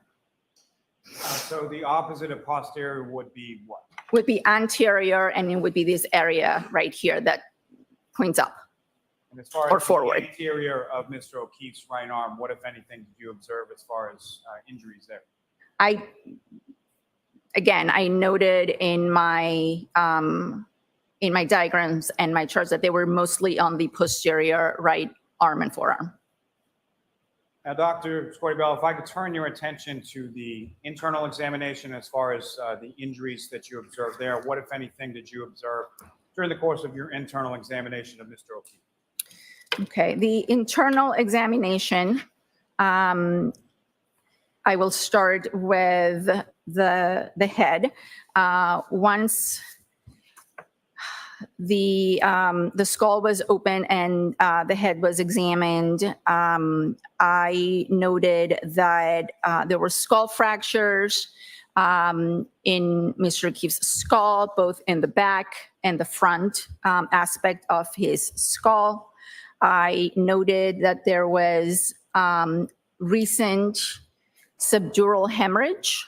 That is blood that is under the dura, and the dura is a very tough protective cover that sits over the brain. I noted that there was subarachnoid hemorrhage. That's hemorrhage that is directly on top of the brain under the leptomeninges, which is a very thin membrane that covers the brain. And at that point, I removed the brain, and I, instead of examining it right then and there, I saved it in a special solution, and I sent it to our office in Boston for our neuropathologist to fully examine. And is it your understanding that a neuropathologist ultimately conducted a fuller examination of Mr. O'Keefe's brain? Yes, And who was the neuropathologist within your office? Dr. Stonebridge. Now, with reference to the head, as far as the skull, you indicated that there were fractures as in plural, correct? Yes. And with reference to the fractures, what, if any, relationship did you know between the fractures that you observed and the laceration to the back of Mr. O'Keefe's head that you spoke about in your external examination?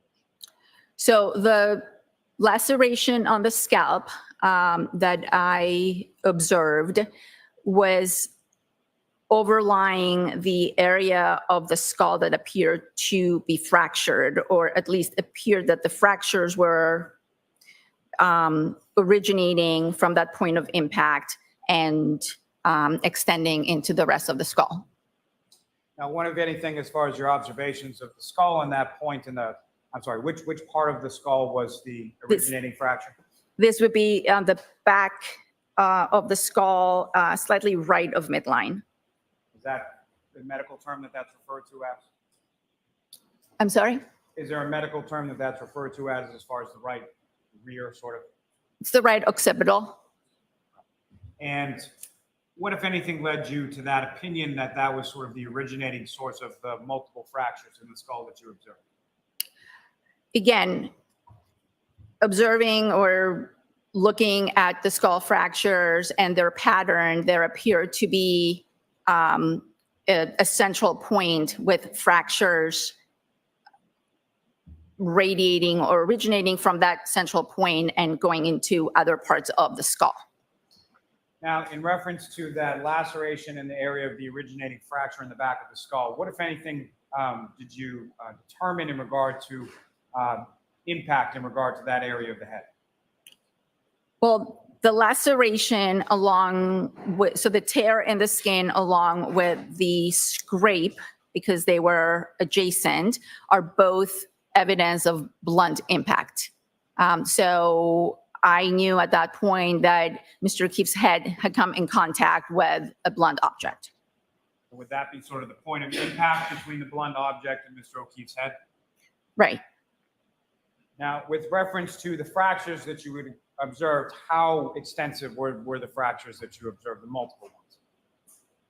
Well, there were multiple fractures. So by definition, multiple fractures in multiple chambers or parts of the skull. So I would say they were extensive.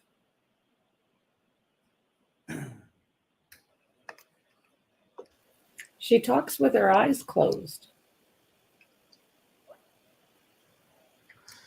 Have a moment, Sharon. Yes.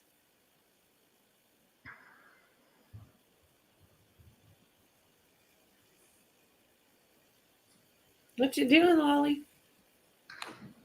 Now, when you're conducting this internal examination, is there sort of a division of the body that you're doing as far as what you're examining and in what order and sort of things that you're looking at from the internal examination? Well, we examine everything, and usually we start in the external examination, we start from the head and work our way down.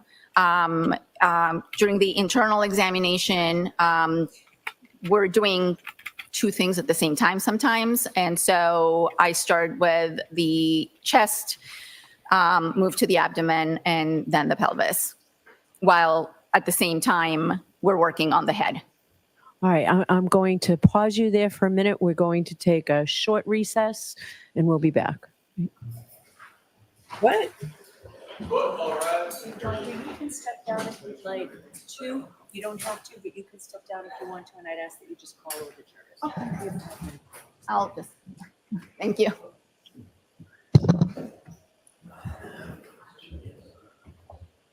What is she doing? I'll see counsel at sidebar.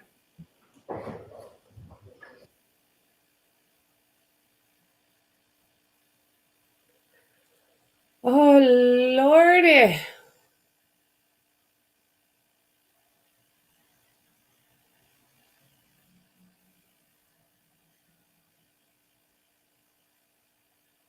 Wow.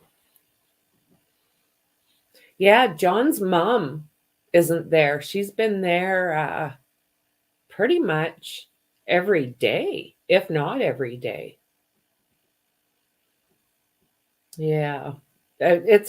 Yeah, I'm glad she's not there. The dad's come a couple of times, but she's been there pretty much every day, like I said, if not every day. But when they're talking about this stuff, you don't want to hear it. I wouldn't want to. All rise for the court, please. Okay. You are muted. I've got no idea what's going on right now. Don't they, aren't they done in like 50 minutes? Or did she extend the days and I missed it? And she's changed it. Tomorrow is going to be a full day. So we should see the defense. Yeah, another vibrant day in the circus/court. It was like, oh my word. Yeah, it's been something else. It's been something else. That, what do you call it? Voir dire? It was really, really interesting. So far, that's been the most interesting thing I've seen, I think. It's really hard watching those lawyers. Right?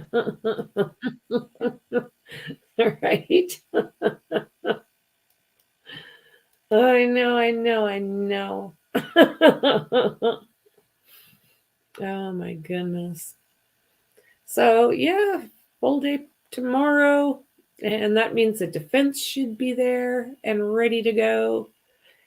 I'm going to be just glad that this part is over. Like I said, I think that the defense is going to be fast. So, you know, they don't have really a lot that they've got to do. Like, you know, bring in some witnesses, get some, I mean, damage is pretty much done. You know, after some of these witnesses and being so shady, you know, at the very beginning there, nobody was remembering anything or do you have the document? You know, oh, Jen McCabe. It's been like a jam-packed with the witnesses 8 weeks. Yep, thank you, baby Jesus.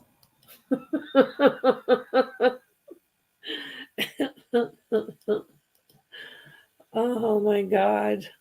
Yeah, I don't even know what she's doing. Has she, I think she's only gone once till 4:30, hasn't she? Or she had done it a couple times. Oh, exactly. Like how many people butt dialed each other that night? How the hell does that happen? I don't know. They've got to turn it on, butt dial, somehow disconnect, butt dial again. And it didn't just happen to one person, it happened to 3.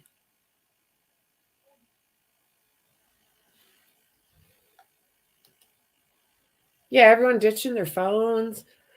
Lally still gets to cross very intelligent folks, should provide more comedy. Oh, I agree, Keza. I agree. It's like, what? Yeah, everyone pretty much the same day. It's like, oh my God.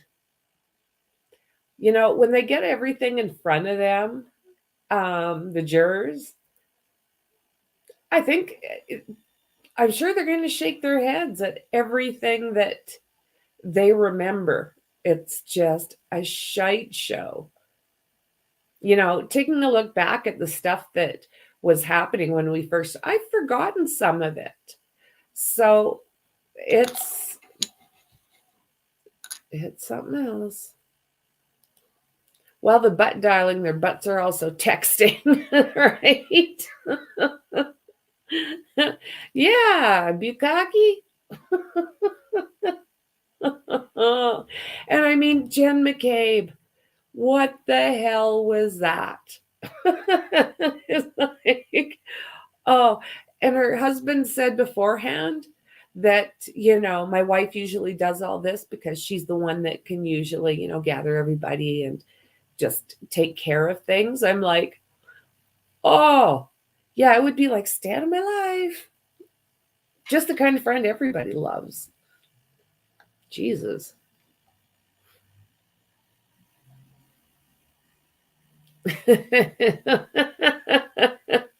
Lollyism might become a thing. No.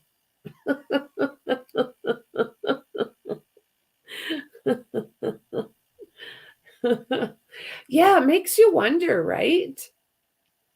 Yeah, it makes you wonder, like, what the hell does he do?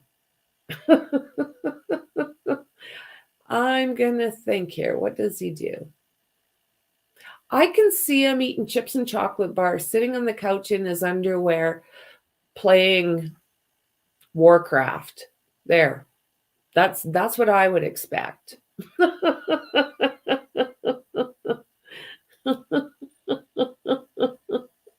Lollyism.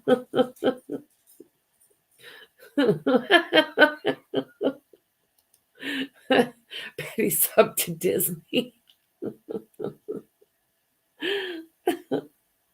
Oh my word. I'm sub to Disney. Maxie. I bet you are. I really don't have any doubt. Oh, mud wrestling. Yeah, James. Oops.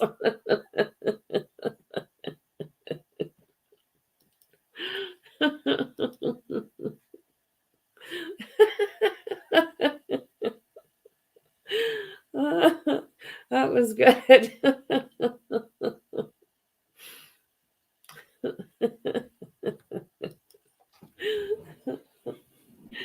Oh my word. Yeah.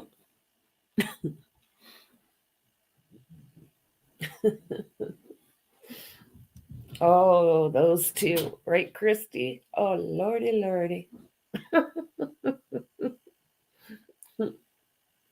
Hey, Mexi, were you planning on streaming in Discord for the members Sunday? I think you were saying. Are you still planning on doing that?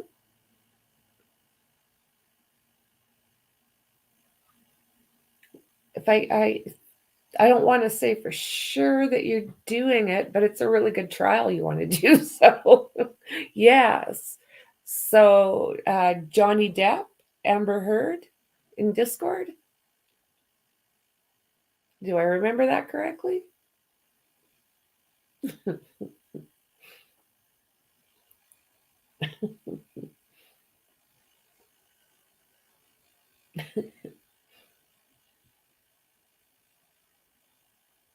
Yeah, Mexi, I just love it. She plays movies.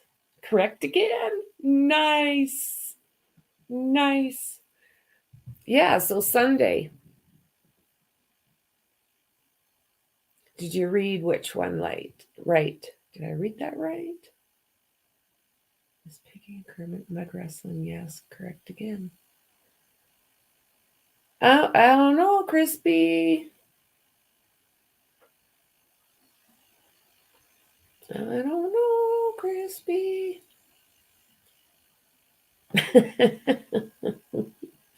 Yeah, that'd be fun to watch again. It really would. There were some pretty good moments in that trial.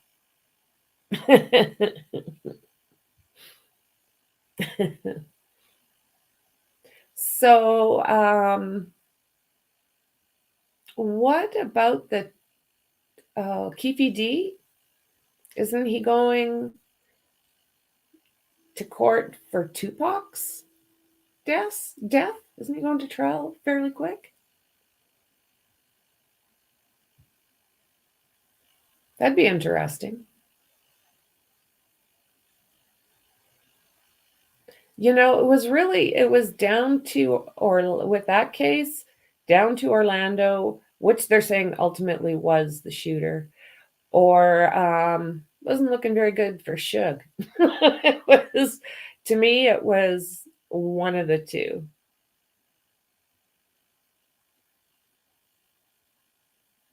KEEFE. KEEFE D. Was Kiki D married to Elton John?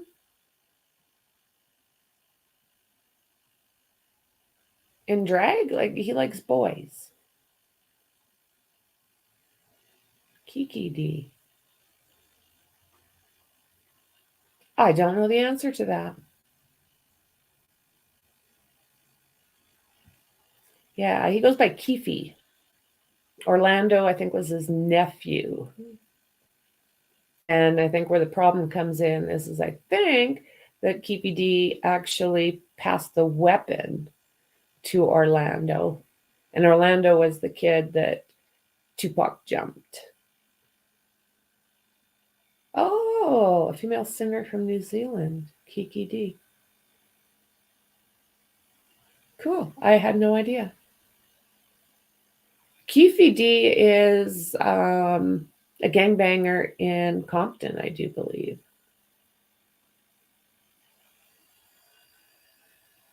Yeah. Yeah, KEEFE D. Yeppa, yeppa.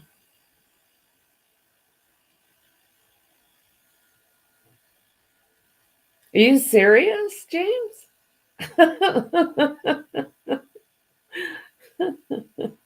Yeah, that guy, he gets around, right? Oh, Lordy. His name pops up. Yeah, KEEFE D's a gangbanger in Compton. And like I say, Orlando's uncle, I think. Oh, here we go, guys.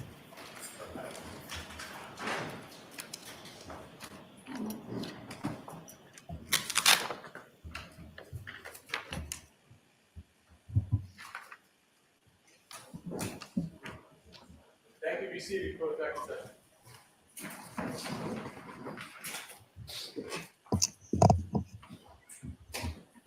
She's looking stern. All right, Mr. Lally. Thank you. Now, doctor, Here we as go. far as the internal examination was concerned with regard to Mr. O'Keefe, starting with his stomach, what, if anything, did you observe of any significance in that area? I observed that there were some small hemorrhages, small areas of bleeding in Mr. O'Keefe's stomach. And are those described in medical literature as a specific type of spot? They are they have a name. They're called Wisniewski spots. Wishnewski,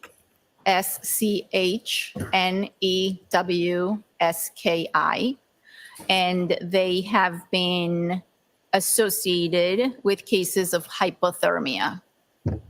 And how so? How have they been associated with cases of hypothermia? They have been seen in cases of hypothermia. It's one of the findings that supports the diagnosis of hypothermia.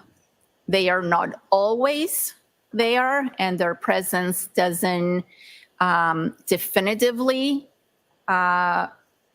diagnose hypothermia, but they are one of the findings that, if present, suggest the diagnosis of hypothermia. And based on your training and experience, based on other types of literature that you've reviewed in regard to hypothermia, what is, as far as these Wisniewski spots, and thank you very much for saving me from saying that until after you had said it. With regard to that, what, if anything, does it say as far as the causality of that, or how that occurs or is related to hypothermia? Not funny. We don't really know the pathophysiology of these spots. There have been various hypotheses. People have suggested that they are a response to stress. Some people have suggested that hypothermia increases secretion of acid in the stomach, and that leads to these spots, but their exact pathophysiology is still under investigation. Now, in addition to these areas of small hemorrhage in Mr. O'Keefe's stomach, what, if anything, did you observe in the pancreas? In the pancreas, I again observed some more diffuse hemorrhage of the pancreas and the tissues around it. And same question with regard to the spots and the hemorrhages you observed in the stomach. What, if any, relationship do the hemorrhages or the bleeding in the pancreas have in relation to hypothermia? Again, it's one of the findings that, if present, should alert the medical examiner to consider the possibility of hypothermia. And as far as the observations that you made, as far as the hemorrhages in the stomach area of Mr. O'Keefe and the hemorrhages in the pancreatic area of Mr. O'Keefe, the sort of juxtaposition of those, what, if any, significance did that have in regard to your hypothermic diagnosis? When the case was called into our office and when we accepted the case, it was reported to us that this was an individual that was found in the snow, covered with snow, and it appeared that he may have been there for a period of time. So one of the questions for me as a medical examiner is to determine whether there are any signs of hypothermia in addition to what I had already observed, which was the blunt impact injuries. And the combination of the gastric, the stomach, and the pancreatic hemorrhages strongly suggested, given the circumstances and how the body was found, that hypothermia did in fact play a role in his death. Now, probably should have asked this first as a precursor, but when you use the term hypothermia, what do you understand? What does hypothermia mean from a medical diagnostic? Right. Hypothermia is a term used to describe low body temperature, by definition, 35 degrees centigrade or below. And there are levels of hypothermia, from mild hypothermia to severe hypothermia. It just basically means the body is losing heat faster than it can generate it. And typically, what would be the sort of core body temperature that would determine someone as hypothermic versus not? We're usually at 98 degrees or 37 degrees centigrade. So anything higher than that is considered a fever or hyperthermia. Anything lower than 35 degrees centigrade or 95 degrees Fahrenheit is considered hypothermia. Now, if you could explain to the jury sort of a little bit about the type of diagnosis that is involved in hypothermia, and sort of what other sort of types of information you would be looking at in order to make that diagnosis. Hypothermia is a difficult diagnosis to make, and sometimes it's a diagnosis of exclusion, meaning that all other possible causes of death have been ruled out and you're left with hypothermia. So a body that is found in the snow or in a cold environment and has a core body temperature of 85 degrees and is unresponsive or asystolic, meaning that there is no heart activity, could be a hypothermic death or it could not be a hypothermic death. And it's up to us to determine by doing the autopsy what other factors are at play. So the example I like to give is a person with severe coronary artery disease goes out to shovel their driveway, suffers a heart attack, and drops to the ground and is dead within seconds. And no one discovers their body for a few hours during the storm. When they're found, they're asystolic, their core body temperature is 80 degrees. But the autopsy shows another reason for their death. It shows a massive heart attack, which is what killed them. They just happened to be outside after they died and they lost heat and their body temperature dropped.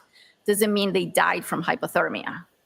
However, if you take a person, an elderly person, or any person, an intoxicated person, a person who is intoxicated with drugs, that goes out into bad weather, gets confused, loses their direction, isn't able to get to shelter, and they die, their body temperature starts to drop, they get more disoriented, they get more confused, their organ systems start to shut down, and eventually they die from hypothermia. So that person will also be found in the snow with a core body temperature of 80, 85 degrees. But when we do the autopsy, if we see those gastric hemorrhages, if we see that bleeding in the stomach, if we see the bleeding in the pancreas, if we look at their toxicology and we see that they were intoxicated with multiple substances, then we can determine or we can opine that the cause of death was at least partly due to the hypothermia, because they were still alive when they started losing heat, as opposed to someone who had the heart attack and was already dead when they started losing heat from the body. Doctor, when coming to your opinion in relation to the cause of death of Mr. O'Keefe, in addition to your autopsy, your internal, your external examination, what, if any, other materials were you provided, and what, if any, other materials did you review in relation?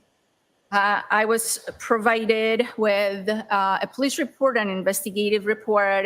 I was provided some of his prior medical records. I was provided with records from the hospital where he was first taken by emergency medical personnel. And during the course of the autopsy, of course, I didn't mention this. We also, during the autopsy, collect fluids from the body that are sent to the lab for toxicologic analysis. And after a few weeks after the autopsy, we get a report from the toxicology lab. And in this case, I looked at the toxicology report. As I mentioned, all the information from the investigators, the autopsy findings, the neuropathology findings, and came to a conclusion as to the cause. Now, as part of the documentation that you received from the investigators, did that include photographs of the scene as well? Yes, it did, some photographs. Turning back to the toxicological findings that you received, what, if any, indication did those findings have, or did they indicate in regard to blood alcohol concentration with regard to Mr. O'Keefe? Mr. O'Keefe had alcohol in his system, and I do believe, I don't have the toxicology in front of me, but in his blood at the time of autopsy, the level was 0.21 grams per deciliter.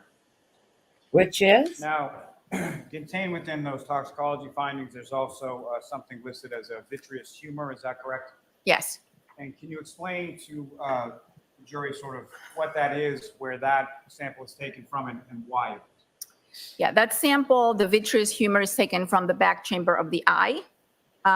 It's one of the routine samples that we take in addition to blood from the body and urine. And it's, again, used to look for the presence of different drugs. In cases of alcohol intoxication, sometimes we will get a value for the vitreous, and sometimes that value might not be exactly the same as the value that we get for the blood. It gives us an idea of where in the curve of alcohol metabolism, the individual is. And so based on sort of the disparity between the vitreous humor level and the, I'm sorry, I may not have asked, what was the level in the vitreous humor? I believe it was higher.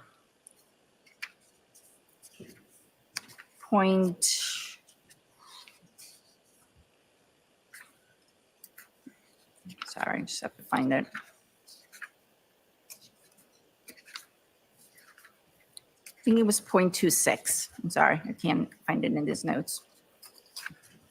I don't know if you have the. Sharon, may I approach? Yes.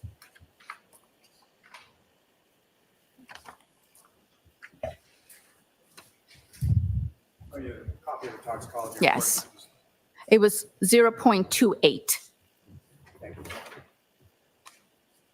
Now, doctor, with respect to the disparity between what was contained as a BAC in vitreous humor versus the other number from his blood, what, if anything, does that indicate to you as far, or what, if anything, do you take from it?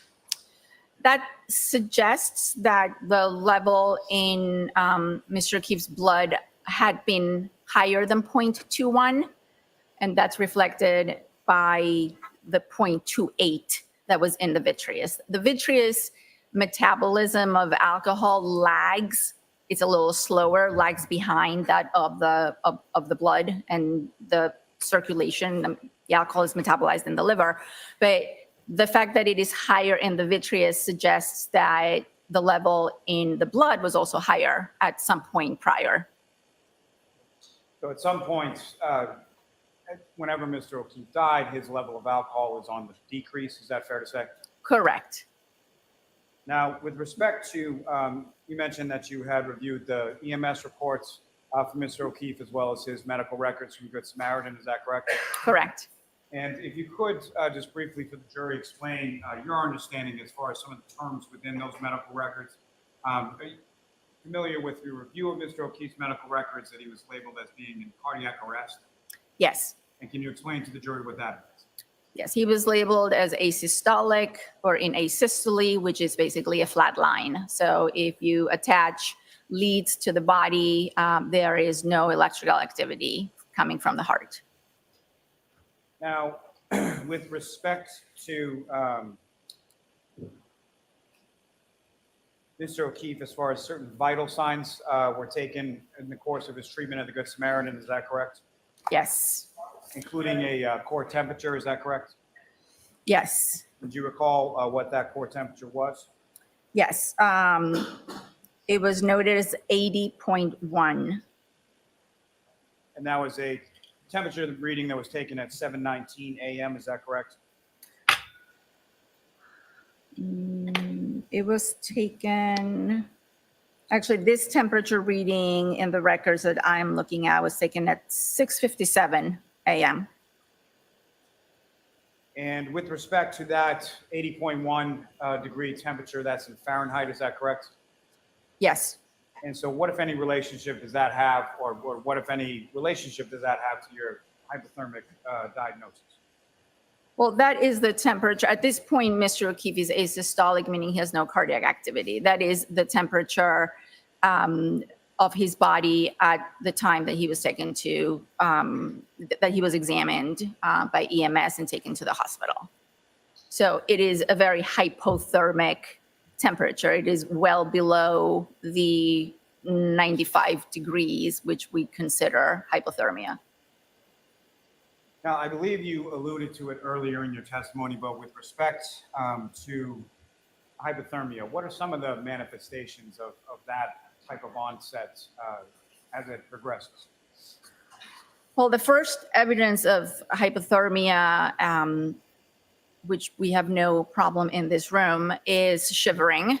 When someone starts to get cold, they start to shiver to conserve heat. But then as the body loses more and more heat, there are neurologic consequences. People can get confused. We see this in the elderly all the time. They can get disoriented. And eventually at very low temperatures, below 90 degrees, everything ceases to function.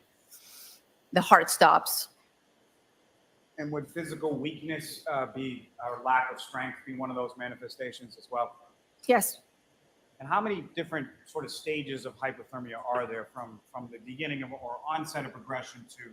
Good Lord. There is mild hypothermia to extreme severe hypothermia.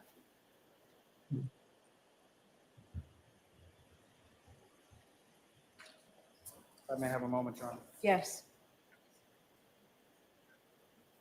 Y'all done, Wally?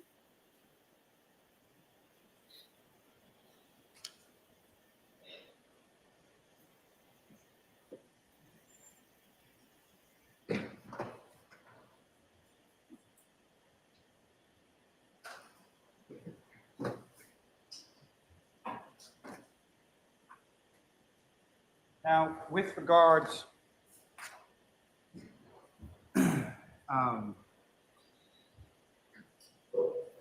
as far as the type of clothing that someone is wearing when they're outside in these types of conditions, what, if any, relationship would that have with regard to the quickness or the rapidity of the onset of hypothermia? Clearly, the more layers someone has, the slower they will lose heat from their body. The fewer layers, the faster they can become hypothermic. And what, if any, information did you have as far as how Mr. O'Keefe was dressed when he was found in the snow on the morning of the 29th? The information that I was given stated that he was wearing a pair of jeans and a long sleeve shirt. Now, with respect to Long as far as sleeve. that hypothermia onset and the rapidity of it, what, if any, relationship with the condition of the clothing? What I'm asking there is more sort of the dryness versus wet clothing. What, if any, relationship with that? Again, wet clothing or wet conditions will speed up the rate at which the body loses heat. Now, lastly, with regard to this area, Doctor, in regard to Mr. O'Keefe having sort of alcohol on board in his system at the time that hypothermia onset, what, if any, relationship does that have in respect to the onset of hypothermia and the rapidity of Alcohol intoxication, it has been shown to inhibit some of the mechanisms that the body uses to maintain heat. So it's definitely a factor that is a negative factor when it comes to hypothermia. May I approach? Yes.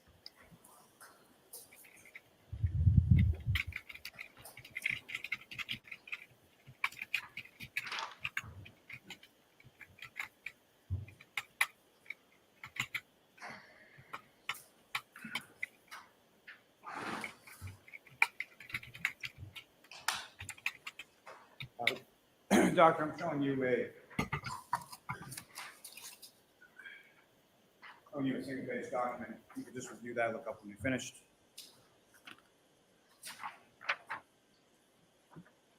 And do you Yes. recognize that, Doctor?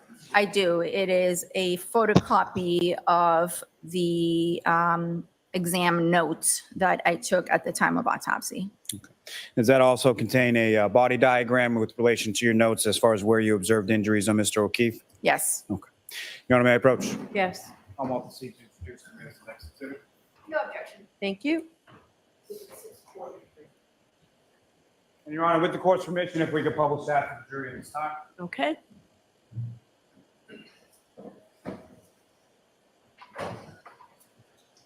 Doctor, there should be somewhere before you on the desk over there, laser pointer.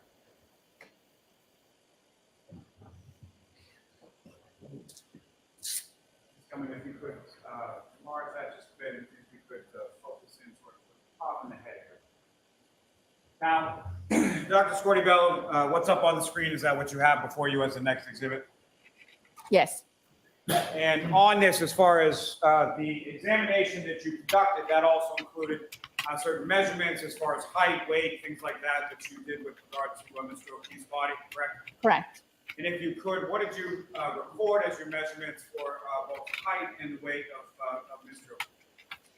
He was weighed by our staff as 216 pounds and measuring 73 inches, which is 6 feet 1 inch.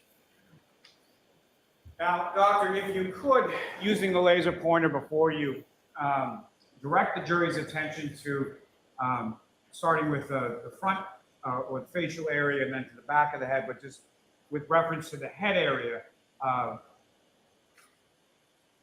directing their attention to what, if anything, you observed in the area of the head of Mr. O'Keefe.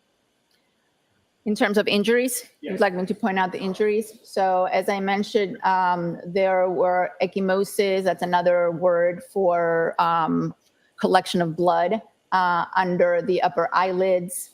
On Mr. O'Keefe, the ecchymosis on the right eyelid was also associated with a very small laceration.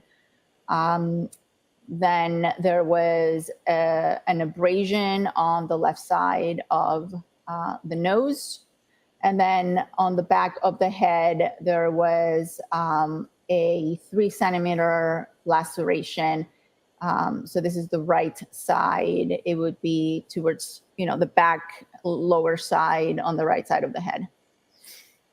And that laceration on the black lower side, right side of the head, is that in the same area that you observed what you described as sort of the originating skull fracture? Yes, when the scalp was reflected, there was bleeding under the scalp in that particular area. And then when the skull was opened, that's the area that appeared fractured and appeared to have other fractures originating or radiating from it. Just coming, if you wouldn't mind scrolling down just for the middle of the torso. And Dr. Scortibello, if you could again, using the laser pointer, just direct the jury's attention to what, if any, injuries you noted in this sort of middle torso or upper extremity portion of Mr. O'Keefe. So on the right upper extremity, and again, this is the back of the body. We have this collection of linear abrasions. I think the battery is dead. That measured up to 7 centimeters and extended from the upper arm down to the middle of the forearm. If I could interrupt you for 1 second, may I? Thanks. This would be the abrasions. Ms. Gilman, if I could ask you to scroll down for the lower extremities. Again, Dr. Scortibello, if you could, again, using laser pointer, direct the jury's attention to what, if any, injuries you observed on the lower extremities in regards to Mr. O'Keefe. The lower extremities didn't have a lot of injuries. There was a small abrasion on his right knee area on the side. And if you don't mind pushing the diagram just a little bit more up to see the hands, there were some contusions or some bruises on the dorsal aspects of the right hand and some very faint bruise on the left. Thank you. And Ms. Gilman, you can take that down. Your Honor, may I approach again? Yes.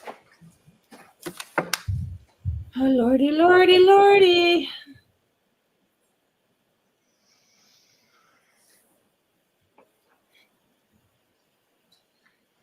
Doctor, if I could show you what's a two-page document, ask you to just review that a couple of minutes.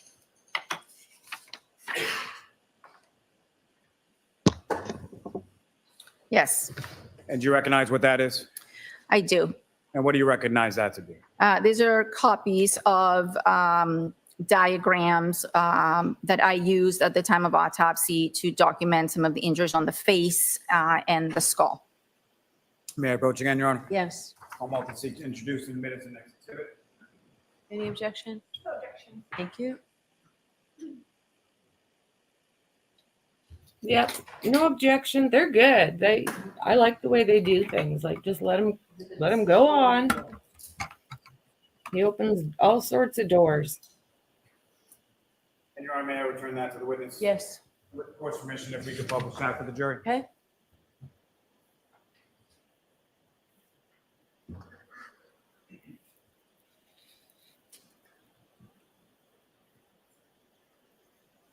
Lordy, lordy. Okay, ma'am. One moment, Your Honor. Yep. Yep.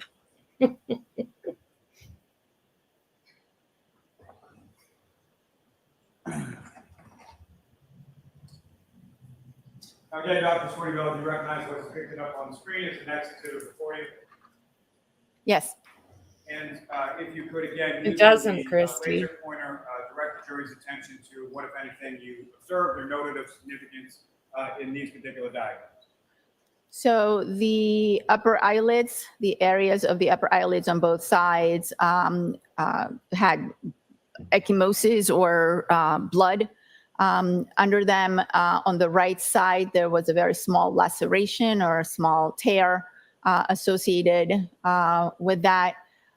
Both eyes had some swelling to them. And then on the nose, there were two abrasions, two scrapes. One was small at 0.5 centimeters. The other one was 1 centimeter, and it was linear. And I noted them right there.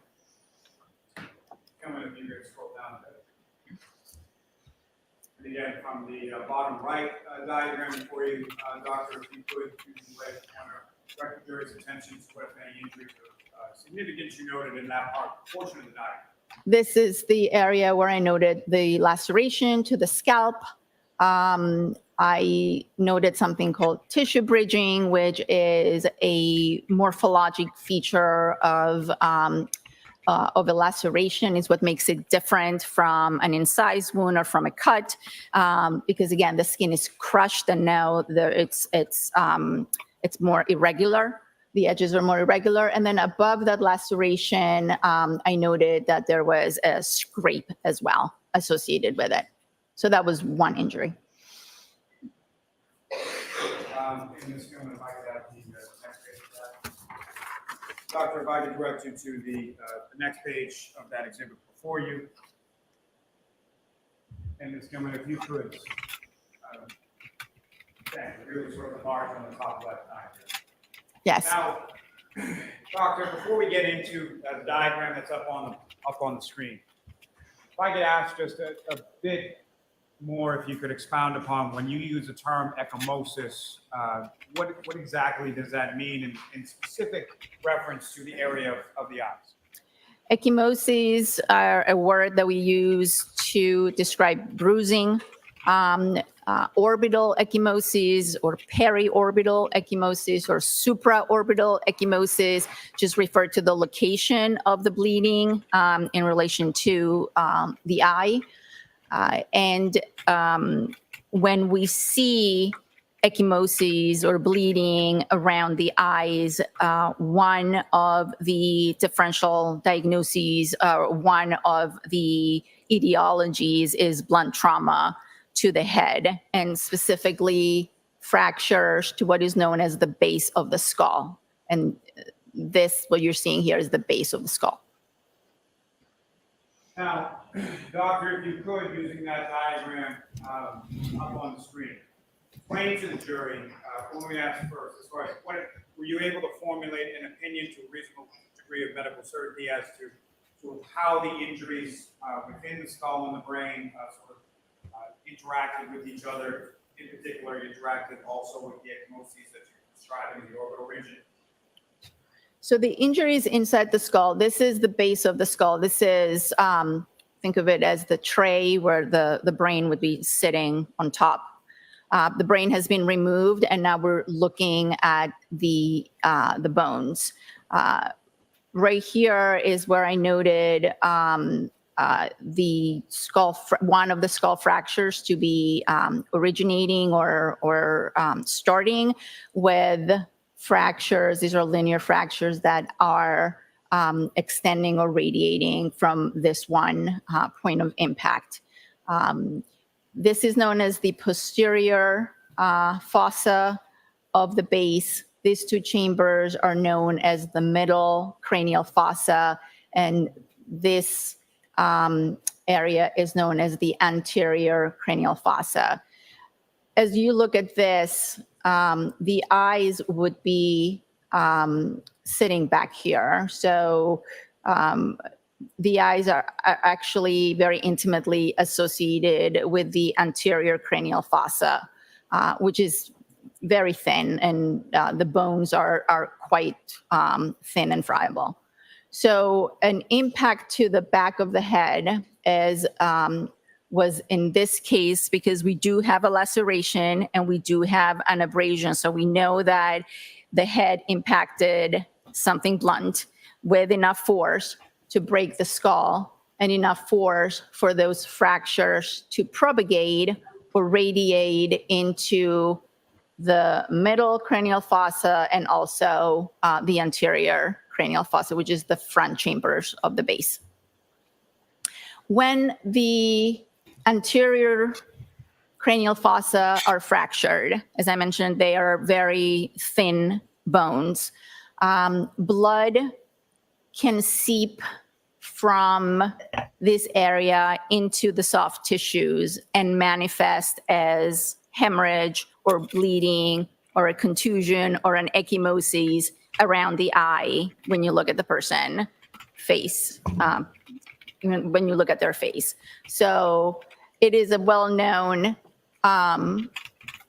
fact that fractures to the base of the skull can present with orbital ecchymosis, and that particular manifestation has a name. It's called raccoon eye because it resembles, I guess, what raccoon eyes look like.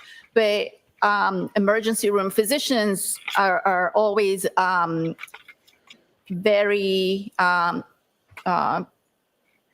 alerted to any hemorrhage and any bleeding around the eyes, because it could signify or it could mean that there's a much bigger injury inside the skull, and that is not just some bleeding around the eyes, that it actually is associated with a skull fracture. So the ecchymosis itself, as far as the sort of drainage or seepage of blood, that's coming into, that's what causes the eyes to sort of swell up, is that correct? Correct.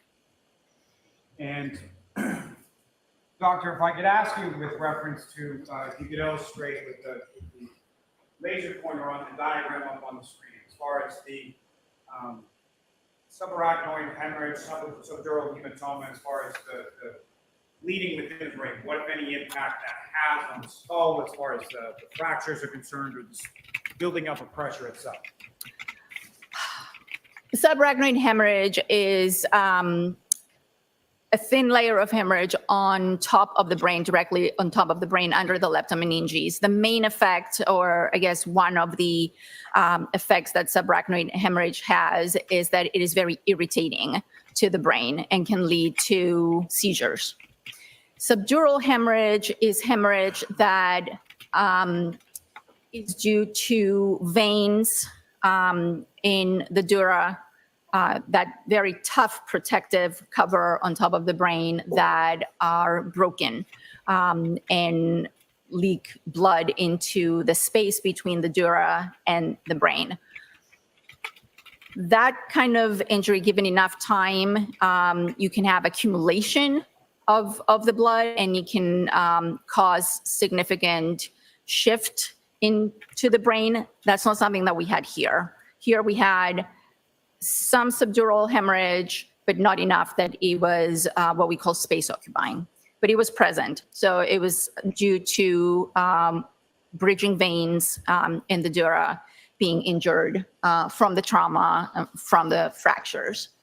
And in terms of the effect that all these injuries have, the subdural and the subarachnoid and the skull fractures, anytime the brain is injured, it responds by swelling. And the skull is a closed space without the ability to expand, unlike the skin, where you can have a bruise or a significant amount of blood accumulate under the skin. In the skull, once the brain starts to react to the injury and it starts to swell, there's nowhere to go except for down. And that's the foramen magnum. That is the area where the brainstem and the spinal cord will run out. You know, spinal cord connects, obviously, the brain to the rest of the body. And this is one of the few spaces that the brain can try and squeeze into because he has nowhere else to go. So herniation, brain swelling and herniation are a general response that the brain has to any sort of trauma. Hey, Ms. Gilman, thank you very much. You can, we can have the lights back on. Now, may I approach Sister Retreat? Yes.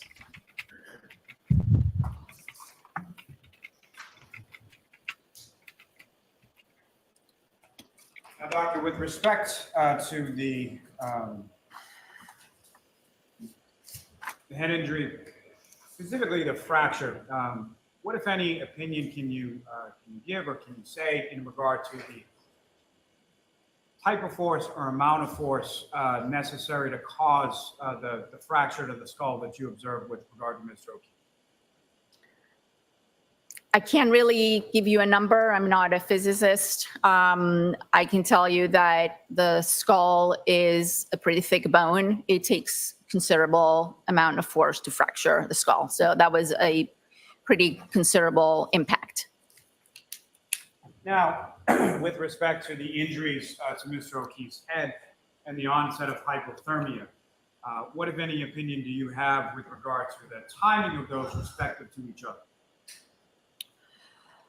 Well, I do believe the injuries, the blunt impact injuries were sustained first.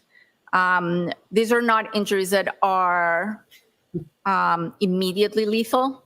This is not something that would cause death in seconds. And therefore,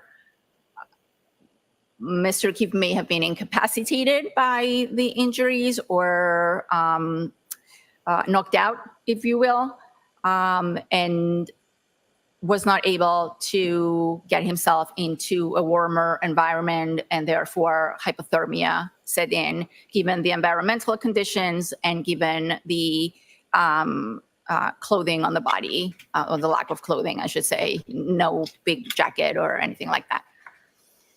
Now, when you say something as far as some type of injury being immediately lethal, you give an example of that? The one that forensic pathologists like to use is a gunshot wound to the head that goes from one side to the other, disrupting the neural systems of the brain and causing the person to immediately drop and die within seconds or milliseconds. This is not that kind of injury. This is an injury that took a little bit of time to develop, as is manifested by the fact that we have some bleeding, which means that the heart is still pumping and blood is still coming out of the vessels. And so I guess to that point, as far as what was it from your examination and your findings and your review of sort of the overall materials that leads you to believe that the head injuries happened prior to hypothermia setting in?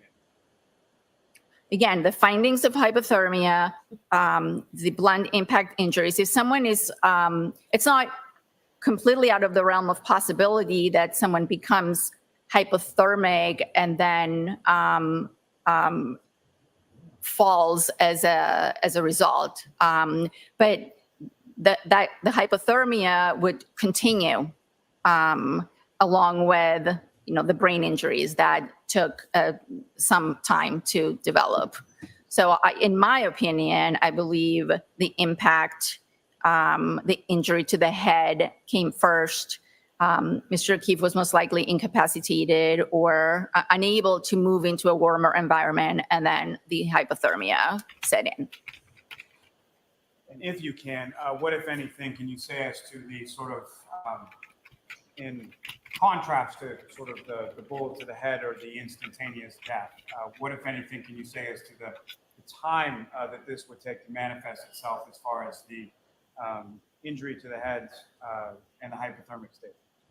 Again, I can't give you specifics. I would say this was definitely in the matter of minutes, many minutes, or hours. Oh.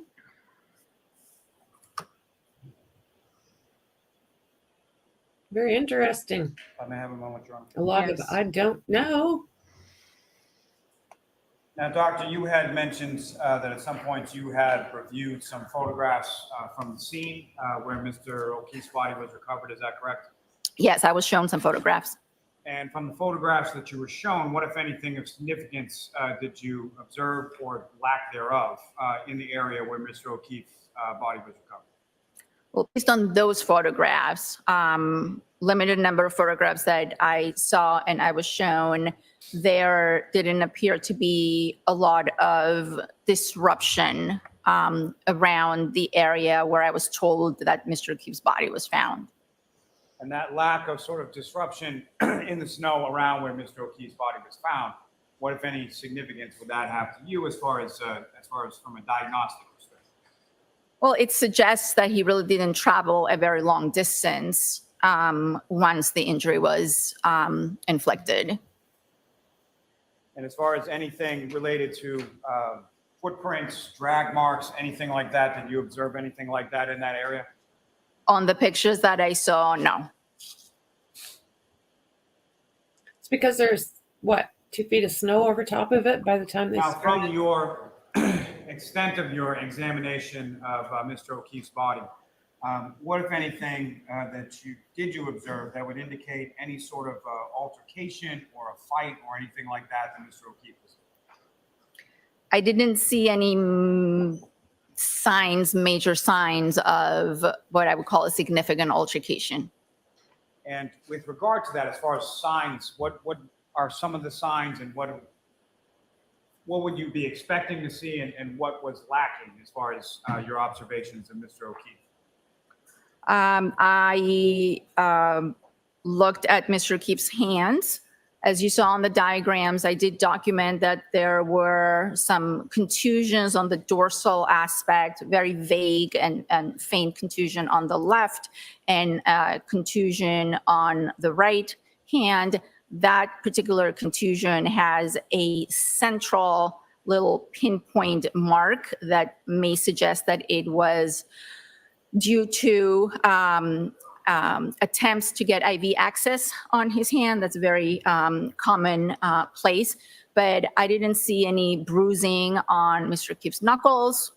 His nails were intact. I didn't see any breaks on his nails, and I didn't see any fractures or feel any fractures on any of his hands. Now, with respect to the diagrams that were up on the screen before, as well as your observations from internal examination, you observed some fractures to Mr. O'Keefe's ribs, is that correct?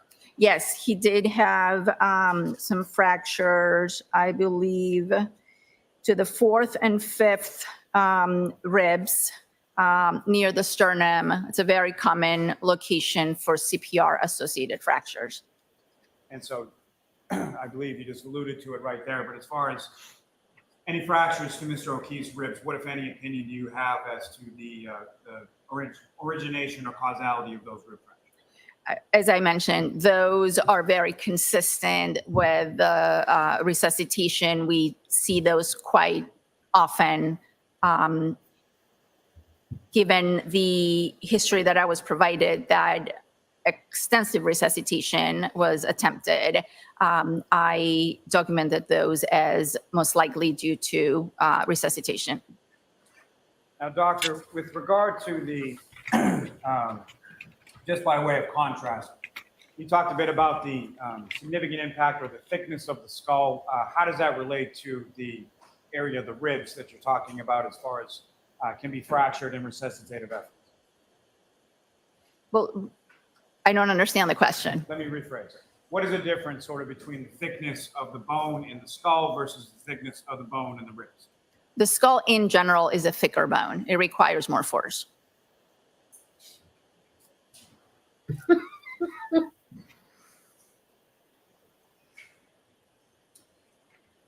Now, doctor, if I could, are you familiar with IB when you're sick in the hospital? Vasodilation? Yes. IB in? And can you explain what that term is and how it relates to Mr. O'Keefe's condition? I can explain what the term is. Vasodilation means opening up. Vaso refers to blood vessels. So vasodilation is the opening up of blood vessels to bring more blood to the extremities or any part of the body. And again, that's a bit of an unfair question as far as it relates. But so how does that manifest itself as far as someone who's in colder conditions or has that sort of onset of hypothermia? What, if any, relation does the vasodilation have to that? Well, you can see vasodilation. You can see vasoconstriction and vasodilation in hypothermia.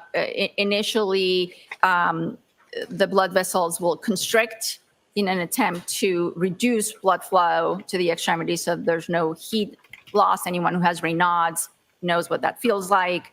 But then ultimately the blood vessels will dilate, bringing more blood to the extremities. Again, the normal regulatory mechanisms that the brain has to maintain our body temperature are disrupted when you get into those very low temperatures. And therefore, sometimes in hypothermia, you can see very, very red extremities due to vasodilation. And with regard to the redness due to vasodilation, is there also a whiteness, sort of discoloration to the extremities that can be observed in hypothermic patients as well? That's been described as well, yes. Now, with reference to when you make your observations of Mr. O'Keefe, why is it that, well, let me ask you this. You didn't see any signs of vasodilation or white fingertips or anything like that, is that correct? Correct. I rarely see signs of vasodilation, especially if someone has died in the hospital. And can you explain to the jury sort of why that is? So for two reasons. In this particular reason, Mr. Keefe was taken to the hospital and attempts were made at rewarming the body. So he was given warm intravenous fluids and attempts were made to bring the body temperature up with the hope that the heart would start working once that happened. Also, I did not physically see the body until Monday morning.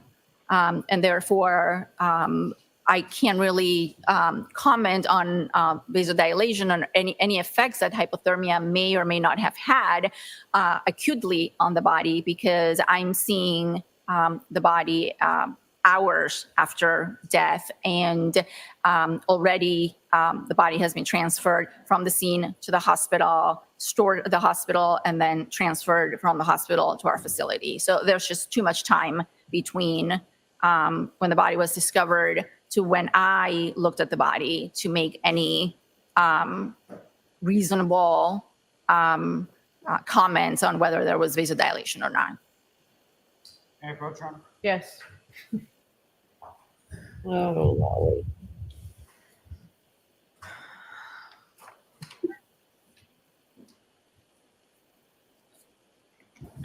Big sigh come from Bev. She's not shy about sharing her. She is a little bit. I have to agree with that, James.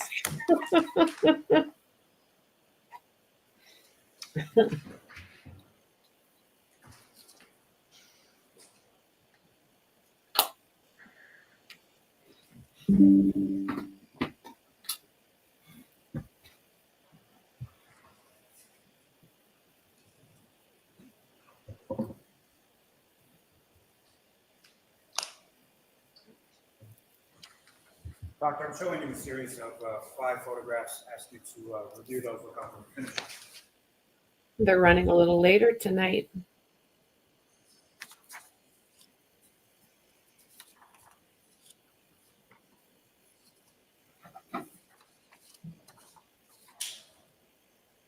I'm actually going to see counsel at sidebar for a minute, please. She wants to go home or what? What is this about now?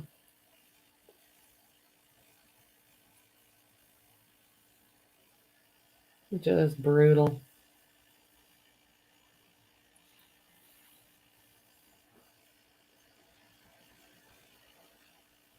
Yeah, I don't know. She just said sidebar. Sounded not very happy about it, too.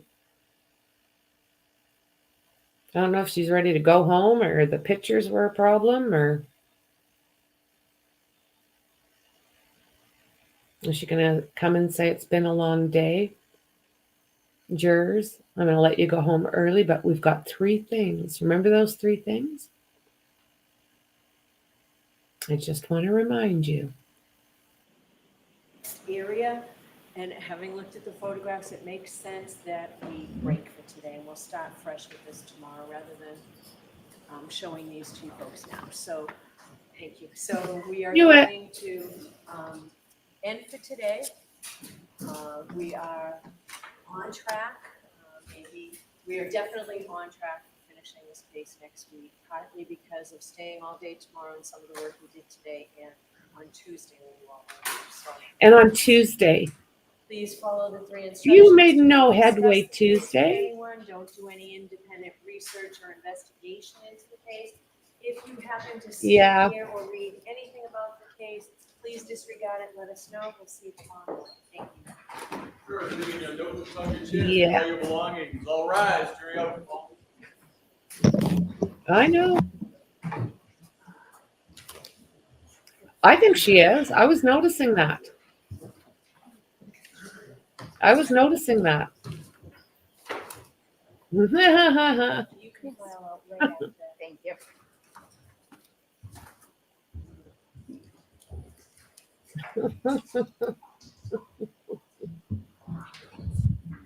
Mar. You may be seated. All right. Thank you. It does seem like the appropriate place to stop. Does anybody, so we're still in session? Does anybody need me for anything now? If we could just approach briefly, just Okay. regarding scheduling, Your Honor. Yeah. What is this with the scheduling? I don't understand her. Didn't we just do this morning, scheduling? And last time we were Tuesday? Didn't they do scheduling Monday too? Yep. Oh my God. She just, yeah. I think that's it. I think he's getting pretty fed up. Like he came in this morning. I know that they had talked beforehand about whatever, but when he came in, he looked pissed. He was beet red and did not have a happy look to him. So I don't know what happened then, but I don't know what she's talking about. We scheduling. Schedule the schedule. Just unreal. Just unreal. Hang on here before you do this. Hang on.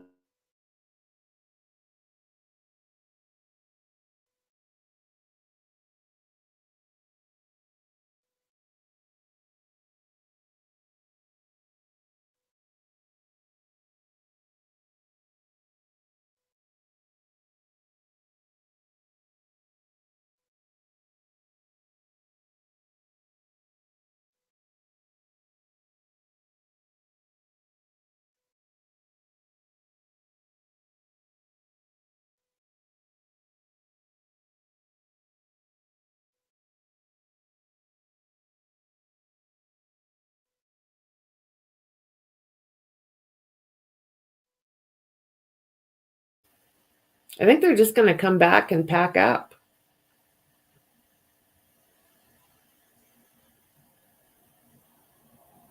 And it sounds like a full day tomorrow. So I guess we'll learn tomorrow how often she's planning on going to work next week. Yeah, he always looks good, that one, doesn't he, James? He dresses nice.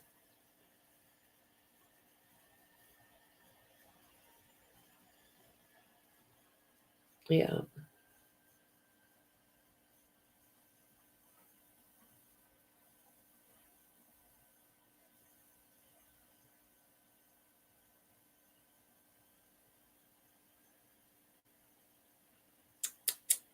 So guys, I think we'll just leave it there for today. And I'll set up for another go tomorrow. Keep my eyes peeled and see if it's 7 or 7:30. I got to think she's going to be back at 7, right? Yeah, we'll go for 7. So guys, it was another day. Lally. I don't know what to think of that guy. Oh my God. I'd love to know what happened behind closed doors there because, yeah, they came in. They were not happy campers. I'm going to find out. I'm going to probably go back and see what happened first thing this morning. I was kind of doing some other things and I seen that it got a little heated there. So I want to go back and see that. Okay, guys. So I appreciate you guys. Don't forget to subscribe, like, and share. And I'll see you again in the morning. Bye.